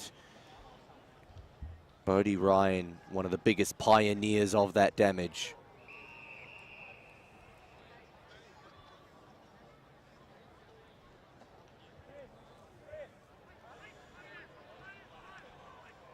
So in the middle, oh, dashing through, managed to get goal side, so bit of a lack of defense there through the corridor, and suddenly it's come up as a different opportunity for, I don't know Jack if this Wilson? is, yeah, Jack Wilson. Yeah, it's Jack Wilson, yeah. I reckon they've actually rested Harry Francis. They might have benched him after they realised that he'd given his piece for the game, and maybe he didn't have the full tank to run it out, and they wanted to preserve his body, or he was carrying an injury, who knows, but where one hero stands down, another hero will take his place.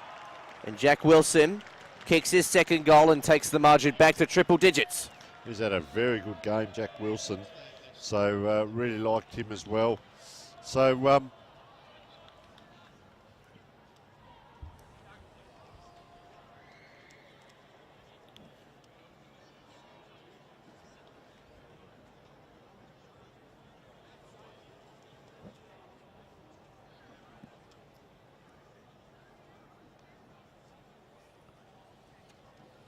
So just come back and keep an eye on that scoreboard.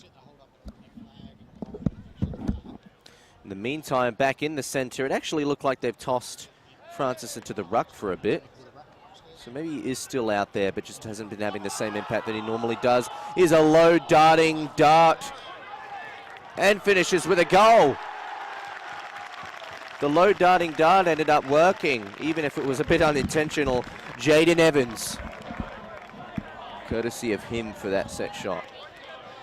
So it all happened quite quickly, didn't it? Down it came. Through he went. That Boffer, was it? Number 4?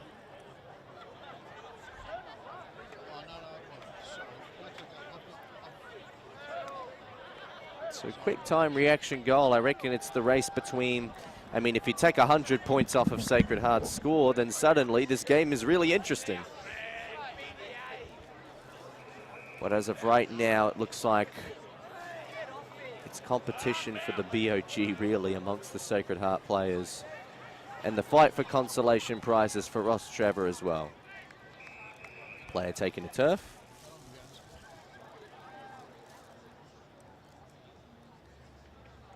Ball thrown up.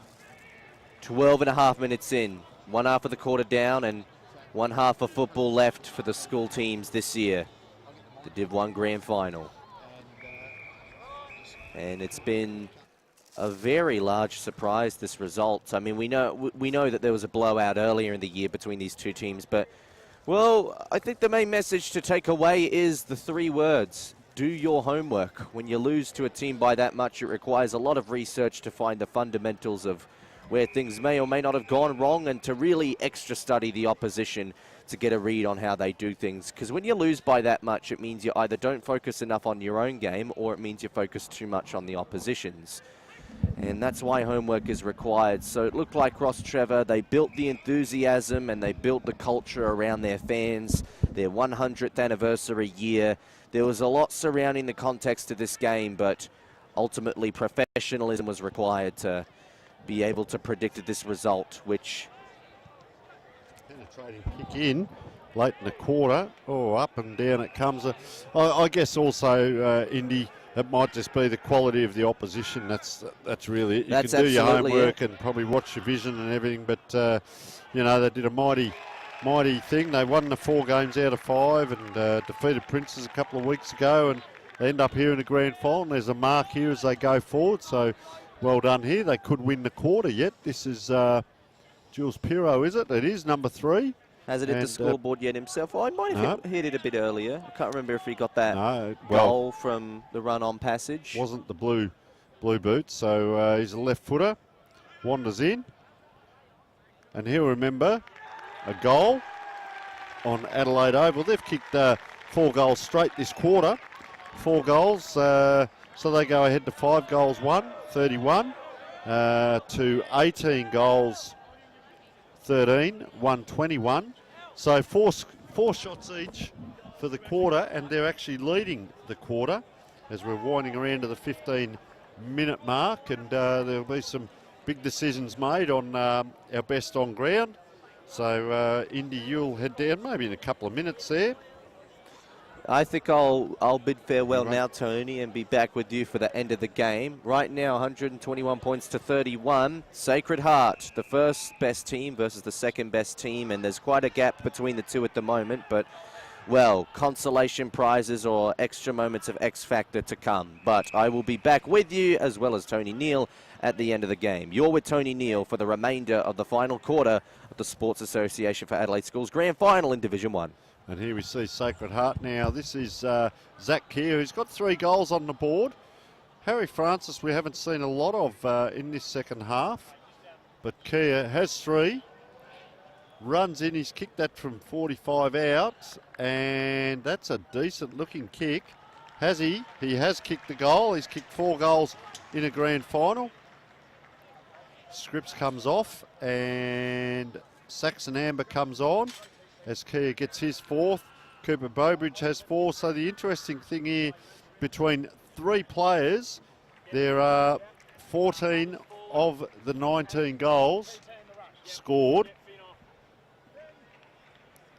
And back in the middle, and there may be more to come as we're winding around 16. So a great 9 minutes to go. Scott Uppington there, still coaching well, urging players on, a little bit of a smile, have a look at where you are. Players in the back line waiting to come on as well. Up it goes. Geez, a mountain of work. Gets it out as well with a hand. Jack Wilson, well done, young man. I've spoken enough about him today and his work rate as he continues to jog across the middle here, just tracking that ball, which way it's going to go. If it comes out, it doesn't. It goes back towards Sacred Heart. A lot of numbers around the ball, so they're able to get this out again. Guess what? It goes up and back, and he's 1 kick off this, Wilson.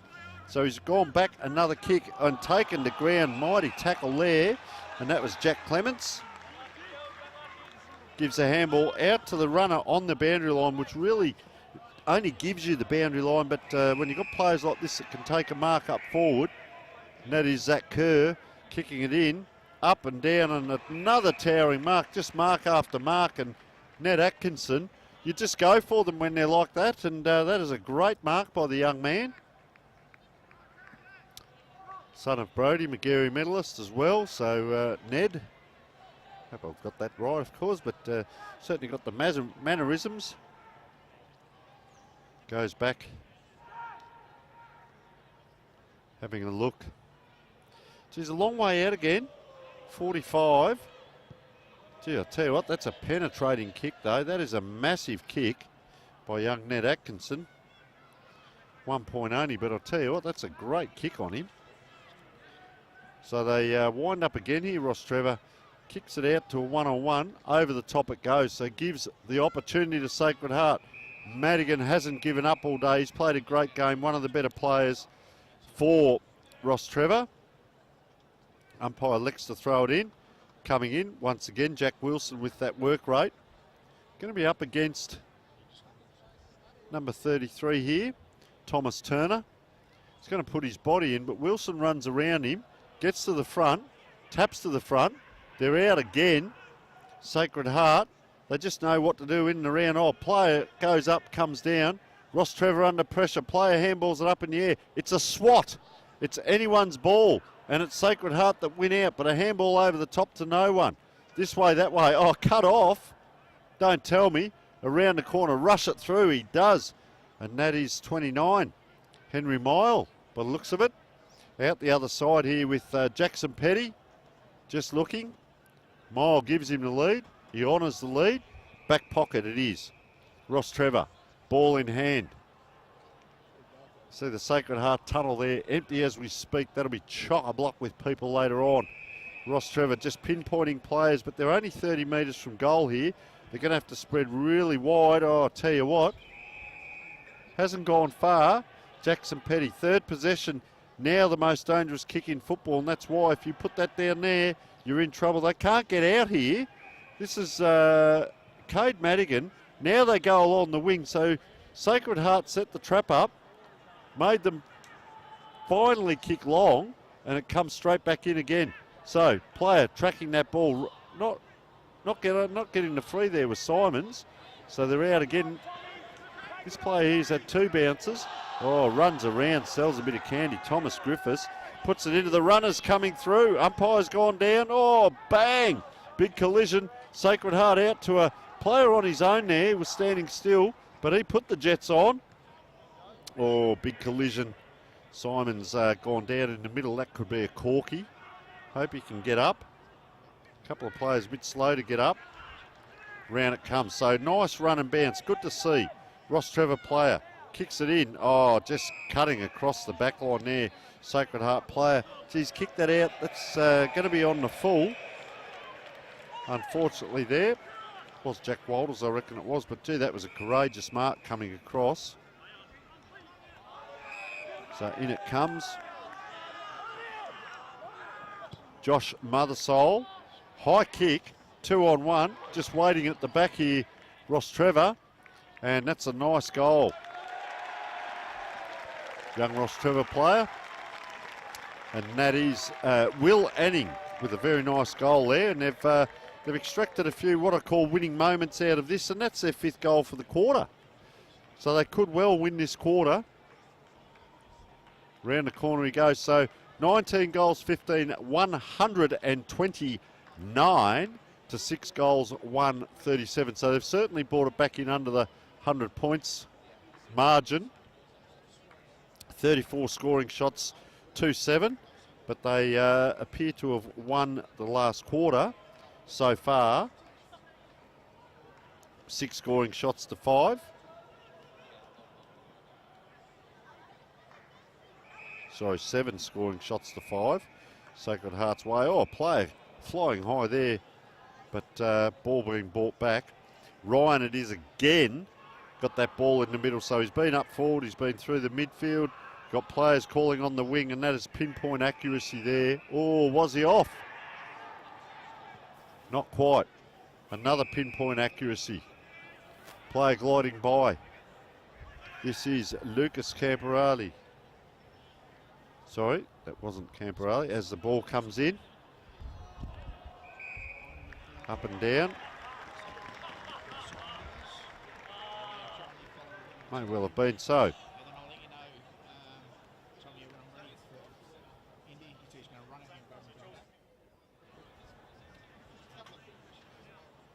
Connor Glias will line up. You can see the point of the square there. So that's probably 8 to 10 metres out. Very close to the man on the mark. Pops it up. Through it goes. He's happy with himself. The team are happy with him. He's happy with the team. And Sacred Heart get their 20 goals on the board. Kicked 4 goals now. 4 goals, 4 for the quarter. I can see Indy down there just sniffing around. We're going to see who he's going to pick out for the best on ground as we're 23 minutes in. It's an exciting time, I can tell you, as a player now to be out on that ground, knowing that you've won a grand final and just working your way through those last final moments, hoping no one gets injured. There's Archer Rouvray just stretching up a bit there. And what a super exciting time it is for all the players out there, especially for the Sacred Heart. And John Simon's there, nice little grin there, and I think that's the Sacred Heart second team's coach. It is, down there as well. So great work by all down there, the coaching panel, as umpire runs in, throws this ball up again. Nice tap out there by the Ross Trevor player, goes in after it. Wilson couldn't quite get it out, so it goes forward again. Nice mark here. Gee, quick feet too, dancing feet. Ross Trevor player. Just looking, he's going to be on 50. A couple of players gliding by. He's going to have to put this deep. I'll tell you how deep he's going to have to put it. That's made the distance, and made the distance easily, but through for a point.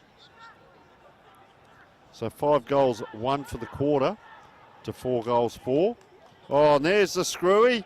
Didn't quite get hold of it, but doesn't matter. Simons is in front. Puts the hands up. He's had a mighty game, Bo Simons. Really good game. Up it comes.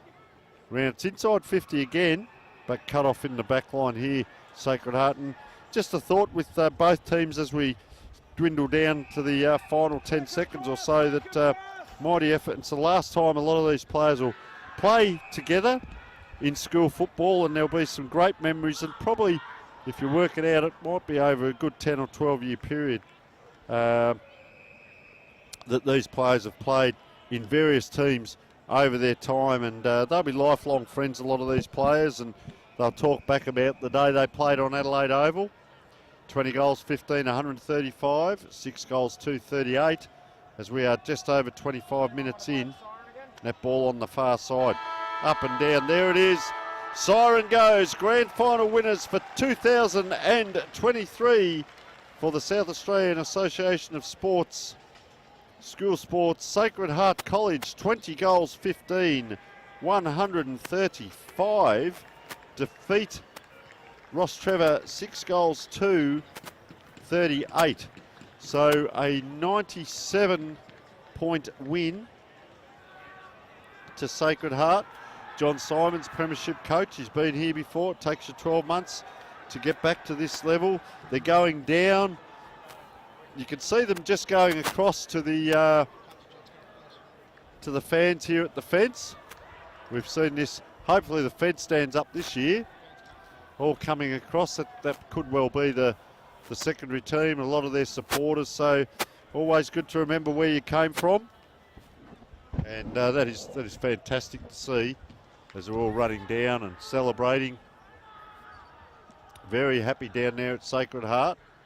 Ground staff just wandering around, making sure the fence stays put this year, and that people don't get on the ground, because this is the cherished turf of, I can see Indy in the background there, this is the cherished turf of Adelaide Oval. And well, I can see Indy with a pair of thongs and the beanie, and our best player there. I'll let Indy introduce who that may well be. Some of you may have picked this out from watching the game, but they are exciting times. Great sportsmanship now as they go back to shake hands as well. So just waiting for Indy to get into our position. Great work down there by James Moody, our on-ground cameraman. John Douglas up here, our above-ground cameraman. Tommy Hills, our producer. Fantastic day of football. Big squad. Indy's in place now, so we might just go down and have a listen.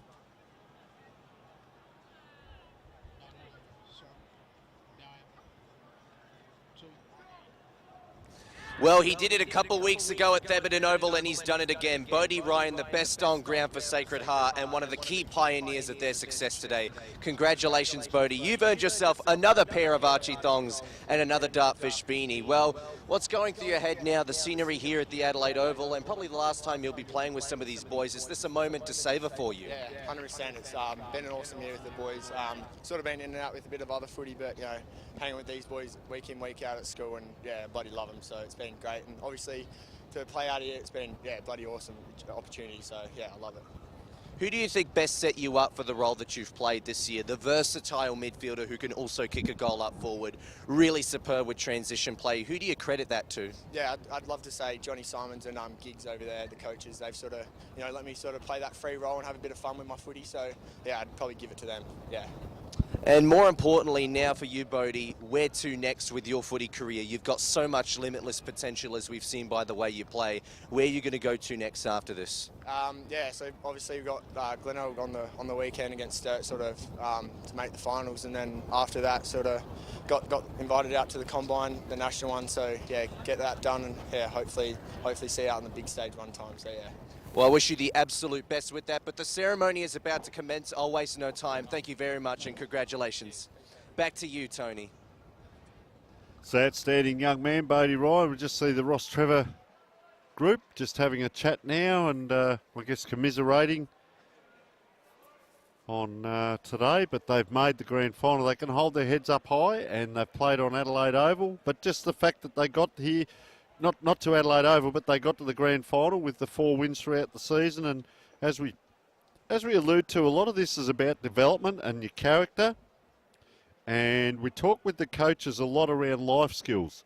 So yes, Sacred Heart win the grand final, but we talk about life skills, and it's so much more. And these coaches are really doing a great job with these young players, and they're outstanding young citizens.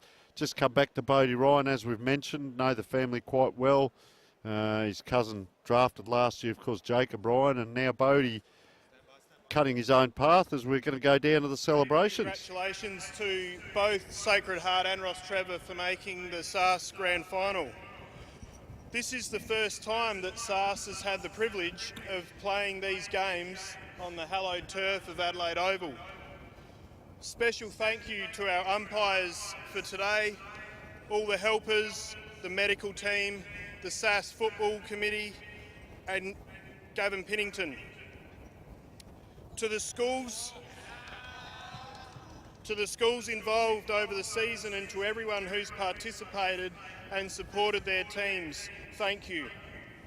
A special thanks to the SANFL, Darren Chandler, Angela Child, Brenton Phillips and Sam Blades for supporting the SAAS football competition and creating the opportunities to play the Div 1 and Div 2 grand finals at Adelaide Oval.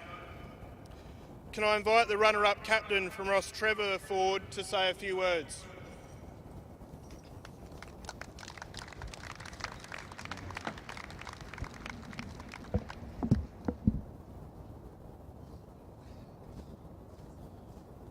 I'd like to thank SAAS and Samful for organising this game at Adelaide Oval. Just unreal experience. Well done to you boys, just too good again. But we're coming for you in Intercol. And boys, just love you. Cheers.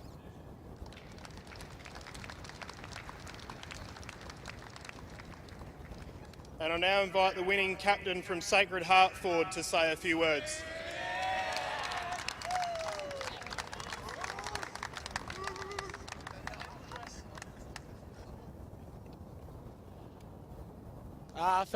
Firstly, I'd like to thank Darren Chandler for making this all happen. Seeing through everything that went to fruition and being allowed to play Samful on the weekend as well here at Adelaide Oval, I think is amazing. So thank you, Darren and the Samful.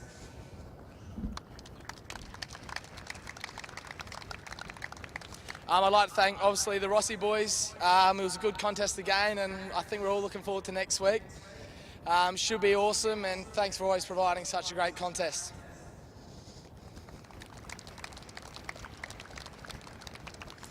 I think all of our parents deserve a massive round of applause for everything that they do for us. Coming out here at 4:30 isn't ideal, but they've all done it, and we're so grateful that you're here. Thank you.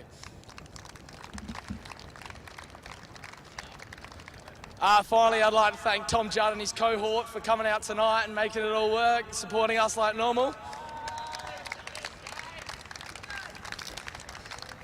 And finally, I'd like to thank Gaz, Gav, Tony, Giggs and Johnny. So thanks for everything, boys. Well done.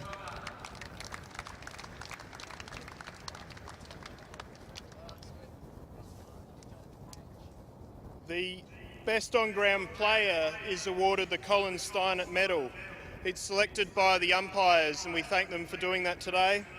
I'm pleased to announce the best player, Harry Francis.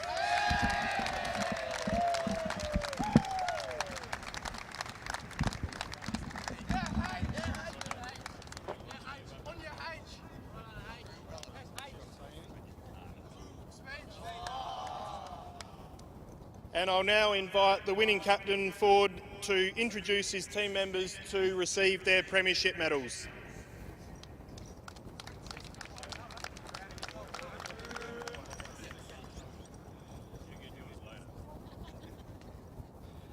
We'll start with Ollie Betterman.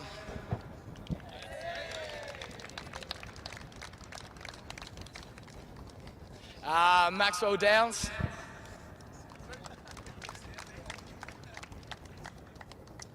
Zane Scripps. Ned Atkinson. Robert Hillier.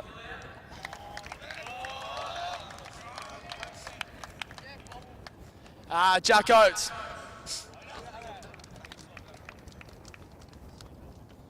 Zach Keir.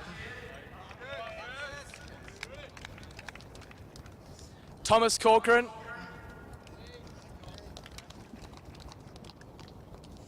Cooper Bobridge.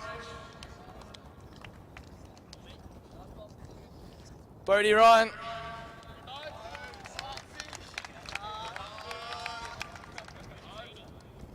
Saxon Ambert.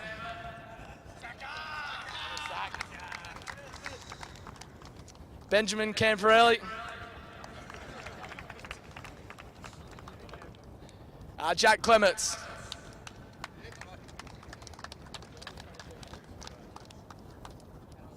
Charlie McAuliffe.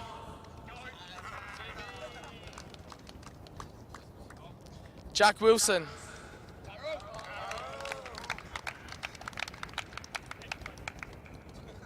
Jack Walters.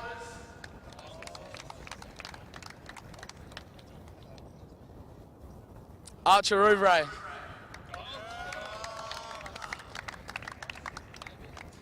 Lucas Camporelli.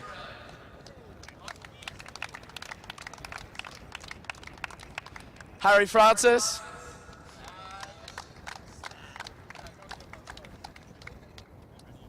Bo Simons.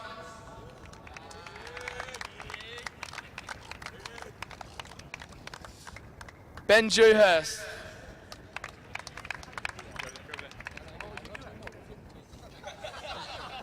Johnny Simons.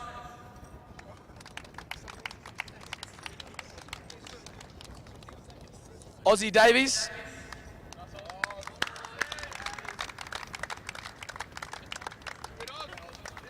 William McCabe.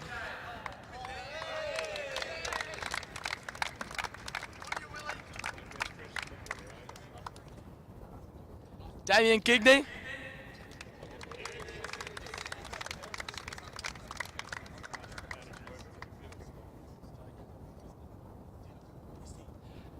Gareth Hutton.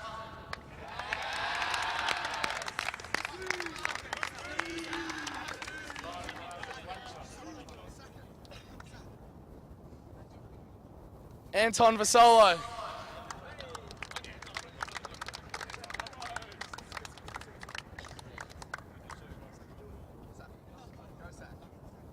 And Connor Glewis.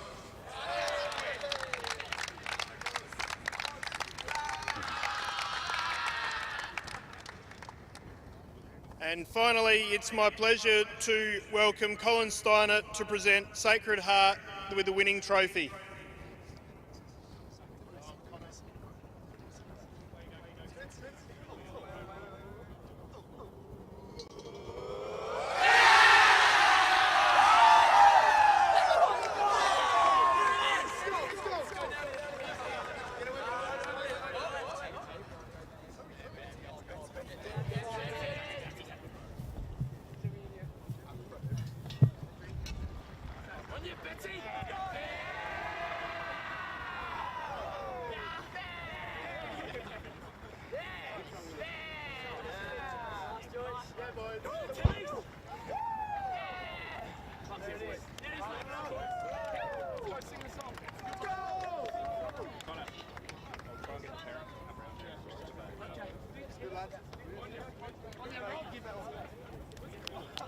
Well, as we see, Indy, you are remembered as a premiership player for life, and they've done it again, Sacred Hearts, and fantastic memories for all these players there as they've got the check, or the sign, the champion sign, coming down now to all their fans down there, the parents. They've done themselves, their clubs and their family and their school proud in their efforts out there, as have Ross Trevor, staying out there and getting through the presentations. And, well, it was very one-sided in the end, 20 goals, 15, 135 in the end to 6 goals, 238. So a 97-point win to Sacred Heart, as we see the people just going around and giving a few congratulations. Fantastic day. We saw Westminster run out winners in the first game. We see Sacred Heart winners in the second game. Our sponsors today, Sports Interactive, Dartfish, Filming, Footy and Sportal. Any final words, Indy, before we go out? I'm just very grateful for the opportunity to be here at Adelaide Oval. It's a very nice venue, obviously one of, if not the best in the country, and I'm very grateful to be here. Commentating the school games, of course, it's not about the level that you win a premiership at. Once you're a premiership player, you know that feeling within yourself, and it makes sky the limit, really. Sky's the limit as soon as you've reached that achievement. It's such a monumental thing that can leave a very positive, long-lasting effect on your long-term career. And it doesn't mean that you're going to go on to be an AFL premiership player, because many don't, but at the same time, experiencing a feeling like that at any level is very significant, regardless of how many people in the house, how many fans, the quality of football, the type of teams, the jumpers, the colours. It's all about the actual feeling of what those 3 hours worth of game time means. So very grateful to be here. Once again, very grateful to be working with you, Tony, especially after a couple of weeks off the job. I'm very happy to be working with you again, and I look forward to working with you more in the upcoming final series as well for some of the Adelaide Footy League coverage as well. And obviously, thank you to all of our sponsors, Sports Interactive, Filming, Footy, Dartfish, as well as Sportal, our official scoreboard sponsor. I'm very grateful for that, and thank you very much for this opportunity. Great to be here. No, well spoken, Indy. And of course, we have got the Intercol coming up. We've got a couple of games on the weekend that we'll be covering, as well as next week. So there's plenty more schools football to come for all the interested people out there. Sacred Heart, big winners. Westminster, big winners. We'd like to thank all our camera people, our production crew, our commentators, and of course Adelaide Oval for making it all happen. And of course Alejandro and Leo down there at SAAS, who do a fantastic job in the background of getting things organised. Gavin Pilkington as well. So thanks to everyone involved. Thank you so much to the viewers worldwide, Australia-wide and South Australia-wide. It's over and out from us today as we speak, but remember, keep an eye out for the big games coming up shortly.